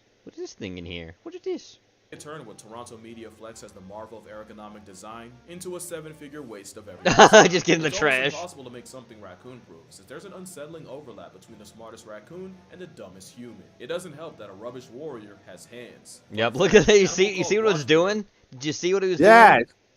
Try to sneak in, the little whore. Yep. Enhance the nerves on their fingers, meaning raccoons can see what they're eating with their hands. Whoa, that's creepy. That raccoons are omnivores that'll mooch off you, your dog, your cat. They'll food tax your entire family and hit the goofiest animation.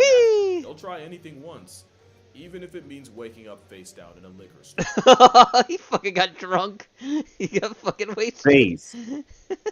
But what raccoons really eat off of is pretty privilege. Despite being much less of a disease risk, opossums don't get a fraction of the PR. And people who hate on coyotes but give raccoons a pass must not have the experience of waking up to a dismembered, disemboweled cat. In fact, intelligence in a raccoons face will mask do that. often makes you forget they're a predator tough enough to maul your they are family predators. pet. And in the city, very few things can return the favor, as urban raccoons have almost no predators. Is that fucking fox watching them fuck? Yeah. Fucking peep fox, bro. Except for maybe an otter. Not like I think otters actually eat them, but to be fair, this Oh, does that's... look Hey, very look, it's another animal member in their family attacking them, because otters are related to raccoons. Look at that shit, that's Oh, I did not know vicious. that. Yeah, it's because they're in the mustelid family, because otters are there, right? And then the closest relatives of the raccoons are mustelids. Isn't that great? Oh, Yeah. Look at you. Yeah.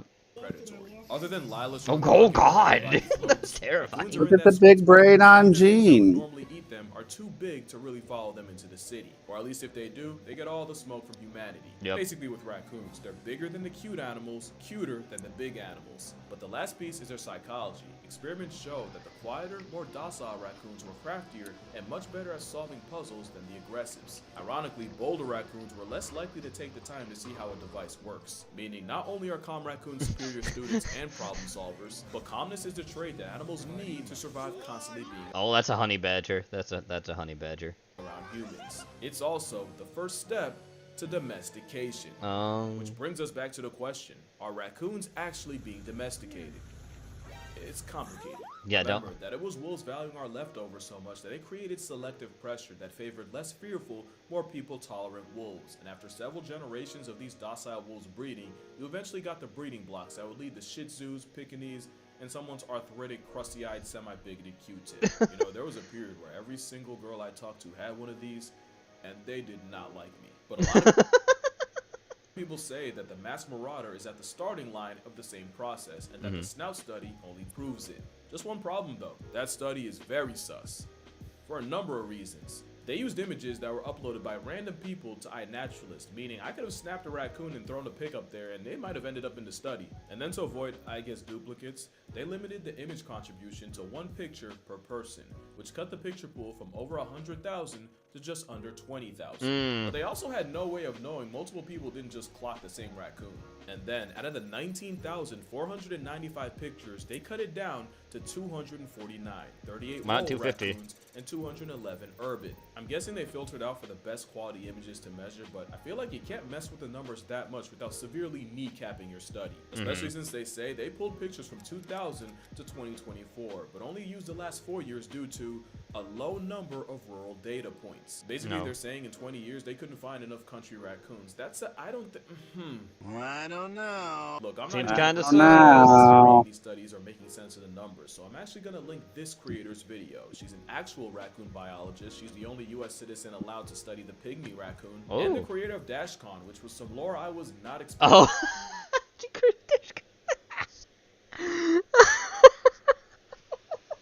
Look at that sad ass ball pit. Look at that sad ass ball pit. Someone peed in that. But honestly, I'm not as worried about the numbers as I am the fact that the same study even admitted that raccoon snouts can be influenced by the climate, with them getting shorter as it gets warmer. And remember, I said domestication syndrome can come with shorter snouts, but also floppy ears, curly tails, etc. So they took one trait that arguably could be caused by the climate, and I also forgot the way they did it. Some of the rural raccoons were actually living in urban areas. Again, I'm gonna plug Nessie's video. I feel like she did a much better job at dissecting this study than me, but the more I looked at it, the more it looked like an undergrad statistics project than an actual raccoon study. Which it actually might be. Let's get to the real reason I'm making this video. I know I just pissed off a whole bunch of people by killing their raccoon reveille, but the thing is, I'm not saying raccoons aren't domesticating themselves.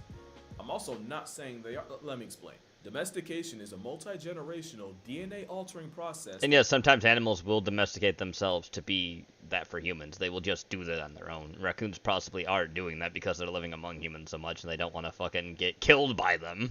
So, you know. Ends with an animal that kind I will fucking kill him, dude. They can't live in the wild, or at least they're not supposed That's to. a little Hamilton. It's on an individual level, where the animal's still wild, their kids are going to be wild, but they've adopted changes in behavior to take advantage of being around people. When the early wolves became less afraid of people and more comfortable cleaning our plates, that was habituation. And habituation is what you see with a lot of these raccoons getting bolder. Oh my god, look at all that sugar in the October. Don't fucking feed, don't do that. Don't do that. You should not do that. Do not feed the wild animals. A shot of jungle juice could be the first step to becoming an alcoholic, but one shot does not an alcoholic make. No. You can drink it without ending up in an AA meeting. And even if raccoons are on the road to domestication, you, me, our kids, and even the spawn after that won't be alive to see it. No. And by that logic, raccoons wouldn't be the only ones. Plenty of animals have habituated to humans. Foxes in London have done infinitely better in cities than in the country, and some researchers even say that their snouts are also getting smaller, as rooting through trash has selected for Fox has, they have an actual a program too, like Russians try to domesticate foxes. They got close. The problem is that sometimes they're still a little wily, and they kind of have that natural, like, mischief gene. Snouts with stronger bites to break through packages and bones. And black bears in places like Aspen, Colorado will regularly commute from the woods into the city to scavenge trash at night, and they've also fuck, even breaking into houses and raiding fridges. Oh. Elephants in Thailand have habituated to the point of running things like the mafia. You got elephants stopping trucks on the road just to steal their sugarcane.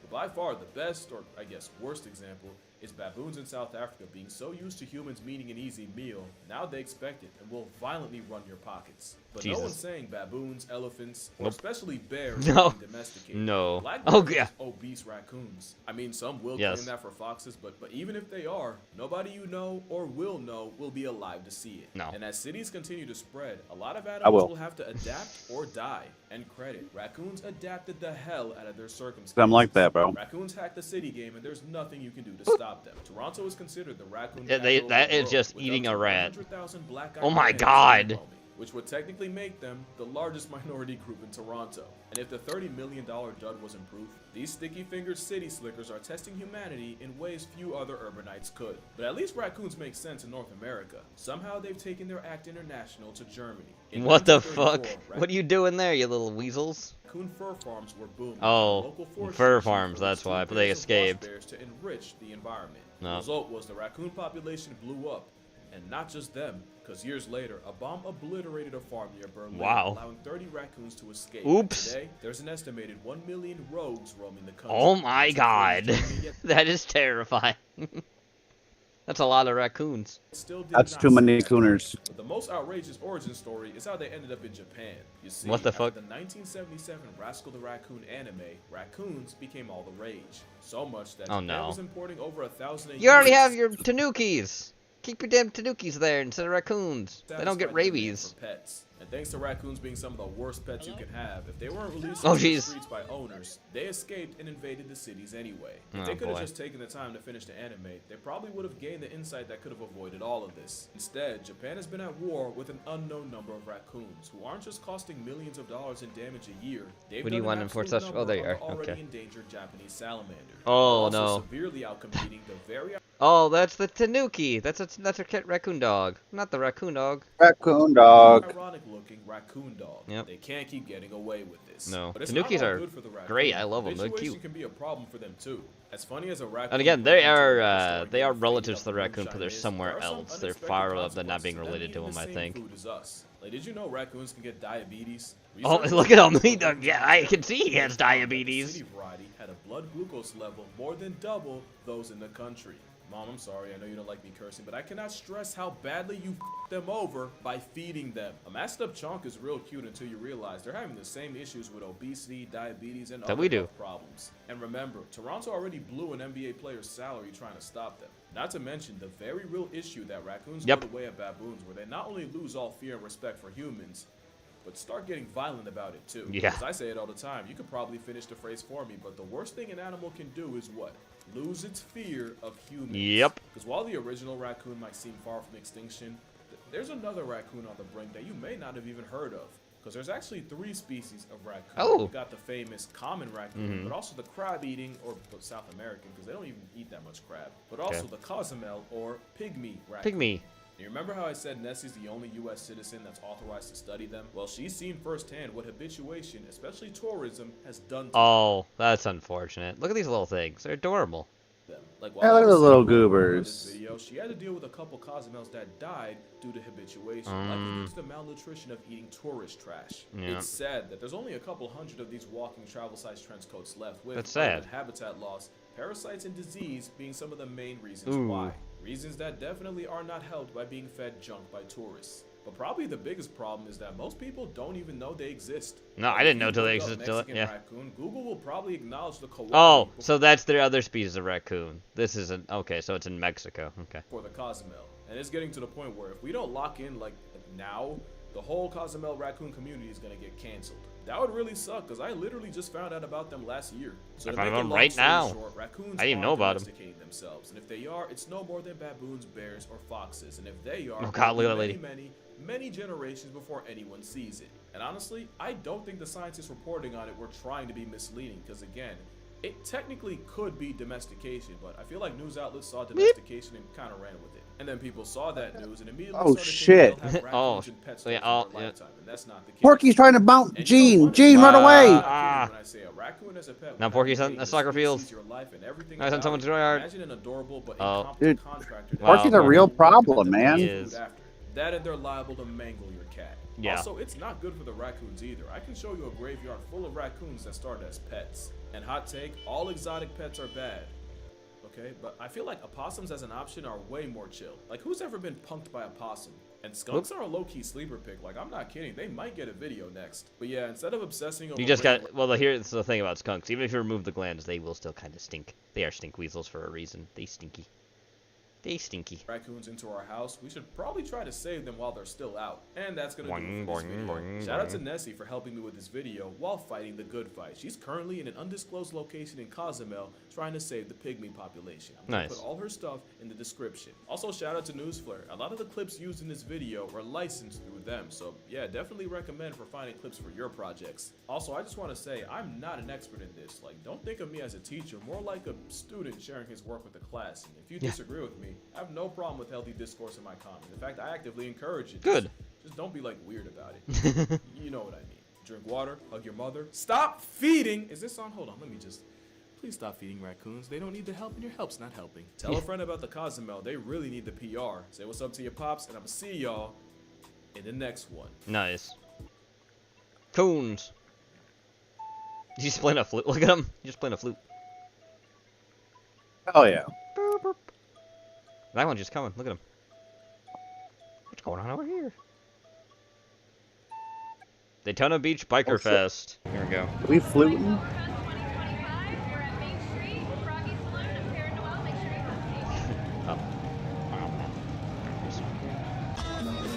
Fate. Na, na, na, na, na.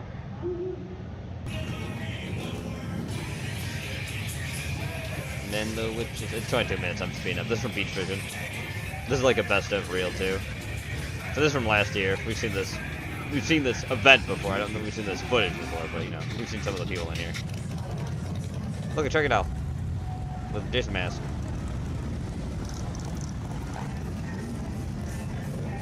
Booty. Geese? They got geese. Look at that. Little geese.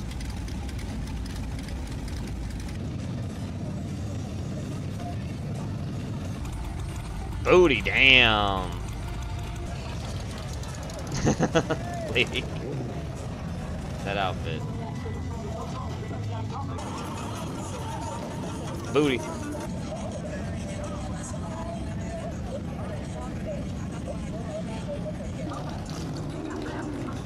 Oh, damn.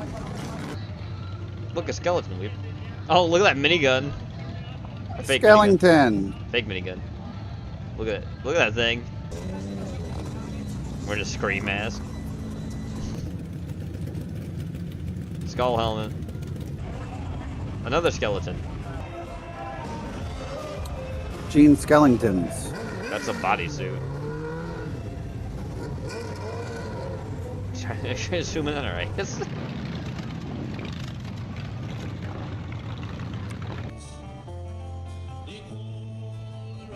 I was in zone. Oops. I didn't let me delete that. Oh, sorry, Jenny. I deleted your ad. I was trying to delete this. My bad. I was trying to delete that pop-up, not trying to delete your thing. Sorry.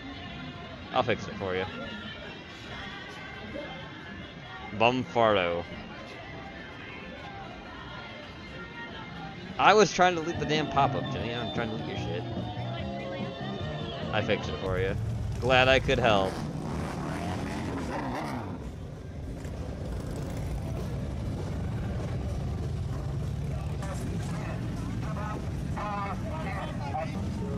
Look at my hero. I really.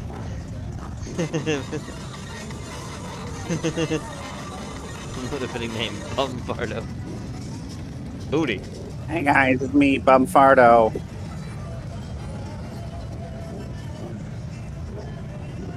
Wow, lady. Those shorts really don't look like they fit that well.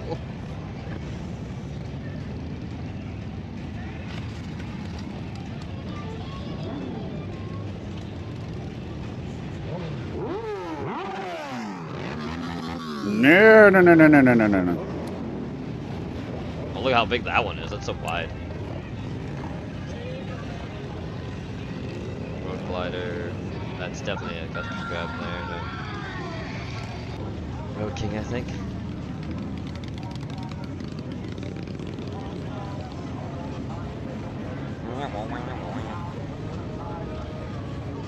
Look at that guy walking over there. Is that George R. R. Martin?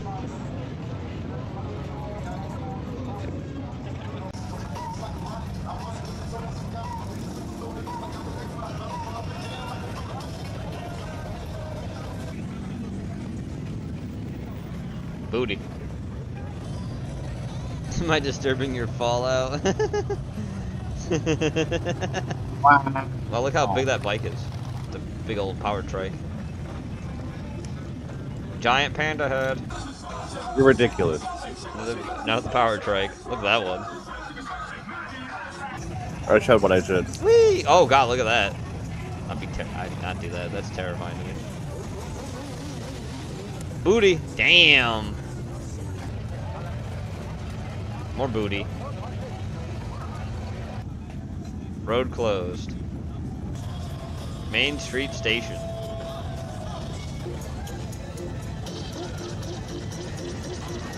Oh yeah, what's up? Wow, booty. Danger, falling debris, keep out. Yep, fireball girls, I remember seeing them in this pose too. Oh god, look at that guy right there. All the fucking tats he has. Look at this. That bite's really murdered out, that's cool. There's another murdered out bike. A lot of the same kind of style, those big ass fucking huge ones. Ooh, bikinis. Yeah. Booty. Bike cleaning. Harley Davidson, just a classic Harley, I think. Maybe that murdered out a little bit. An Asian woman just walking around. Just cuz. Oh, look at the fucking some cholo graffiti on that thing. Booty, damn. Yeah, get another zoom in on that. Now, is there someone else over here? Oh, just showing the profile. Okay. Dead rock, dead rock, dead rock, dead rock. Dad rock. Sing it if you know it. No one's singing, so I guess no one knows it. Iron Horse Saloon.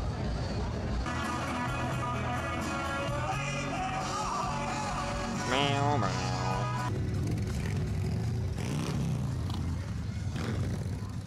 We've been live for over 4 hours now.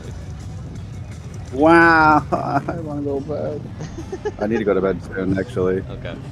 No worries. Because I work at 8 a.m. Yeah, you on work early Tuesdays. on Tuesdays. Yeah, I remember. That's actually changed. That's changed now too, right? So now I actually do have to work Tuesdays now early. Yep. Yeah. So I can have Sunday, Mondays off. Nice. So I think it's a good trade. Oh yeah, I'd say so.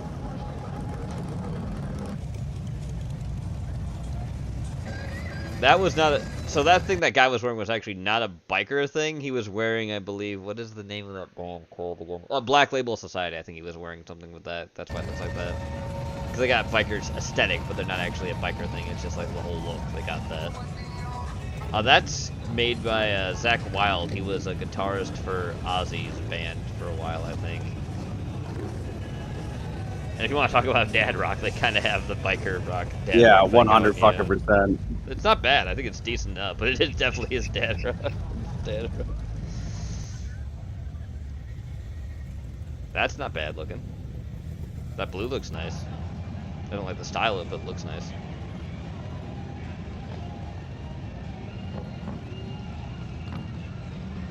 Road gliders.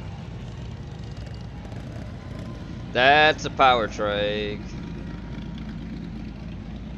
In New York, you actually have to have a different license for having a motorized trike over having like a motorcycle. It's weird. I don't know why that's weird. It's weird to me. Like, you think you just have one license for all?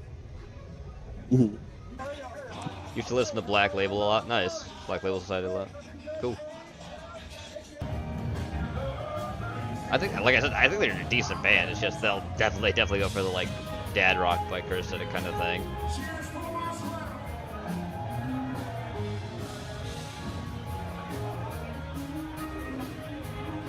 Oh my god. That lady, no, nice ass, first off. Well, this lady serving Nice this guy ass is pretty chunky. She's quite chunky. Quite a chunky lady.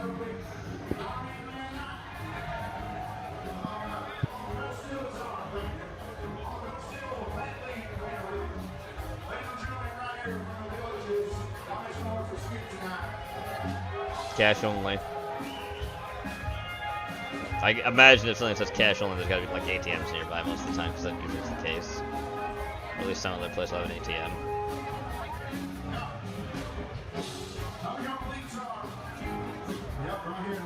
Boobs. Chunky. Someone's mom. Or grandma.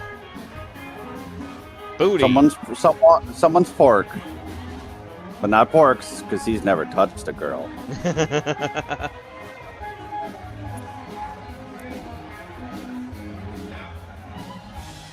Booty! A little chunky, but she had a nice booty.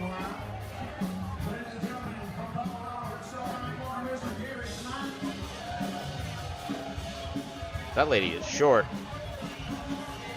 That lady is chunky. I just call things as I see things.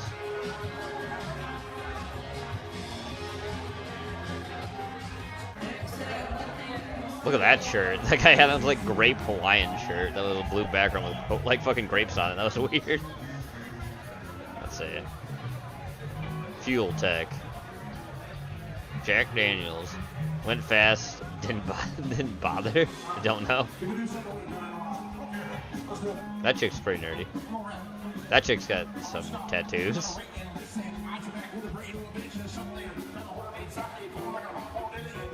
People's moms over there.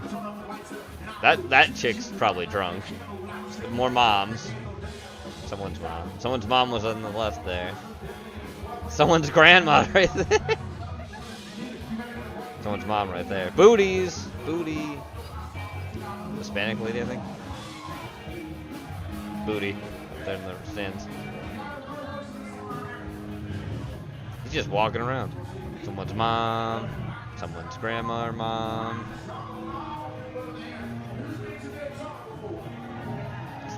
definitely somebody's mom. Or someone's aunt. Maybe mom or aunt. Someone's wine aunt, dude. Wow, Porky's been playing Fallout for 3 hours. Wow. Wow, Pork. I'm so glad you, found the time for Fallout.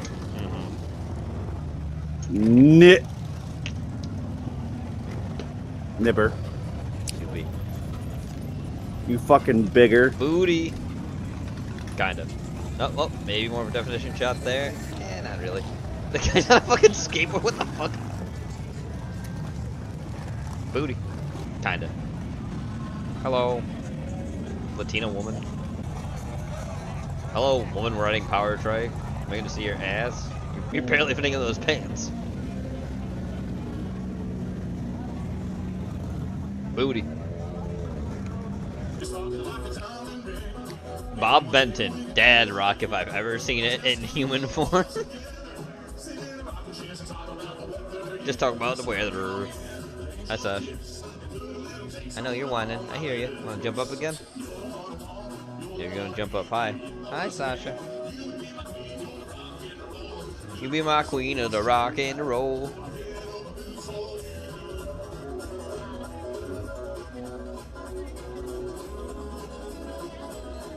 He replied to my Troon DMs. He sent me a selfie of hanging himself out near a small river. That's what Jenny said. What Porky did. By responding to her. Dad rock, dad rock, dad rock, dad rock. Be my queen.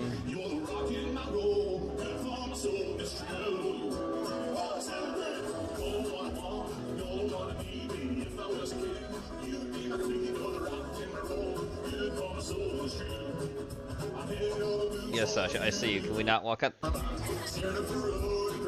we not walk on the computer, please? You can sit right there. That's fine. Just sit. You just slapped that woman's ass. Kinda.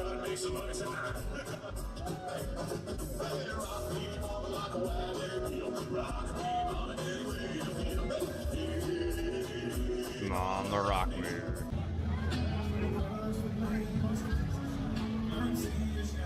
Now, I want everybody going down the sidewalk and everybody right here. Let's sing this together now. Come on. Let's do this shit, all right? Help me out.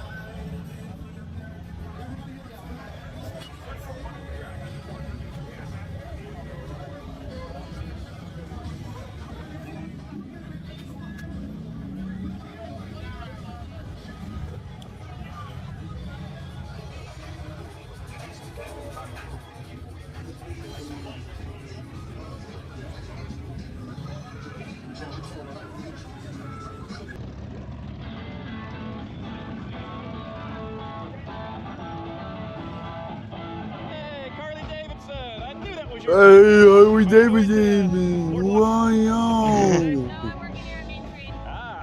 Whoa, in a motorcycle event? I never thought I'd see a Harley Davidson in a motorcycle event. Never thought that happened. Weeb's happy about it. I'm just being a don't mind me. Did you make decent money? Well, do you? This is somebody's mom, by the way. Just can kind of tell that's somebody's mom. 100%. Yeah, all right, cool. All right, well, I'll see you on the strip. I'll see you on the strip. Thanks, see ya. Oh, look at those. Well, those are some pretty nice looking white ones. White bikes.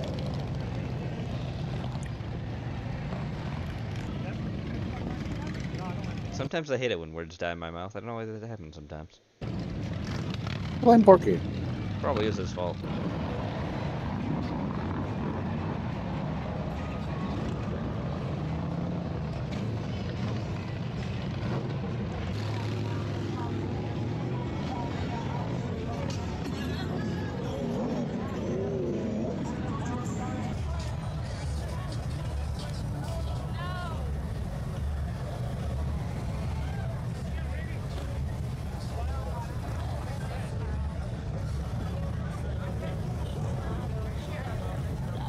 Damn.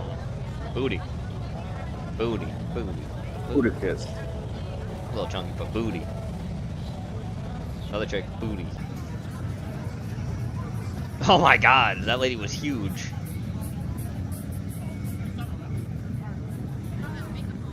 Oh, that guy's pulling that chick, really? Damn, look at him.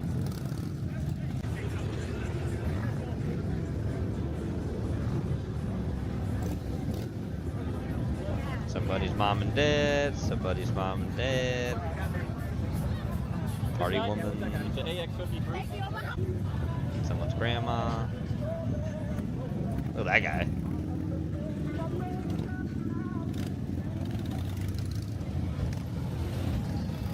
Yes, Sasha, I'm petting you.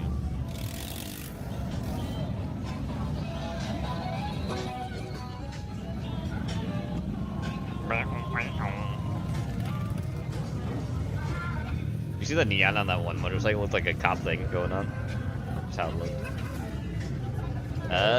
Nope, didn't see any titties there. Dark Side Phil? Was that Dark Side Phil? Oh, damn, lady, you and your husband look like potatoes.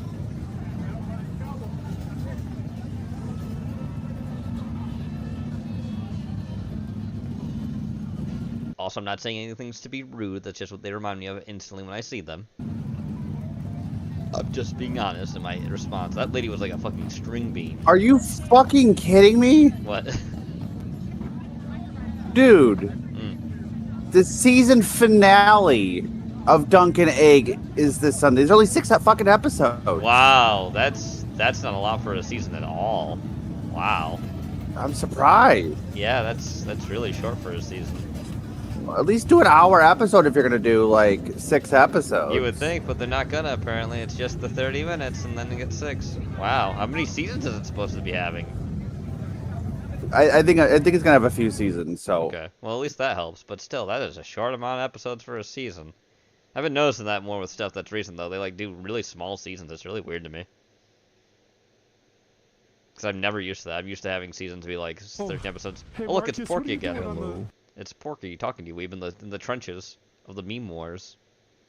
Look at there he is. Shores of Hello, Normandy. Weeper. Hey man, this place is really fucked Hello. up. Dude. There's like a whole ass war going on over here. The fish people are fighting to defend these lands here. I don't think we should be here, Marcus. I'm looking for my anal lump medication. My anal lump medication? Anal Wow, lump Porky. medication? Brother, we're in the Wow, middle of a Pork. war zone. There's a Nazi zombie right there. Where?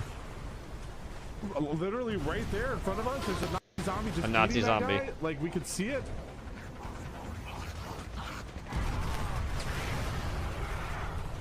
I think it's Marcus streamed did on that Twitch, to and you can't say that word on Twitch. I don't think you can technically say it on YouTube either, but I don't we think say it, that's I don't give gonna a work. shit. Nazi. I'm not getting monetized. Nazi. He apologized. My turn. My turn. No, Marcus, don't You gonna eat ball that twist the guy. zombie? Oh no, Oh, he's gonna. God. How is that guy still alive? My bad. My bad. Okay. Porky Well, seeing how should we get a out of here? fucking zombie How should we eat get somebody out of goes here, like, Marcus? oh, this is a normalcy here. I guess I'll The bite in. Atlantic Ocean. The Atlantic I'll Ocean. follow your lead, Marcus.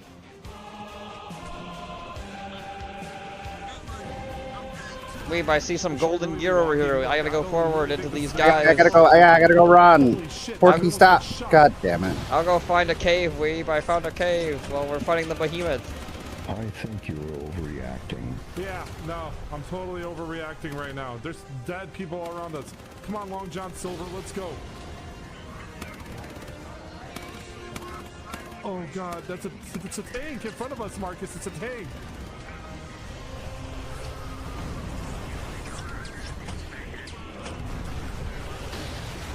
Holy shit. Yeah. Have you had a nice weekend? Is this really Weeb, have the you right had a time to nice talk about weekend? this? Hey, It was a Weeb, let nice me tell you about weekend, my though. stamp Yeah, collection. Yeah, right. Thanks, Porky. No, it's really cool, dude. Tried a new country fried chicken place. It's pretty good. Oh, he's getting real close to you, Weeb. Have you tried the Costco rotisserie chicken? Of course, Porky would talk about Costco and rotisserie chicken. Talk about this. It makes you sick, Marcus. I don't think you should be eating He would that ride stuff the anymore. Snort cycle. That's true. That's what DSP would ride. I personally like. What are you doing? I personally What's like that the HEB barbecue style rotisserie chicken. I think that's the shore, Marcus. I think we made it to the Robert. shore. Yeah. The fish. The fish. The fish. The fish, It's time to free the fish, yeah? Okay. I'm gonna have one final emotional speech. Don't fuck the fish. Wow. Fish fucker. Wow. Okay. First of all, there's. First of all, that didn't happen, Porky. It's true, you didn't, but he's gonna say you did, Weeb. He's an asshole for that. Oh look, it's Blasto. You ever heard of this game? You ever heard of Blasto, Weeb? I've never heard of Blasto. So imagine, you know who Phil Hartman is, right? Yes. Imagine now him as in a video game, because this was made before his death, technically. They started production of this before his death, and that's him voicing the character. Yes, before his wife killed him and his whole family. Because he was a crazy person. Thanks, Andy Dick. Not Andy Dick. Is it Andy Dick? I think it may be Andy Dick. I think it was Andy Dick's fault.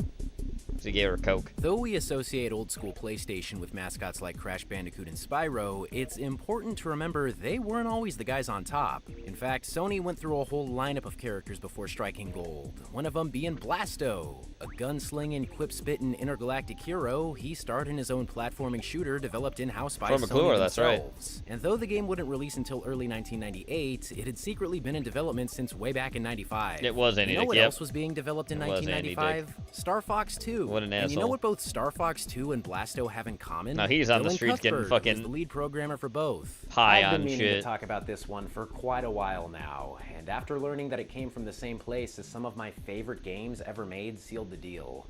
So hey, let's take a look at Blasto. Blasto. In true PS1 fashion, the game opens with an FMV cutscene where an alien tyrant boss rallies his army. Turns out these guys want revenge for being sent to the dreaded 5th dimension, planning to attack the planet Uranus with their overall goal being the conquering of Earth. I will enslave their women, eat their children. Yeah. Yeah, Andy is homeless now. Yeah, he is. I'd comment on what we all just heard, but I feel like it speaks for itself. We're then introduced to Captain Blasto, voiced by late comedian Phil Hartman of Saturday Night Live fame. Admiral Big Shot here tells him to get to work saving the babes trapped on Uranus, and the talk concludes with this A1 piece of comedic genius. Good luck, and remember, Uranus is on the line. So what else is new? Ha!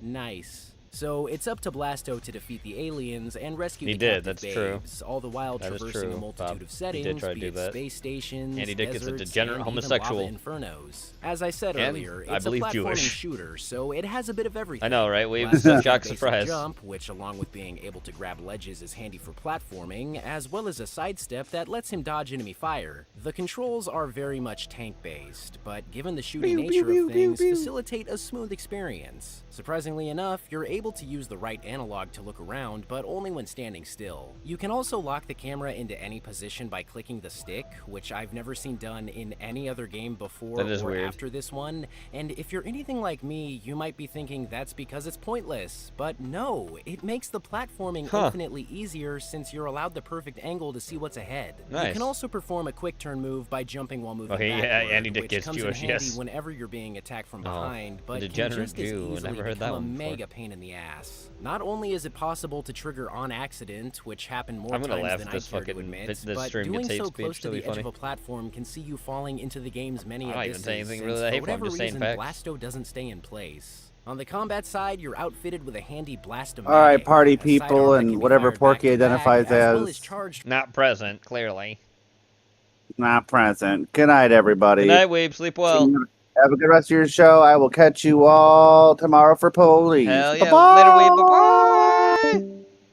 Alrighty, let's for continue. added oomph. It does a pretty good job taking care of threats, and while it can be a bit pea-shooterish at the start, you're able to pick up tetrawatts to increase its overall Tetrawatts. strength. There are some pretty cool details as well, with each power level having a different color for the laser beams, and a particularly brutal edition He's a that degenerate sees drug enemies user, sex losing fiend, their creeper, and heads much more. whenever That's hit by a true, fully too. charged That's true as shot. well, Nathan. Also, if he's close enough, Blasto starts swinging on him. Alright, whatever All right. works, I guess. The pistol can also be modified by numerous pickups scattered throughout levels. Rapid firing, a flamethrower, heat-seeking missiles, nukes, ice beams, alien generators, and even a very elusive one-shot kill variant. They all fit different Wow, Bob. scenarios. The flamethrower melts everything it comes into contact with, the alien generator is essential for solving puzzles, and the heat seekers provide an easy way to take out threats without having to be too precise. Even then, the aiming, whether free or targeted, is pretty generous since you only ever have to be close enough, with Blasto doing most of the work. Overall, it isn't too bad. Save for how annoying the quick turn can be, I found myself really enjoying the gameplay. Compare this to Argonaut's very own Croc, which also made use of tank controls, and Blasto fares a hell of a lot better. Nice. Speaking of Croc, Blasto puts his aquatic ass to shame by being an infinitely better swimmer. Look at Though him. the game doesn't concern itself with too many underwater levels, the few that are present work well enough. Pretty much anything done on land can be done there, including strafing and quick turns. I think he also got into some kind of And since it confrontation came with out in the Polisher. I wouldn't 90s, doubt there it. are even a few levels where you can fly around with a jetpack. I would not doubt that Regardless, at all. the overall goal is consistent. You're to run around maze-like areas whilst shooting things and solving puzzles, primarily those based around hitting buttons to unlock doors to access otherwise inaccessible locations. The gameplay is very much a fusion of what was, at the time, all-new 3D platforming with that of boomer At the shooters time. like Wolf 3D or Doom. That's what's the There are style, by the terminals way. that allow you to download fragments of the level's map. Picking stuff up causes enemies to spawn in, most of the time in waves. It's very clear what Sony was attempting to replicate. Blasto Yes. himself is an almost PG version of Duke Nukem, Yes. rescuing babes, fighting aliens, and throwing out zany quips, but he's nowhere near as much of a chatterbox. Phil Hartman reportedly spent a total of 6 hours recording all the dialogue in a single day, so there's quite a bit of material here, but the Gex effect is nowhere in sight. Even if No, it not the was, Gex I wouldn't effect. mind. I'm one of those crazy people who loves that Gex never shuts up. Me too. Stings like a gecko. Okay, shut up. In addition to the gun pickups, you can also get your hands on things like pills that grant health and invulnerability, as Even well though as Dana extra Gold's a lives and communist, even crazy doodads that Jew turn Blasto asshole. invisible. Though I've Yeah, gotta let's just- say, let's the just effect say it the has J on word, that's enemies fine. is quite I mean, humorous. that's what they are. It's less like Blasto disappears and more like the aliens become dumb, randomly aggroed to the point of firing where there's nothing to fire at. Rescuing babes also sees you rewarded Titties. with health and 1-ups, which is a serious godsend given how tough this game can be. There are 3 things certain in life: death, taxes, and getting your ass handed to you in Blasto. Fortunately, save points are abundant and extra lives aren't too hard to come by, but assuming you run them down, you'll have to fall back on continues. These two are limited, but can be increased by killing every enemy within a level, which is much easier said than done. Not unlike how there are a differing number of babes that need saving, so too does the enemy count fluctuate, often reaching the hundreds. Thankfully, this is not essential to getting 100% completion, because if I'm being honest, there were only a few of the total 12 in which I successfully killed every enemy, and even then, the continues were never an issue. Blasto was actually lambasted for its difficulty back in '98, with many outlets citing its brutality as its biggest issue. Wow, And gamed hard. Yeah, it's tough,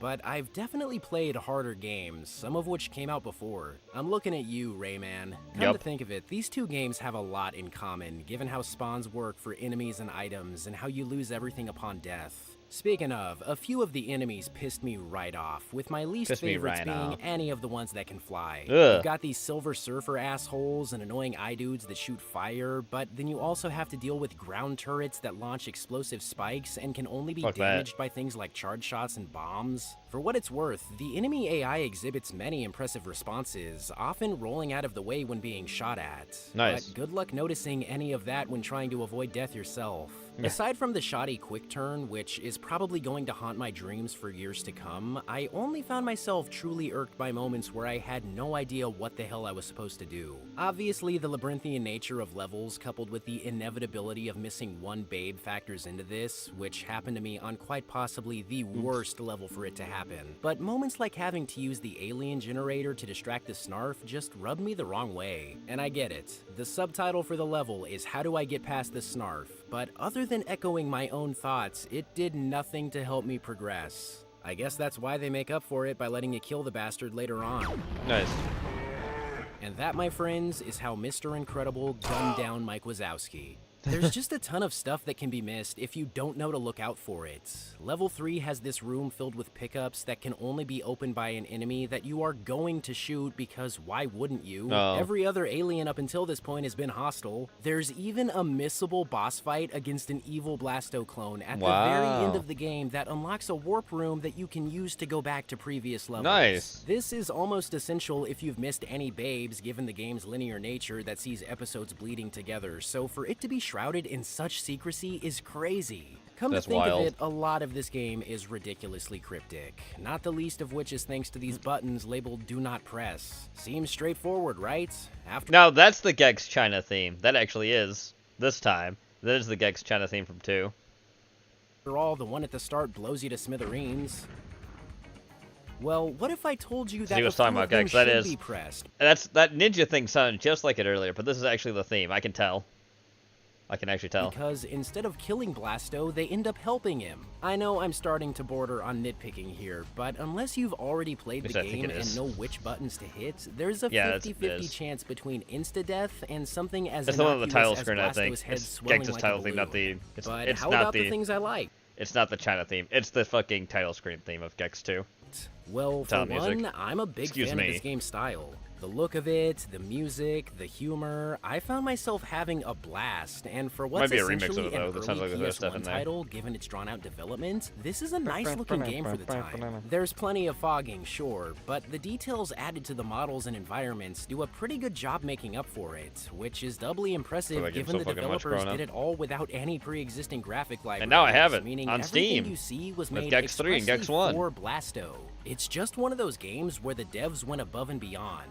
Like, in an effort to circumvent in-level loading, the team made it so that data was constantly being streamed from the disc. Of course, this little trick came at the cost of Redbook audio, and all of the music had to be done in MIDI, but it makes the entire thing much less of a hassle. And really, where else can you ride around on a giant alien chicken named KFC? No, that's if you funny. can look past what many have written off as a janky, frustrating struggle, there's a quality title to be found here, oozing with trademark PS1 charm that we all know and love. Oozing. But is it worth 100%ing?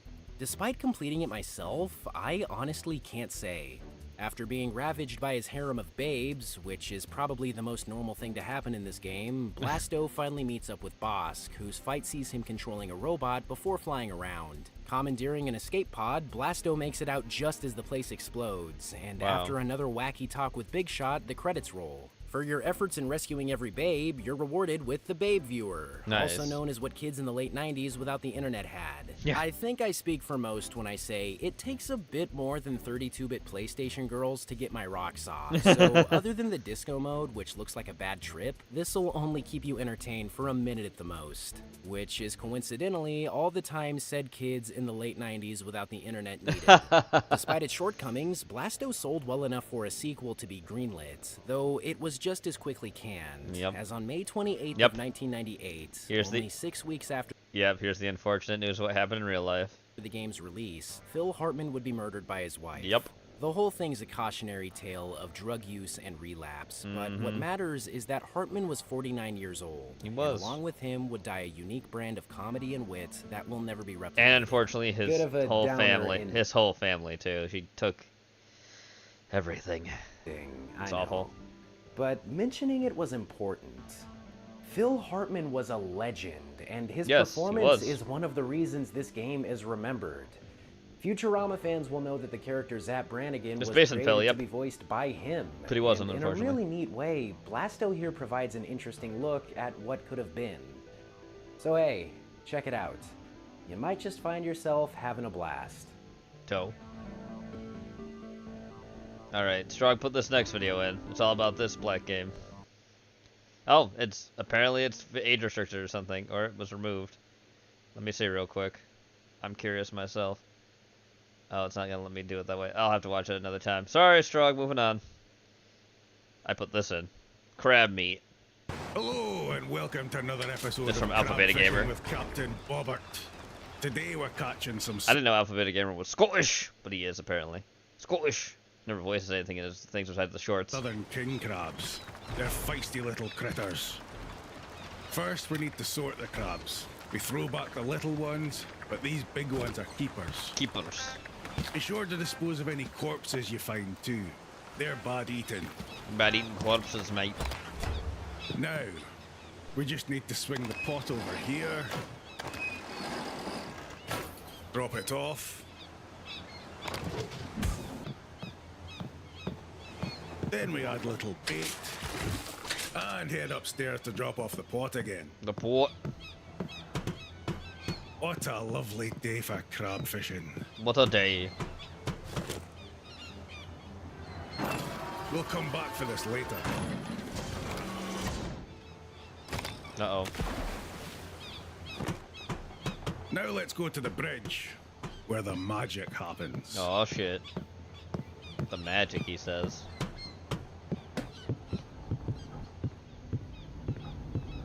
Driving a boat is just like driving a car, but the road's a lot wider, and you get this nifty afterburner button.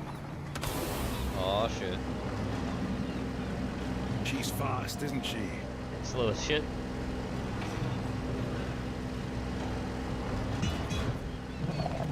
Oh.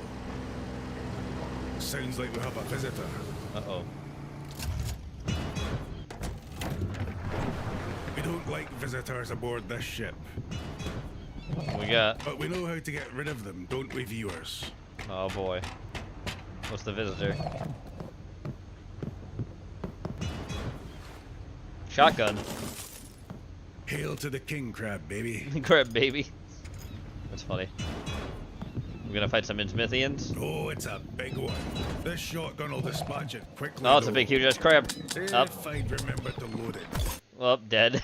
Funny. Alright, Shrog put this You're in. already dead. Trajectory You should of the know look that by maxer. now.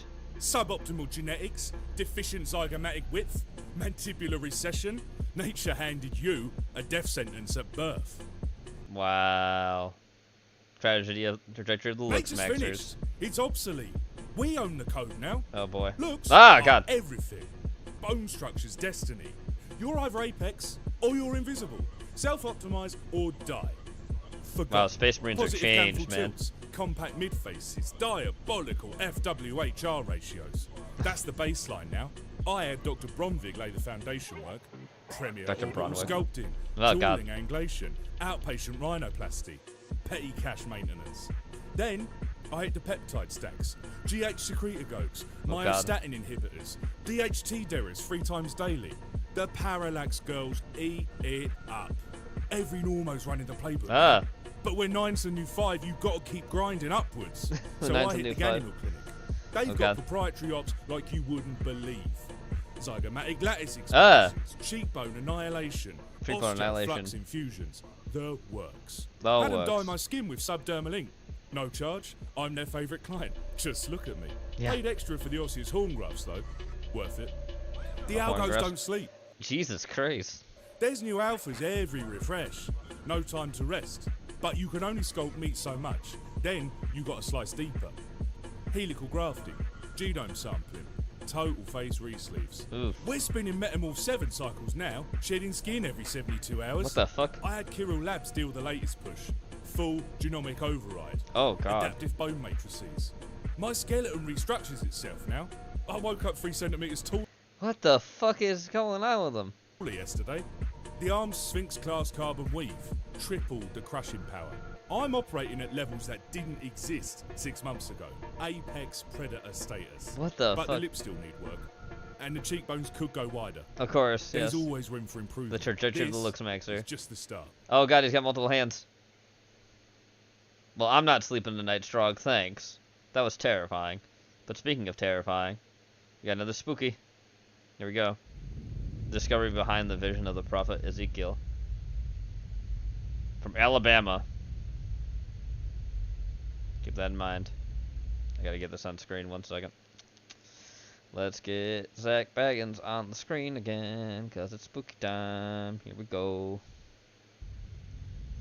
I'm scared.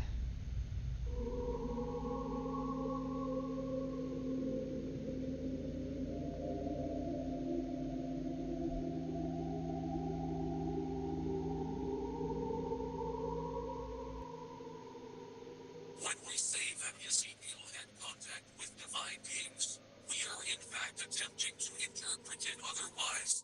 To think the opposite would be nothing less than a grievous affront to the truth that God himself has revealed to us, perhaps inadvertently. Each and every one of the prophets' visions was absolutely real. Oh boy. Yes, The whispering is scary.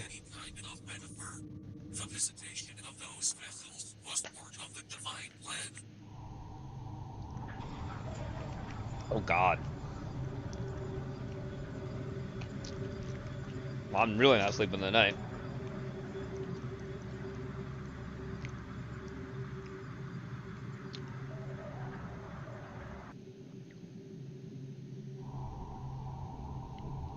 These 3 objectives common, Gears? but there is one for which their existence is ultimately intended to transport. Yes. It is there that humans usually travel. Mm-hmm. This does not, okay. Oh boy. Ascension Protocol? Oh boy. No affected humans must resist. None of them. No one may pray. One must attempt interruption of the event. Acceptance of being observed is mandatory. Okay.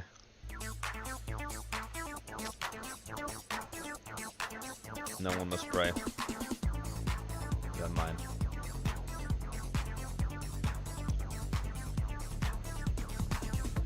You got a beat to it.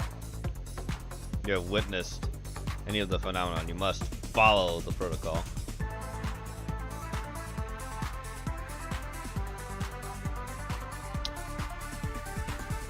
Okay, if you've seen any of these things, you gotta follow the protocol. Right.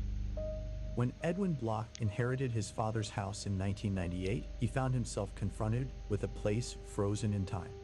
The property, located in a rural area of Alabama, still contained untouched furniture, filing cabinets, and rooms that no one had entered in decades. Oh boy. As Edwin began sorting through the basement and the attic, he discovered dozens of cardboard boxes stacked with no apparent order.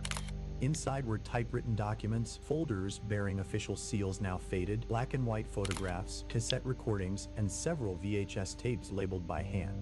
As he went through the contents, inevitable questions arose about his father's life, a man of whom he had only the faintest memories and whom he had not seen for more than 30 years until the day of his death. The prevailing feeling was that he was piecing together the biography of a stranger. Until then, Edwin had always assumed that his father had led a simple life, devoted to an ordinary administrative job involving financial paperwork and repetitive office tasks. But it wasn't. That image, however, began to collapse almost immediately.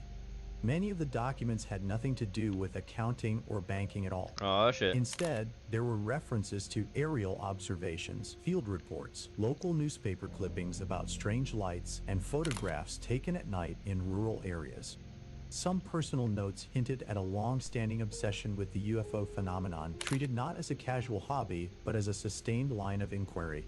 Edwin began to realize that his father had tracked patterns, dates, and specific locations, returning to the same points across the state year after year. A closer review of the tapes and files revealed unexpected connections. Edwin's father had not worked alone. Several letters and memoranda referred to exchanges with a small Italo-Canadian intelligence group. Oh no, active Canadians. During the 1980s. Gross. These contacts appeared to focus on a particular type of entity, described in terms that directly echoed the biblical passages of the prophet Ezekiel. Okay. These were not simple religious interpretations, but attempts to link ancient accounts with contemporary observations. Oh boy.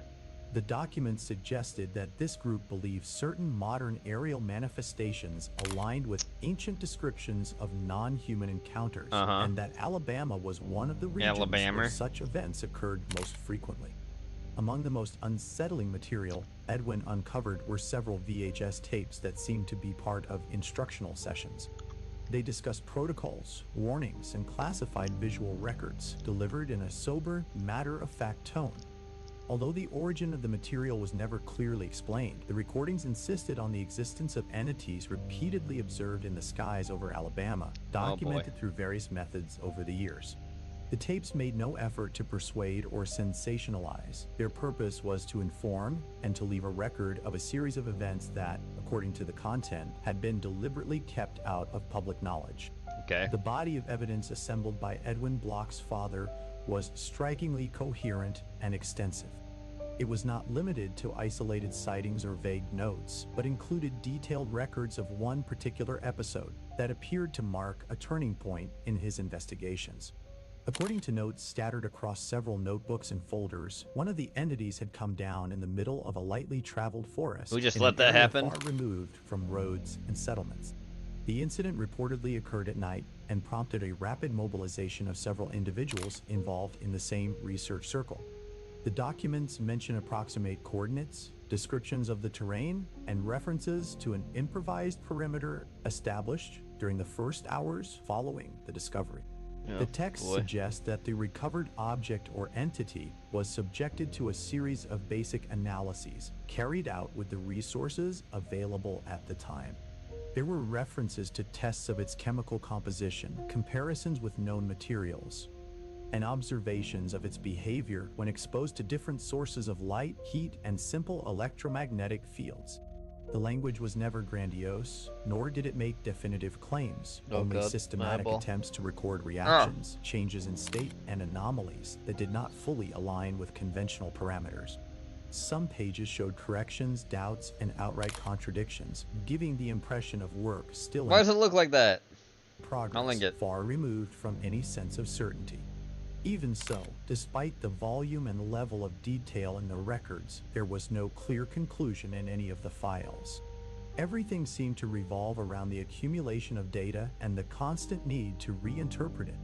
The material conveyed the sense of grappling with a phenomenon difficult to categorize, one Clearly. that, without the physical support of photographs, samples, and recordings, could easily have been dismissed as fringe theory or unfounded speculation. Well, yeah. Okay. There we go with that. Now it's time for some idiocy. Are you ready for some idiocy, chat? Someone's brain glitched. I mean, shock surprise to no one. Someone's brain glitched. Here we go. Donkey face.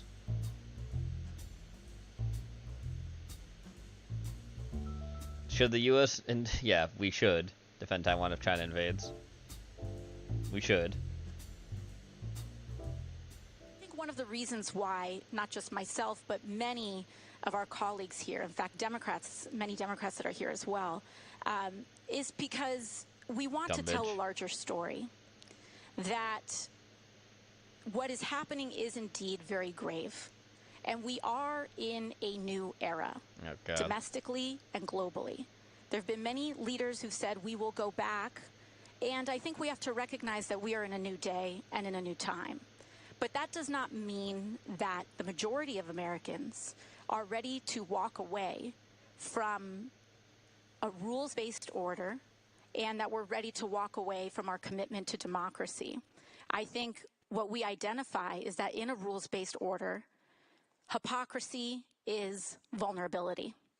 And so I think what we are seeking is a return to a rules-based order that eliminates the hypocrisies around when too often in the West we look the other way. Just say yes or no, dummy. For inconvenient populations. What? To act out these paradoxes. What? What the hell are you talking Yeah, about? for real. What are you talking about? What the fuck? To all of you, and Congressman, I'll start with you. Would and should the U.S. actually commit U.S. troops to defend Taiwan? Yes. If China were to move? Yes.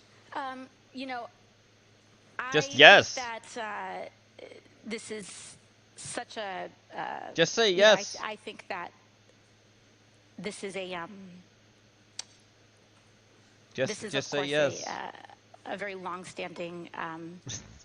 Why is it hard to say? Just say yes. Of the United States, and I think what we are hoping. Why is it hard to that say we want yes? to make sure that we never get to that point. Just say yes. It's not hard. They're one of our biggest allies of tech. Just say yes. And we want to make sure that we are moving in all of our economic research. Oh yeah, let's because China's paid so much for Hollywood. Let's not defend fucking Taiwan if they try to stupid. You're retarded. And our global positions to avoid Fuck China. Any such confrontation and for that question to even arise. You're stupid. Come on. Think. Yeah, brain aneurysm. Alright, this is what I meant with the throwback. Look, it's King Cobra food hack. Mountain Dew ramen noodles. Here we go. Yum yum. For your tum-tum. YouTube, it's your boy King Cobra. I bought these ramen noodles before. Like the exact brand he's using, not them doing this to him. I cook the noodles first. I put the seasoning from these ramen noodles, everything, the sauces and the seasoning. Uh-huh. After I cook the noodles and drain the broth a bit. Uh-huh. seasoned with Payne Rust County seasoning. Great. For the meat. hot sauces, I used Tapatio. And I know Weeb is missing out, Bob. He had to go to bed though. Work's more important. I understand. then I used 4 of each. Taco Bell's Diablo Hot and Fire, so 3 of their hottest packets. Hot, Fire, and Diablo. Diablo tastes like ass because I think it uses fucking extract. And extract does not taste good. With some Doritos, nacho Speaking of hot sauces, I'm gonna have some coming in the mail soon, so that'll be good. some liquid smoke, and some soy sauce. Some soy sauce. And they turned out quite delicious. Quite delicious, you see, tubes. Doritos crunched up in there.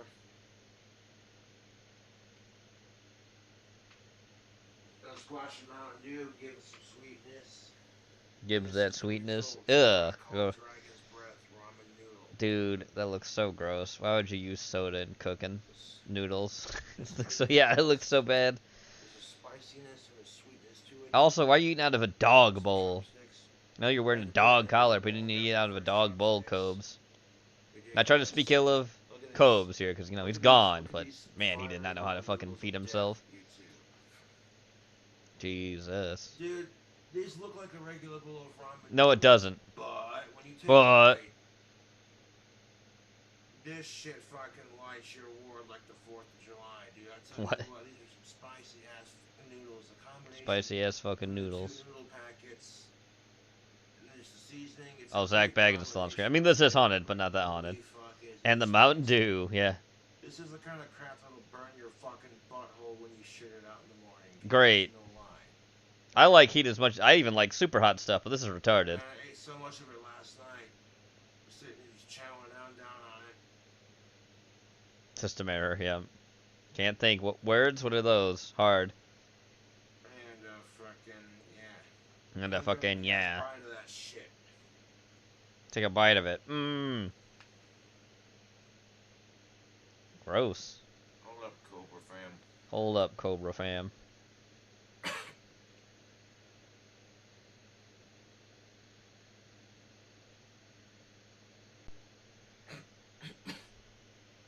Yeah. Doing well, boy.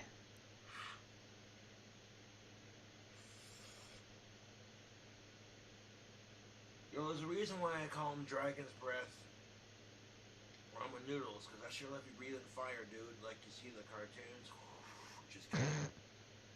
Those ramen noodles were sent to me in a care package. I do have some hot noodles. Maybe I'll make that sometime at some point in the future when I gotta make shit for myself.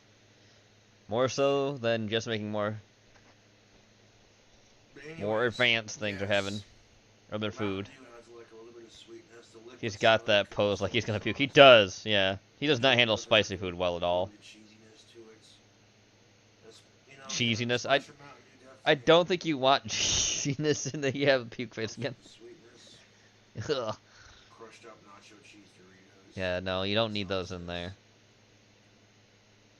That is just sick, dude. Check that out. Yeah, it's sick, alright. Sick Dude, in the these head. noodles are wicked fucking spicy, you two. Holy shit. Yeah. But tasty nonetheless. But tasty nonetheless. Alright, there he goes. Also, time to hear someone to try to one-up Trump and sound like an idiot. It's Hillary, of course it is. Let's see what the fucking ghoul here has to say. Hillary Clinton claims her husband, Bill Clinton, and Barack Obama had deported more people than Trump. Oh, that doesn't really go well with your narrative now, does it? No immigration. Maybe you shouldn't be saying that part out loud. There is a legitimate reason to have a debate about things like migration. It went too far. Migration. It's been disruptive and destabilizing, and it needs to be fixed in a humane way with secure You won't do that. borders that don't torture and kill people. What the fuck are you doing? Yep. So this really, yes, migration has been a It's not migration, it's illegal aliens, you dumb cunt. huge flashpoint. More people were deported under my husband and Barack Obama without killing American citizens and without putting children into detention camps No, you put a than lot were of in them the in there, first too. Trump term or this first year of Trump's second term. That shit is hard. Hey, bro, come on now, dog. Come on, man. Come on, man. Alright, time to hear Doug review a movie called Star Kid. I'm speeding this shit episode up. brought to you by Factor, America's #1 ready-to-eat 1.5 meal speed.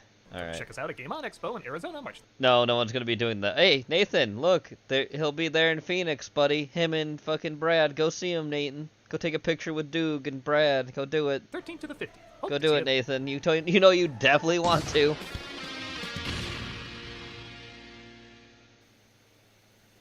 Hello, I'm the Nostalgia Guy. Remember? Damn it, yeah. You know, sometimes you get recommended a movie to rip apart, and you don't want to because you like the idea so much you don't want to see it ruined.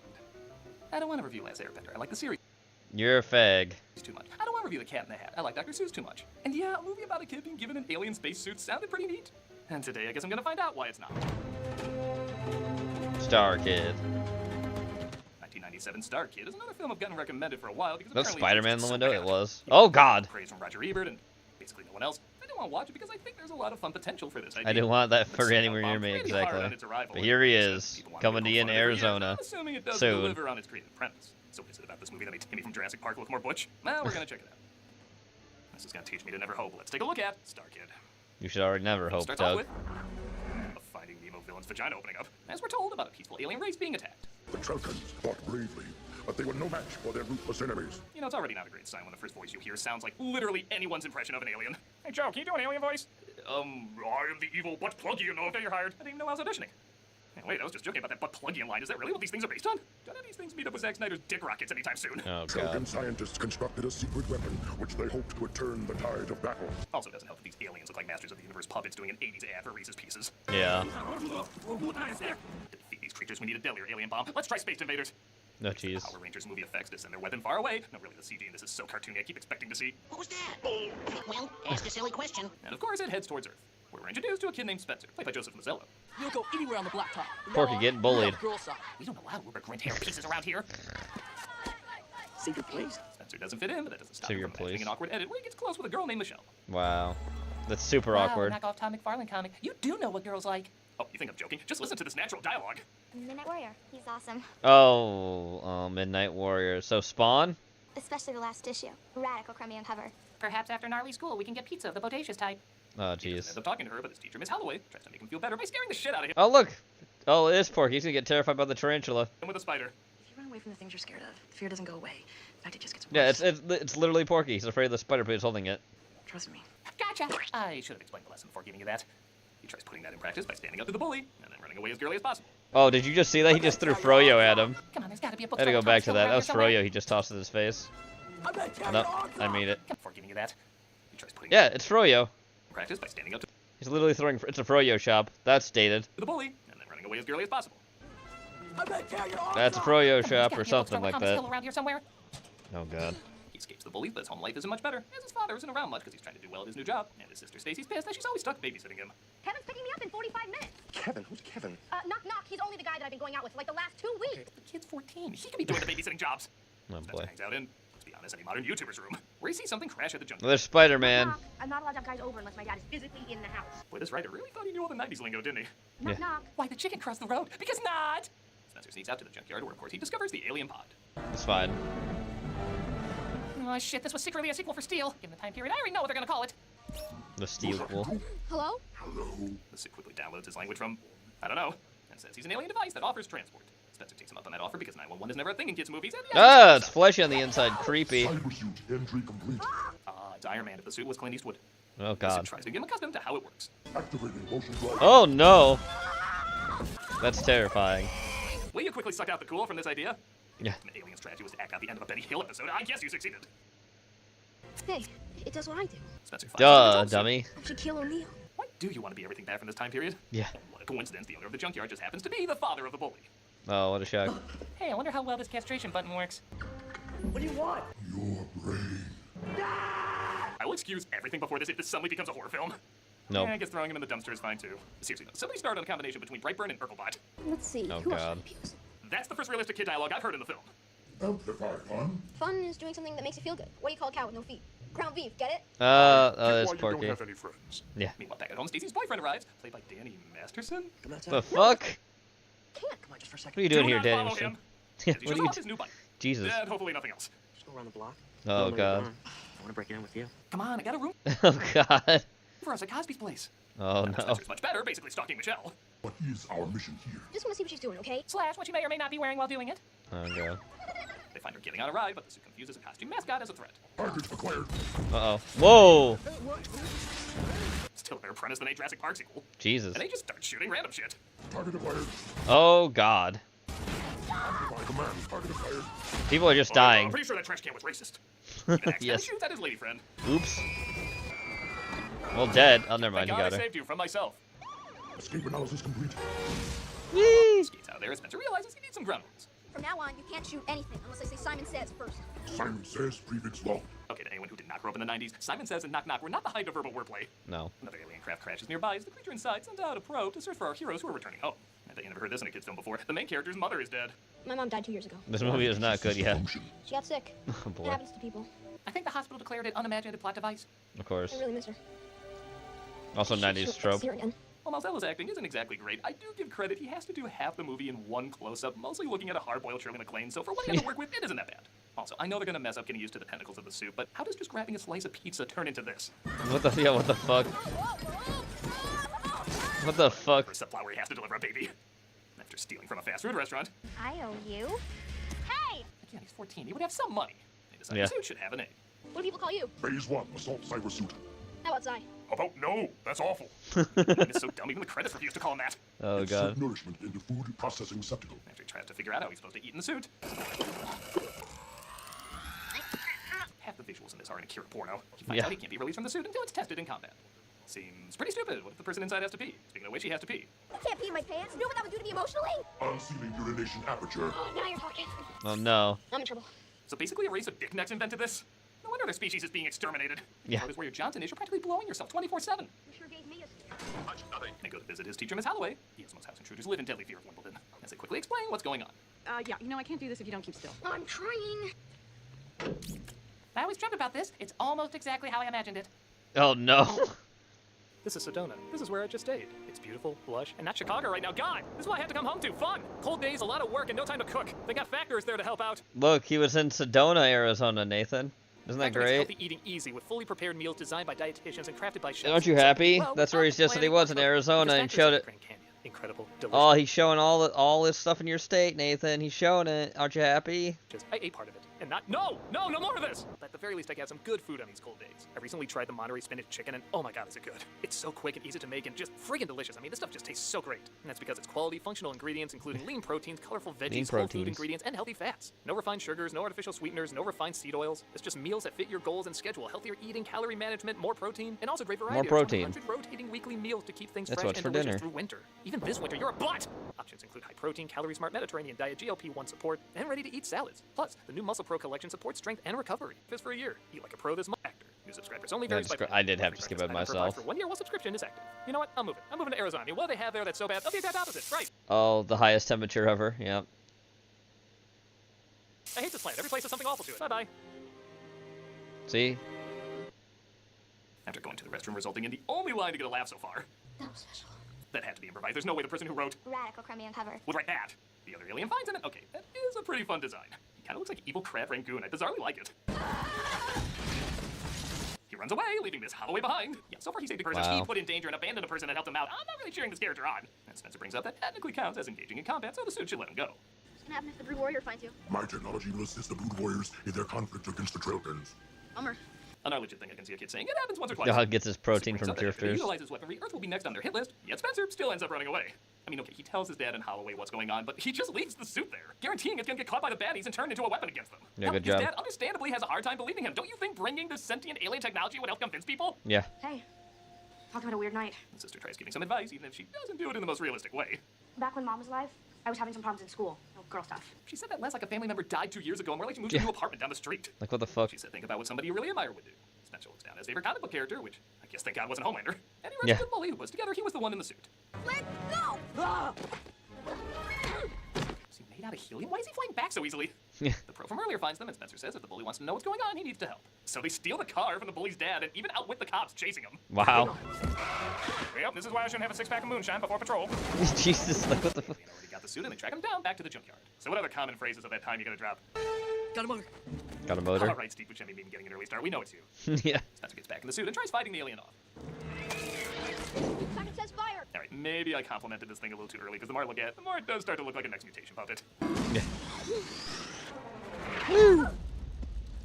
Is he watching them upside down? What's up with that shot? That was a weird They have shot. a pretty slow fight. That's not particularly exciting, but the suit is beaten up enough that it's unable to continue. I am ceasing to function. No, I'll get someone to fix you. There has to be someone who knows how to repair a skinless garbage pail kid animatronic.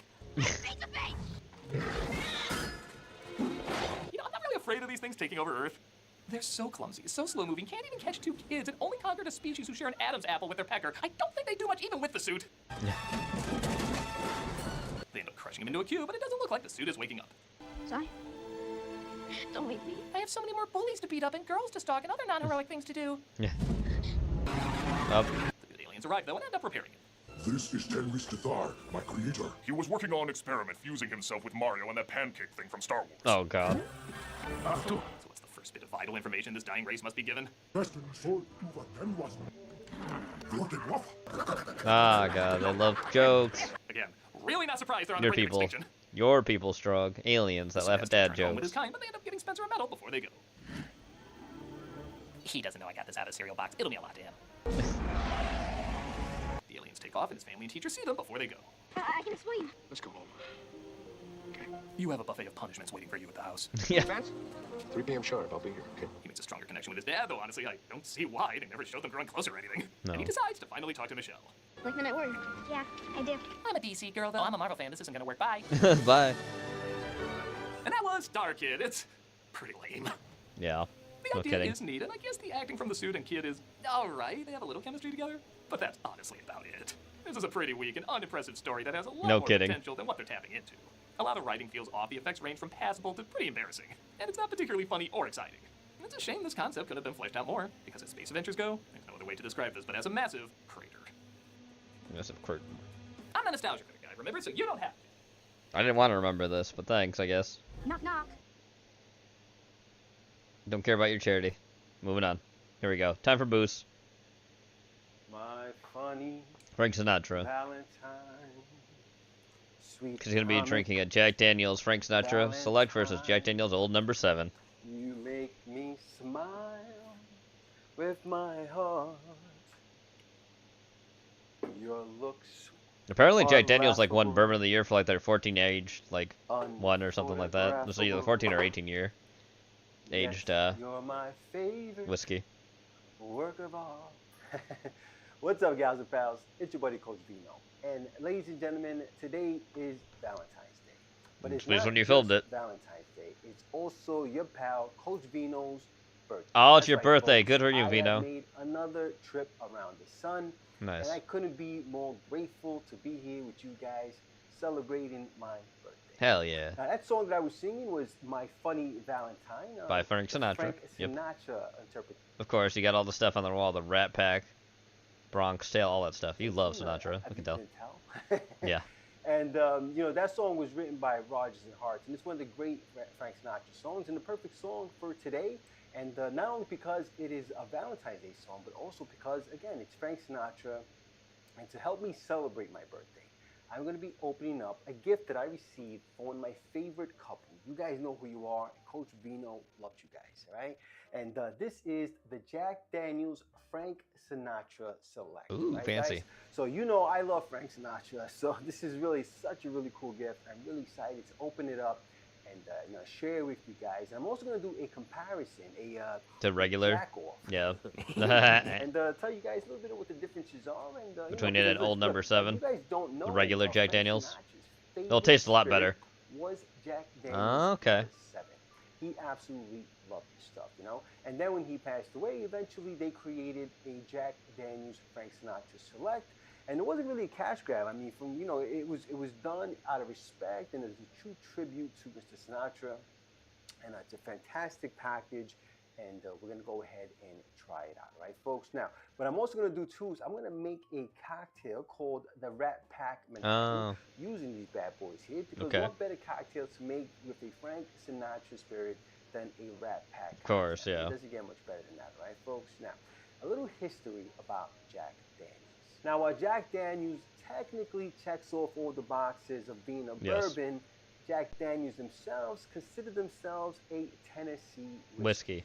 And the way they distinguish themselves from being just a traditional bourbon is by adding an additional process called the Lincoln County process. And what they do here is before the Jack Daniels is aged, they run the juice through 10 feet of charcoal. And that charcoal is there to just mellow out the spirit a little more. If you've ever had Jack, it's a really easy thing to sip. As a matter of fact, it's said that Frank Sinatra would drink a bottle a night you know, when he'd be performing and stuff like that. So, you know, it's got to be pretty smooth to drink a whole bottle in one night, you know? Yeah. Anyway, so that's what really distinguishes Jack Daniels from a traditional bourbon, and so they've gone ahead and called themselves a Tennessee whiskey. Yes, they now, do. another thing that's different Tennessee about Sour the Mash. Frank Sinatra Select is that even though the mash bill and stuff is the same as the traditional Jack, the Sinatra Select, the barrels are actually grooved. And so what that does is that actually imparts a little bit more of the wood flavor that you get inside those oak barrels. So you're gonna get a lot deeper, richer notes in the Sinatra Select. Plus you have the higher ABV, so it's just gonna be a bigger and bolder spirit than the traditional Jack number 7 here, right, folks? So I'm gonna go ahead and give both of these bad boys a sippy sip. But before I do that, I'm gonna need you guys to go ahead and hit that thumbs up. Hit that subscribe button and that notification bell so you can help Vino feed the hungry algorithm. And make sure you stick around because we're about to boogie down. Alrighty. All right, so let's go ahead and unbox our Frank Sinatra Select. Do it up. See, it's a very, very beautiful box, like one of those coffin-style boxes. It is. And we're just going to open this up here. Take a look at it. Beautiful large bottle, similar in style to the number 7 bigger here, though, except it's a bit taller. Yeah, it's a bit bigger. As Look you at that. See, this is going to probably be a 1 liter here versus a 750. Very similar, just a little classier. You have a beautiful box in here. And then you get this really cool book here. Oh, there's a book? Let's take this back. Ooh. Let's put this up on the camera there. You get this really nice book. And the book has a bunch of photos and history of Frank Sinatra and Jack Daniels. And, you know, the whole history of the two of them together. All right, folks? All right, so we got everything unwrapped. Let's go ahead and give these bad boys a sippy sip, all right? We're starting with the traditional number 7 here. You know, that smell you get from Jack, I mean, it's unmistakable. Very nice, very sweet on the nose. You know, Jack gets a bad rap. I mean, it's one of those spirits that people have early on, often in their drinking years, and they have bad experiences and stuff like that. But it's a perfectly nice little bottle. You know, there are better Tennessee whiskeys though, and there are better bourbons though than Jack too. Though I gotta say again, I'm surprised that I'm sure their aged ones are really good though too. Oh yeah, it's nice. Similar to this one, but definitely a lot more mellow. Not super sweet. A little more bourbon-like even, you know. Now these both have an 80% corn mash. They're very high corn. That's what gets close to a bourbon too. It's a high corn mash. Pour this bad boy in there. Jack is mid. All right, so let's go ahead and basic Jack. I'm saying I'm surprised the bourbon got really high, but then the aging process maybe made it better. I don't know. A lot of people said there's a lot of good things with a Jack actual aged barrel select thing. I'm not sure if you're gonna be able to pick that up on the camera. Because they did win bourbon of the year last year. Eye detection thing on, but maybe you will. You see the Jack's a little. The number 7 traditional is a little more lighter. Let's see if I can put them next. But again, it's not normal Jack, subtle. So I'm sure it tastes better. It's not dramatic, but it's definitely a difference. Let's go ahead and try the one that you know the regular Jack.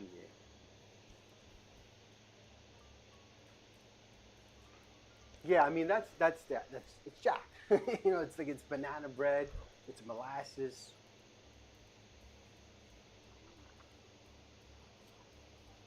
Yeah, exactly. The select varieties are a special case. Yeah. Oaky.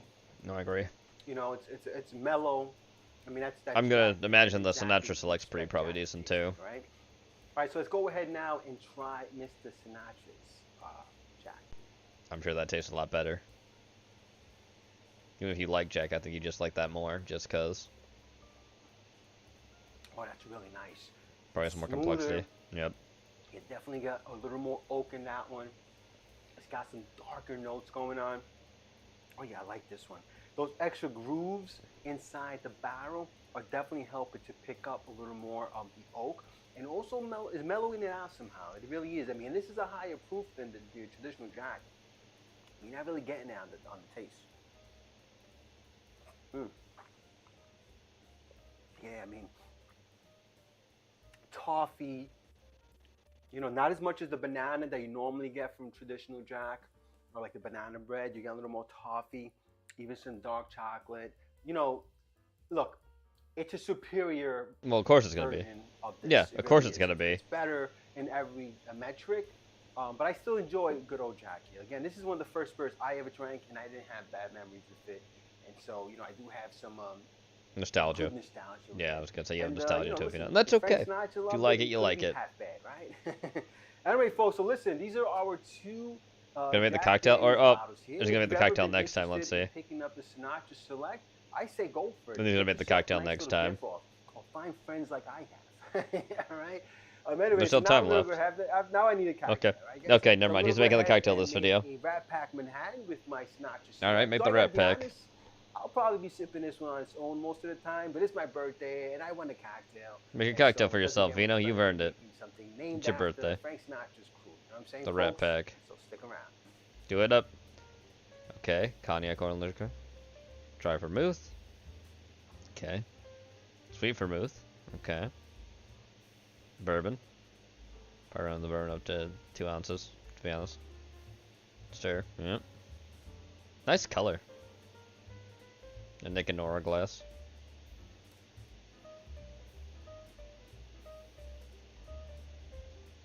Ooh, with a okay, nice. Looks good. All right, folks. Well, here it is, our Rat Pack Manhattan by Wayne Collins. Now, in the original recipe, he does call for Grand Marnier, and I am fresh out of Grand Marnier. Dry Curacao works. works. You guys want to send me a bottle? And so I used some Pierre Ferrand dried Curacao instead. And I've done this in the past with this cocktail, and it still makes for a delicious sipper, if not just a tad more drier. Okay. And well, then yeah, he because calls for Marnier bourbon. is sipper. Like I said, Sorry, know, it's Jack Daniels is about drier. as close to bourbon as bourbon gets without calling it bourbon. And this is a Jack Daniels episode, right? So let's go ahead and give this bad boy a sippy sip. Cheers. Oh yeah. Oh, that's delicious, guys. That Jack Daniels is just so freaking smooth, guys. Oh my God, it's beautiful. And depending on the kind of vermouth that you're using, obviously it's going to leave different notes and nuances in the spirit. And my sweet vermouth that I have here is a local one from Hudson Valley. And I got to tell you guys, it is so freaking delicious. And it really plays well in this cocktail. So, delish. Anyway, guys, so look, it's my birthday. It's Valentine's Day. I don't know which one you're going to celebrate. Maybe you're celebrating both. But all I want to do is say thank you for being here today. I haven't been You're welcome, Vino. Hope you had a happy birthday and Valentine's. Little content break, and I'm glad to be back. And I have Good. some more fun stuff. Hell yeah. For you, Put out some good shit. Few months. And remember, folks, when life gives you lemons, make yourself a cocktail. Cheers. Hell yeah. Now let's go to some pain with Sky. He's making a loaded Michelada. Got my goblets. Got my little rim right here. All right, homeboy. You come behind with the tahini. You gotta get tahini on it. You see that tahini? This is the most tame one of his stuff he had. Okay. Clamato. Why people like this? I'm not exactly sure, but this is a super popular drink. Fresh squeezed lime juice. All right. Fight scurvy. Okay. Okay. Cholula. Okay. I had a girlfriend named Cholula. Okay. A little bit of Worcestershire. Now we grab a Mexican beer. Okay. Yep. Modelo. Yeah. I want to put a shot glass in there. We need tequila in it, homeboy. Oh, okay. Boy. You know, I ain't put no hard booze in here. Suppose someone want to make it a little stronger. I need to take care of that person. I got you, buddy. Just a straw. Okay? Oh, we can God. get you in there, okay? Oh, one of those You need straws a little bit too. of garnish, That's chamoy a on little it. cucumber. And Definitely there you Mexican, have it, but definitely homeboy. excessively. The Michelada from downtown Mexico City, okay? Yeah, okay, I don't know about that, but anyway. The Monte Carlo. Welcome to Booze on the Rocks. Hi, Dave. My name is David Edwards, and it's great to have you here today. We're going to make the Monte Carlo. Now, this is an old cocktail that's been around for we don't know how long because nobody knows when it was created. It is an old However, cocktail. you first find it in print in 1948 in David Embry's The Fine Art of Mixing Drinks. Now, this is considered a variation of the classic old-fashioned Yes, because the it's got old-fashioned. 3 ingredients just like that, and it starts with a little bit of rye whiskey. Now, I'm using Rittenhouse Bottled and Bond. That's a It's good rye. 100 proof or 50% Yes, ABV 100 whiskey. proof. It's a good You rye. also need a little bit of Dom Benedictine, or I actually Benedictine didn't for notice short. that I think I told about it before, maybe didn't, that technically the Redemption Rye I had Weeb buy for me for my birthday, technically uses the same stuff that Pappy Van Winkle uses as a mash bill, but not as aged as much, obviously, so it's pretty decent. I like that too as a rye. This is a 40% herbal liqueur with 27 Like secret almost the ingredients. exact same mash bill, but and just of not course as you need a little bit aged, of obviously. bitter. Now the lemon here is, of course, for the garnish, but you also need to express some oil over the drink. Which I didn't know. Now, this is a standard I stirring recommended him to cocktail, buy so me, grab it just sounded like a yourself good rye. stirring vessel of some type. Yeah, it is a and good you're rye. going to start with your rye whiskey for a full pour of 2 ounces or 60 milliliters. Like I gotta wash my eye out. Fuck. Oh, it's bugging so much. Your second ingredient, as I said, is the Benedictine. Now, this is where you're going to get, like I said, a lot of your sweetness from. Yes. And this cocktail is kind of Technically a boozy fortified and wine, sweet, technically. so you may need to adjust accordingly. You're going to use a total of a half an ounce or 15 mils. Your third ingredient is going to be your Angostura bitters. Now, let me know down below, to change this cocktail up, would you change your whiskey type? Would you change your bitters? I really want to know what you would do with this. Now, you do need a total of 2 dashes. I could see you putting in like a dash of that and a dash of orange bitters, Once you've and done then that, using maybe we're a going different to add rye. a bunch of ice to this. You're not going to fill the glass up all the way. You probably keep Benedictine Just in. gonna I add don't think you can a really few replace cubes. that You with could anything else. crush some cubes if you Or I want. could change it to be something else. Still be a And Monte what Carlo with that, though. What we're going to do here is we are going to stir this Technically, for about but it'd be a Monte Carlo with 30 more to bitters. 60 revolutions. Different types of bitters with orange in there. And if you're wondering why I'm using the end of the spoon, it just makes it really, really easy I'd call it, because I I don't know. sometimes struggle. And with the Maybe day I'd I've call had it something today, else, but I don't think I would. it would be a big struggle. So what we are going to do now is grab ourselves your favorite rocks glass. This is a 12 ounce, 360 ml glass. Okay. And we're going Pour to it add in. in A one cube of ice. large Cube of ice. cube of ice. Yep. And you're going to use your Fine strainer. julep strainer. Oh, julep. And we'll Oh, just yeah. strain everything on top. That's right. You were stirring it. My bad. Ah. Nice. Good color. Absolutely gorgeous. It is. Grab your lemon, and what The we are lemon going peel. to Yep, do now express the oils. is we are just going to peel a piece of lemon. We're just going to express it over everything, and then just rub it around the edge, throw it inside, just like this. And here we have a Monte Carlo. This is easily a 9 out of 10. You've got the yellow garnish, but you have this beautiful amber look, and of course the big clear ice cube. That is really good. If you like it old-fashioned, this is better. And I think some people are going to really argue with that point with me, and please definitely do. It's slightly sweet, slightly herbal. You get a good kick from the rye, and you know what? It is perfectly suited for the ingredients. If you like cocktails like this, take a look after the recipe card right over here. Alrighty. There you go. That's a Monte Carlo. Now for the pain. I would base my bitters on which whiskey I used. It makes sense. It makes sense to Nathan. Alright, here we go. Drunken Love, Sky. Get drunk in love. No, Let's boy. get started. So we can start off with some strawberry vodka. Of course you because will. nothing says love like strawberries. Uh-huh. Sec.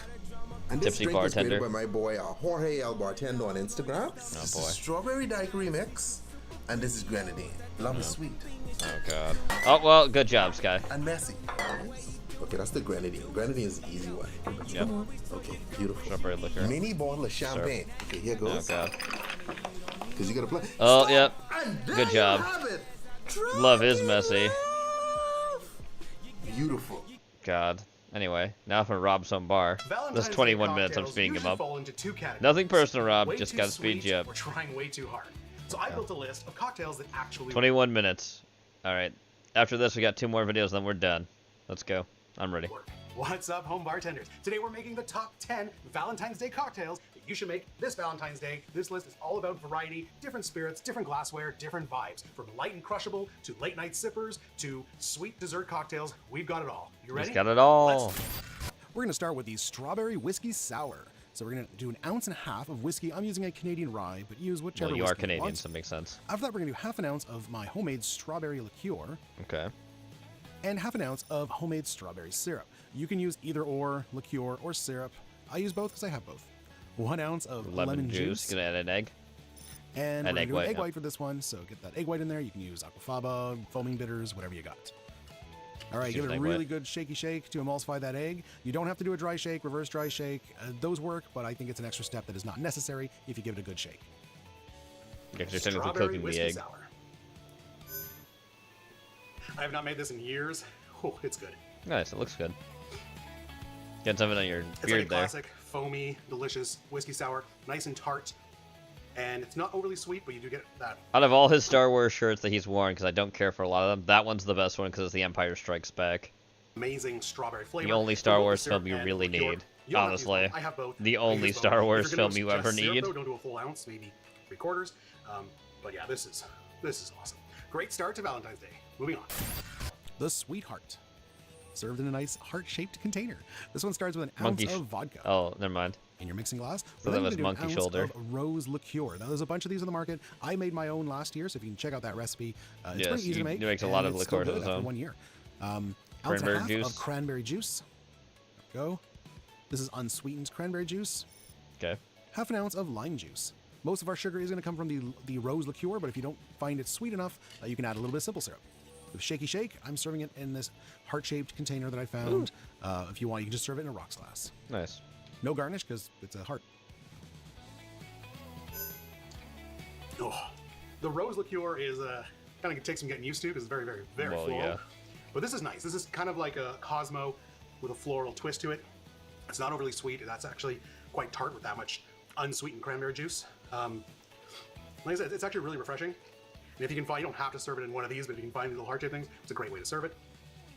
Yeah, I made this one last year, and it's a great one. It's probably one of my favorite use of the rose liqueur.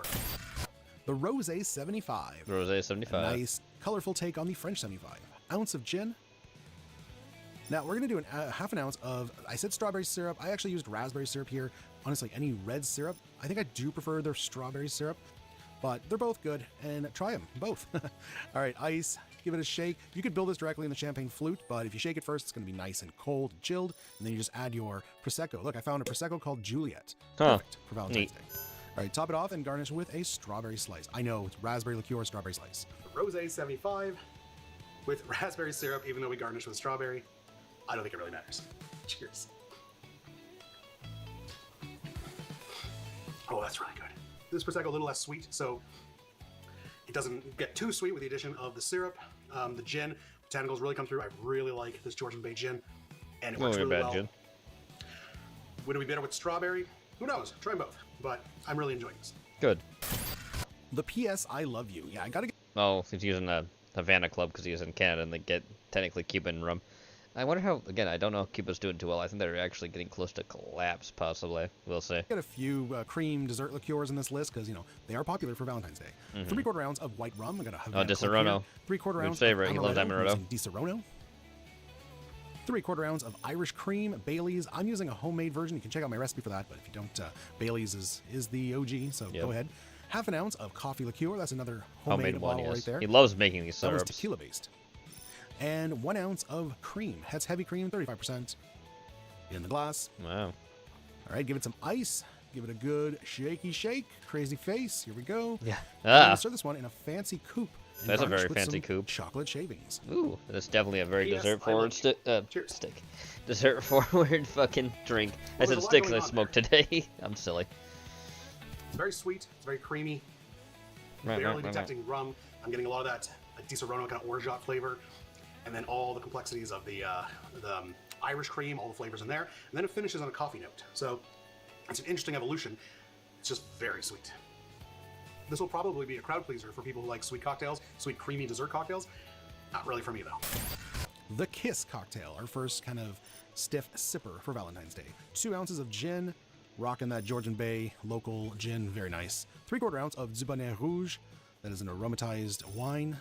And 3/4 ounce of sweet vermouth. So we have 2 fortified wines in this drink right here. Finally, 1/4 ounce of maraschino. Maraschino liqueur. All right, this is all booze, so we're stirring this one. Stir. Some ice, stir, and we're gonna serve it in. Dominion Rogue is a raspberry liqueur, I believe. The Kiss cocktail with some gin, 2 cans of fortified wine, and Luxardo or maraschino. Cheers. I thought it'd be too sweet, but the Zbuneh is pretty sweet. Sweet vermouth, sweet. But no, this balances well. Yeah, I mean, there's 2 ounces it's right there. of the gin. So you definitely get those botanicals up front. And then kind of sweet complexities of the 2 fortified wines. It is a fortified wine, apparently. Okay. And it kind of finishes on... Never mind, I was wrong. I think of a different kind of one. a blend of the gin, the botanicals, and But red is red, maraschino, yeah. kind of brightness of It's a maraschino. fortified wine. Nice. This is a really nice sipper. I like this. I stopped paying attention to Cuba before COVID. Hey, if you or your Yeah, I don't Valentine think they're like doing well. Sipping real cocktails, don't do I that don't think last they're one doing with well cream. at all. Do this one. Cheers. The Dunderstruck. Thunderstruck. All right, an ounce of Ooh, overproof Jamaican rum. Of He's using course, Smith we're and going Cross. Smith and Cross. Yes, you love it so much. We're then going to do 3/4 ounce of Campari. Campari. Okay. That bottle is almost done. It A little bit is. left. Look at that. Half an ounce of strawberry syrup. Don't forget, guys, I've got recipes for all these syrups, so go Yes, check you that do. out. Half Lime an ounce juice. of lime juice. And 1 Pineapple ounce juice. of pineapple juice. Nice. What I almost forgot, we've got 2 dashes of absinthe. Ooh, okay. Alrighty, give it some ice. That's going to be Come on. strong in there. Flippy move, shaky shake, serving this one in a rocks glass with some fresh ice, garnished with a strawberry slice. Cool. Looks nice. The Dunderstruck. I'm sure the absinthe is This really drink strong, nearly though. killed me a few years ago on a live stream. Oh, boy. Cheers. That's fun. This is basically Yeah, so you almost choke on it? strawberry jungle bird with a hint of absinthe. Jungle bird doesn't have any absinthe. No, it does not. You do get that licorice in the back. So, and using Smith and Cross is definitely the way to go. Oh, Originally, because the recipe says overproof rum, some recipes will specifically say overproof Jamaican. rum, which is why Smith and Cross. But when I originally made it, I think I used like a 151, straight up 151, and while it still makes a good drink, it's a lot more potent, which you don't always want, and it doesn't have as much taste as Smith & Cross. So Smith & Cross is definitely the way to go. It's still a very strong drink. So you get that funk, that rum flavor. Campari gives it that bitter edge. Campari and pineapple juice, so good. That's why the Jungle Bird is such a good drink. Then you get that little edge of strawberry flavor, which also gives that wonderful color along with the Campari. And then little licorice on the back end. This is a very complex, very nice drink.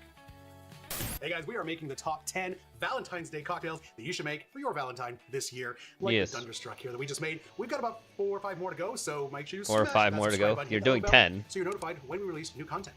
Cheers. What number are you on? Well, we Porn had to star include the martini. Porn star martini for Valentine's Day, right? Yeah. All right. Vanilla Ounce and a vodka. half of vanilla vodka. Probably around to 2 or around down to We've 1. got 3/4 ounce of passion fruit liqueur. That's homemade, so check out the recipe. Okay. Half an ounce of vanilla syrup. I did a small batch just for this shoot. Okay. I've got a recipe for that. Half an course ounce you of do. lime juice. Lime juice and passion fruit juice. Yep. And ounce and a half of passion fruit puree or juice. Definitely passion I'm fruit using a forward for passion this. fruit nectar, so it's kind of a thick, sweetened juice. Yep. Give it some ice. Give it a good shaky shake. Serving in a coupe. There we go, crazy face. We're gonna Yes, I serve hear- it I see in a that. coupe, Not here, I see garnished it. with half a passion fruit, and this one is served with a chaser of sparkling wine. Okay. Interesting. The Porn Star Martini. Cheers. You do the chaser after? So, I've said this before for this cocktail. I get it. The combination does work. For some reason, passion fruit and vanilla work really well together. Those flavors definitely work. It's just way too sweet. Sweet, yeah. For my taste personally, this is just way too sweet. And I don't fully get the point of the sparkling wine chaser. That is weird. I guess especially if you have a dry sparkling wine, which this is, maybe that's the idea. So you have the very sweet drink, you contrast it with the dry sparkling wine. Maybe. Maybe. I don't know, got like a palate cleanser kind of deal. That's weird. It's been done with rum before. Definitely has more flavor. I would try it with a spiced rum. But then again, spiced rums are sweeter, so then I don't It'd know. be sweet You know, again. spiced rum that has a high vanilla flavor, and then just leave out the vanilla syrup. I think that would create something quite good. But like I said, love the flavor of this one. It's just a tad too sweet for me. Yeah. The Rose Negroni. The Rose Negroni. Okay, we got Oh, hi, 3/4 Slash. ounce of gin using Hi, the bad same Kit Georgia Kat. Bay Let's as not before. hit that. Oh, Let's not hit Campari, it. 3/4 You're gonna hit ounce. the- I don't think I'm gonna make it. Nope, Eh. not enough. Okay, well, don't let that go to waste, and bring out the substitute. no, This don't local sit, don't sit, don't red sit, don't sit. aperitif You're by gonna hit the- Reed's Distillery in Toronto. You're gonna hit the Very USB. Campari similar. I'm sorry. All right. We I got know, 3/4 I know ounce you of didn't our like that. homemade I'm rose sorry. liqueur. Not gonna like this. Next. And a 3/4 ounce of I know, sweet vermouth. I get to move you. I'm So sorry. basically a Negroni, but we're No, you're adding getting another comfy part there, but in I the can't rose have you hitting liqueur. the damn Okay, USB spice, stick. stir, stir, You're stir. fine. Who's a good Garnish kid? with an orange peel. Let's express Yes, those you're a oils good first. girl. Yes, There you it are. is. Good The girl. Rose Negroni, another one I made last year. Cheers. Rose Negroni. Oh yeah. Pit Kat. This one, the Rose, works really well. I just can't have you I'd say hitting the even more damn than the other one, USB the, stick, the Sash. I'm Sweet sorry. Rose. This one, I don't know, it just incorporates with the Campari or the blood orange aperitif with the sweet vermouth with the gin. It works really well. So yeah, it tastes like a classic Negroni, but with this nice sweet floral undertone. A little sweeter than a classic Negroni because there's less of the Campari and the rose liqueur is sweet. Yeah, if you like bitter cocktails, you want to try something Sash, a little don't different walk on for the Valentine's computer, Day, please. Hun. We've got the chocolate-covered strawberry martini, another have you nice going this way, creamy stop. dessert drink for those who like that. Ounce and a half of our vanilla vodka, and Sash, that is I the love you. end I of my vanilla just can't vodka. be I'm gonna hitting have to make sit. more. You're gonna. I make that homemade, by the way. 1 ounce of strawberry lay liqueur, down, also homemade. down. We've I'm got so gonna many lay there, homemade then. liqueurs, guys, on the channel. I'm so gonna lay check down out on the all damn those USB. I Half an don't ounce want you of doing white that. You're crema gonna cacao. Now that's something I have. get it knocked off of the computer. Love And it. 1 ounce of heavy Please. cream once again. Please.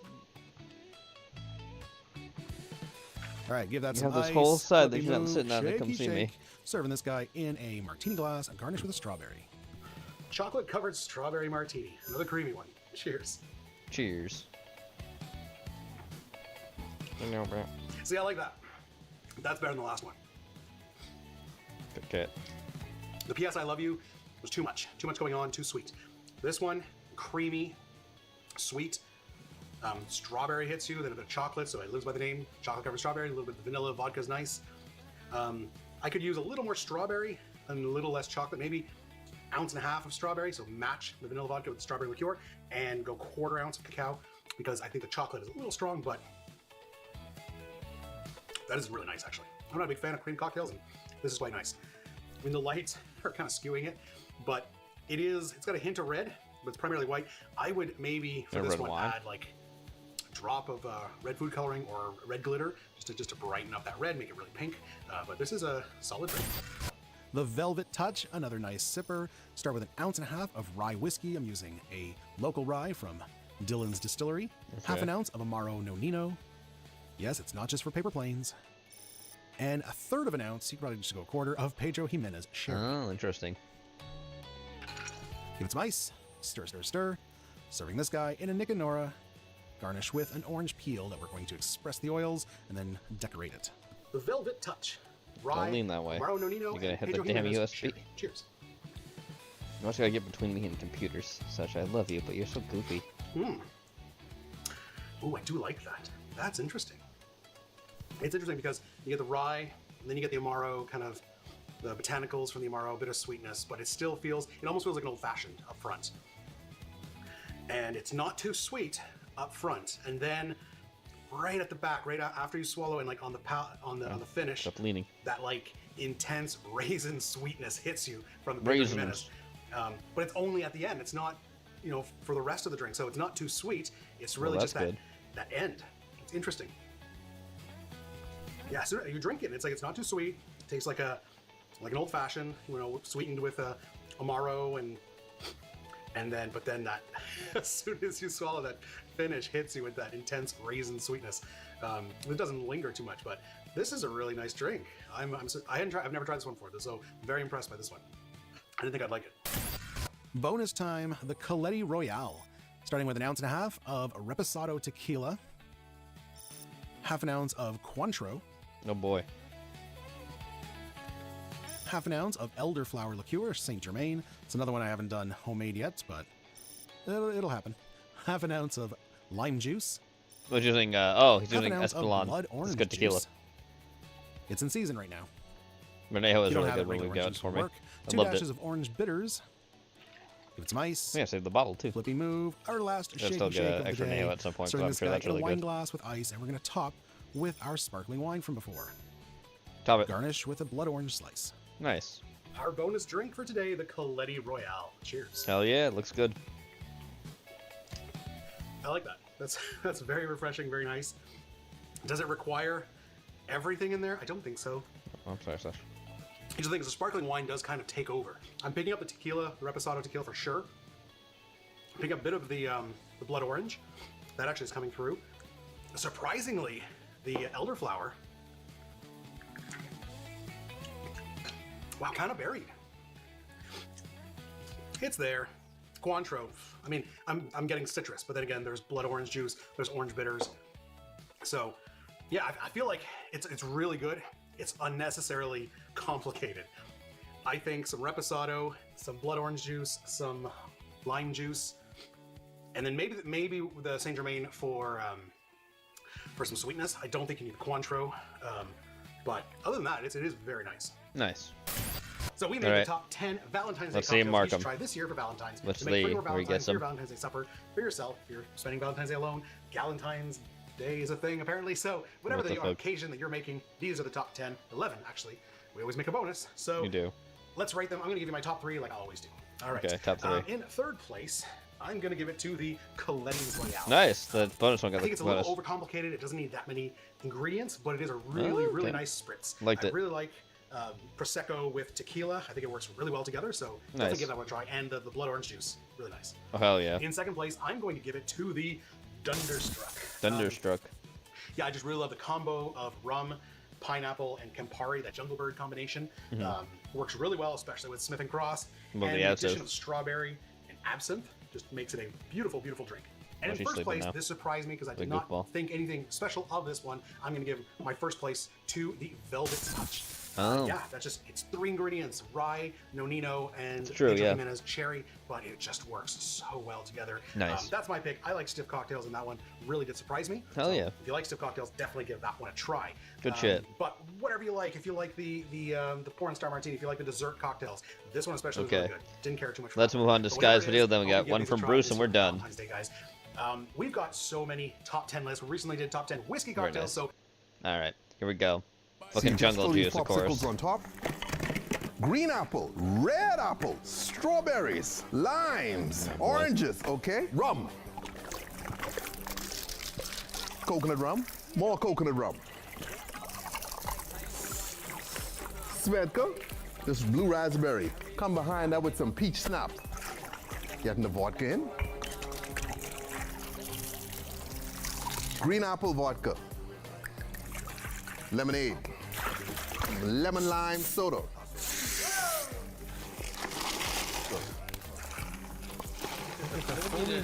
Pink lemonade.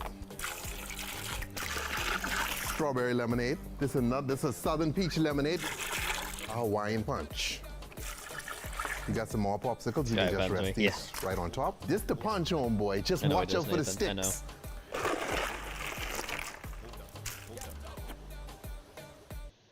Alrighty, last video for tonight, and then we're done. Welcome. Here we go. We're going to make a fabulous cocktail today, and we're going to use, as you can see, it's kind of going down, my chocolate mint syrup. Yes. Which we made. He's a making little a while s'mores back. cocktail. If you want to know how to make your own? Follow the link. It'll probably be in the description below. Anyway, you can see it's going down, and it really has matured over the course of For a couple of days. It's really come to its own. Completely different than when we first made it. And it's been sitting in my fridge for, half a week. And it's beautiful. Okay, we are going to make a fireside s'more. S'more? S'more. S'more. You always have s'more. That's pretty good. That's pretty good. A fireside s'more-tini. Is it a martini? No. No. Just roll the credits, schmoosh. Okay.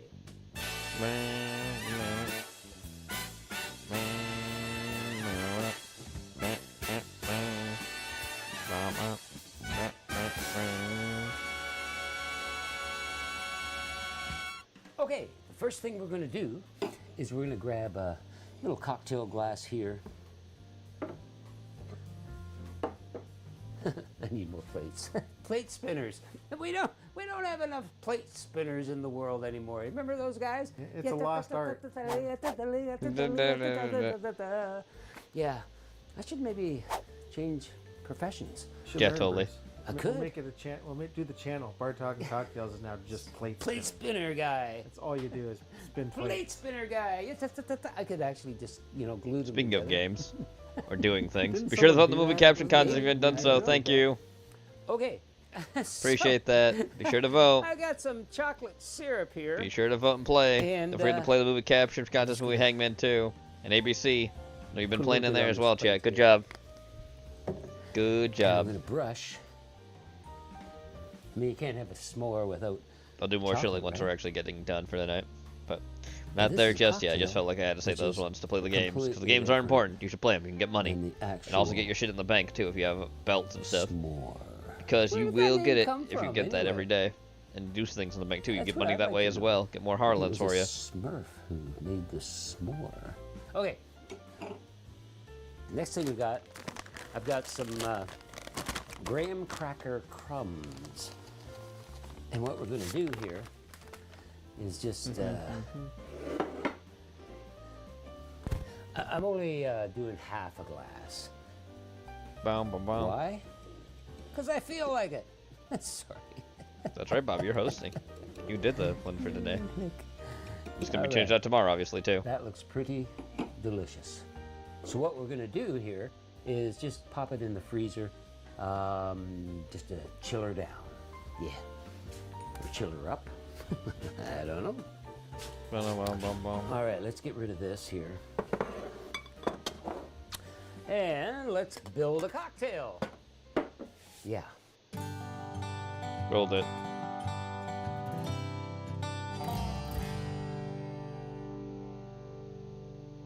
I'm going to start with some vodka. Vodka. You know, I'm not. I've got some iceberg here. Iceberg vodka. Reykjavik. I'm not the biggest No, it's not. fan of vodka overall. No, it's a very neutral But, spirit. It's going to be perfect in this drink because it's going to give us a backbone, a neutral backbone. Yep, very neutral. 1.5 ounces in our shaker. We're going to follow that up with some Kahlua. I mean, Kahlua? coffee liqueur. You can, Yes, you can of any use, kind. well, yeah, you could use Tia Maria. You could use this wonderful product, Cafe Fresco. Ooh, I nice. really That sounds like good. it. But it's not available for most people. And Tia Maria, it's darn good. But Kahlua, everybody can classic. grab Kahlua. Yeah. 1 ounce. Kahlua is the most common and the most easy to get. I have a Kinda fucking looks like we're Mexican one. Heading into I don't use it anymore Black because I don't make Russian cocktails as much as I territory. used to, but definitely a good one there. Yeah, that's okay. The Nola by Saint Germain, Saint Germain Spirit from Alright. California was really good too, Now, because that was based on actual like gonna Louisiana add coffee. Some Irish cream. Some cream liqueur. now it looks like we're going into White Russian territory. It does. 1 ounce. Yeah. In our shaker. We are going to follow that up with our wonderful mint, our chocolate mint. Maybe. Chocolate mint syrup, 1 full ounce. Your entry train. I thought it was funny that no one noticed that there was a werewolf in the picture. Good stuff, man. Yeah, Good exactly. No one did. No one noticed at all. We're going to hit that with. They did not notice. This is an optional thing, but I highly recommend it because I'm a bitter hog. 2 dashes of Ango. Yeah. Aromatic bitters and a dash of. Everyone just kept making the chocolate fact they were Aborigines, even though they're This one. technically white people dressed as Aborigines. That's from Howling Now, 3, when you're Marsupial. picking You know that film, marshmallows- Nathan. We enjoyed the shit out of Your that. occupation. That goofy ass I'm a fest. marshmallow picker. I've always found that if got we it. heat Damn. up your pick. Took a big chunk of picking hair that's technically not attached to Sasha and pull it off. Throw that in the trash. They're gonna slide on to that's your awful. pick. That's a huge, lot Sasha. Smoother. It's gonna look a lot less So of we're this just- huge chunk we're coming just off of you prepping now. our garnish here. So I took this thing off of Okay. that chunk. Goodness. And you want 3. So there's too close to your I skin. mean, you You're don't gonna have pull that off to on your own. fire It's just up gonna come your off eventually. torch to pick your marshmallows. Pick your marshmallows wisely. I think only Yumi and Jenny We're just watched it. gonna Yeah, I fill believe our so. Shaker here with some ice. I liked it though. We're That's a gonna fun shake movie. it. How are we shaking, Aaron? It was fun. It was goofy S'more. fun. I still like the S'more. idea of like S'more technically Amsterdam. were marsupials. Still an interesting idea. And obviously they put it in World of Darkness, but they put them as like an extinct species in World of Darkness. That makes no sense. You want to shake it for about 20 seconds or so. Shake it hard. Shake it fast. Get your shaker face on. S'morelicious. Yeah. S'morelicious. Shake it up, Bruce. Pretty darn good. Okay. Yeah, you shaked it pretty damn fast. I'm gonna go grab our glass. That's so much hair that just came off of you. That big chunk. Chilling down. It's not the whole chunk that's here right to your skin, but they'll have to, again, you'll have to pull that off on your own. Yeah, that's way too close to your skin, even though there's a hole there. But yeah. actually, those bonds will break off more. We're just gonna fine strain into this. You probably pulling them. That's a huge small hole right there, though.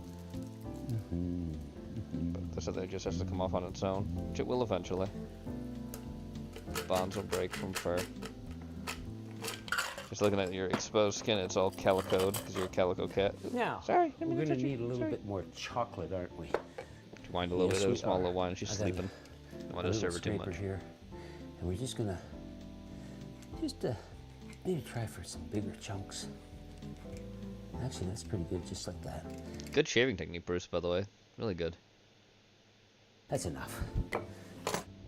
This little semi-sweet baker's chocolate actually is what I chose. Nice. And the final touch. Yeah, what you can't have s'mores without marshmallows. Oh, the marshmallow. I'm gonna torch it. So. Yep, torch the mini marshmallows. Torch this puppy. Yep. I'd get them golden brown. I would do. At least as close to golden brown as possible. Toasty. That's the perfect marshmallow. Oh, that one's. Yeah, now they're on fire, Bruce. Yeah, that's pretty good actually. What about this side? Got a little too charred for my liking. I like marshmallows with just golden brown. You gotta really work the marshmallow to do that, though. Just like that. Oh my goodness gracious. Oh my goodness gravy, gosh darn. Delicious. Perfect for the fireside. Okay, let's taste this thing. Oh, look at that. Look at those marshmallows. Ooh, I gotta have one. I'll have one in a bit. I mean, we gotta taste the drink first, right? Well, yeah. I get the chocolate notes right off the bat.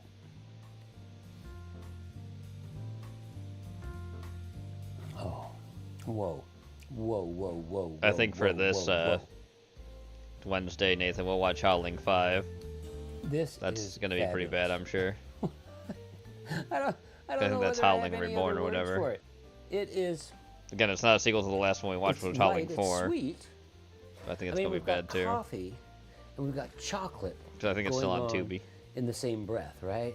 Coffee and chocolate. How could you go wrong?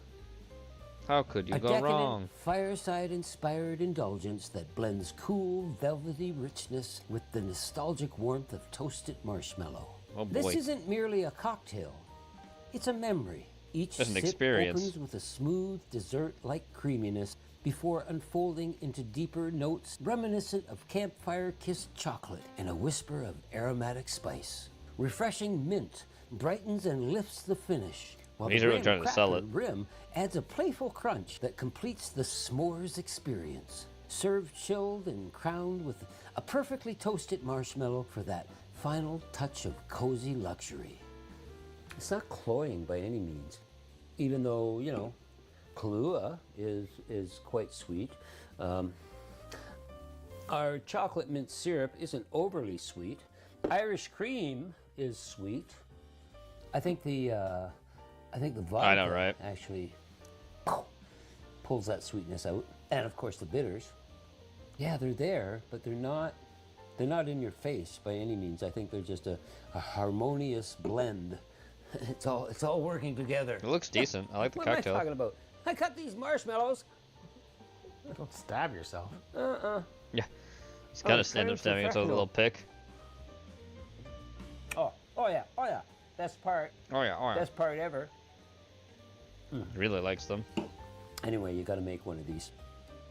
They're s'more delicious. Schmorific. Schmorific. Why are we saying schmore? It's s'more. Yeah, s'more. S'more enough. Alrighty. Quite a complicated cocktail, but good.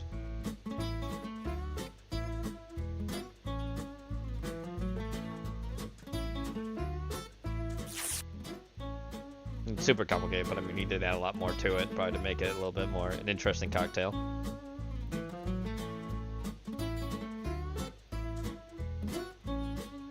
Doesn't that look delicious? Sorry. Aggressive. Yes. Why am I so angry? I don't know. I'm not angry at all. Yeah, you're laughing. Okay, I got one more marshmallow left because they are That one's not even charred. Yeah. and delicious. Yeah, it's a marshmallow.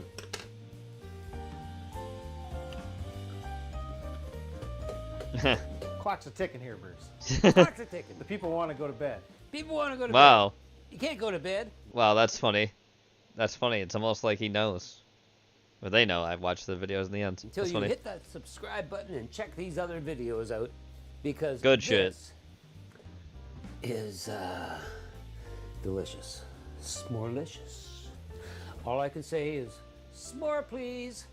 That's right, Bruce. All right, everybody. With that, we come to the end of Is it a Case of the martini? Monday. No. No, isn't a martini. No. With that, we come to the end of Case of the Mondays. Thank you so much for joining. Be sure to like the stream. Again, be sure to vote in the movie caption contest if you've not done so already. Tomorrow at 1, Genoa's probably going to be doing something. Probably playing a game, or maybe he'll do something else. Maybe do another show like he did on Thursday. Who knows? But on Tuesday at 9, join me, Porky, and Weeb for some Heretic Live at 9. See you guys then for that. Wednesday, of course, is Wednesday, my dudes. Probably going to do some afternoon gaming. Don't know exactly what that's going to be yet. Could be something. Could just be me. Could be the gang. Who knows? We'll see. Wednesday is Wednesday, though, my dudes. So that means in Erie hours at 9 p.m. Eastern Standard Time on Heretic Network as well. That's going to be a fun time with the spooky shit we got on in a Red Real Theater of Howling 5, like I said.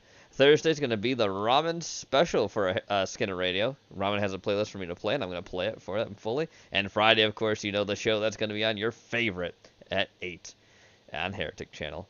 Thank you guys so much. Appreciate you guys, and I will see you guys later. Have a good one, everybody. Bye-bye, everybody. Bye. Oh, and you know we'll probably do something on Thursday afternoon as well. Bye-bye, everybody. Bye-bye.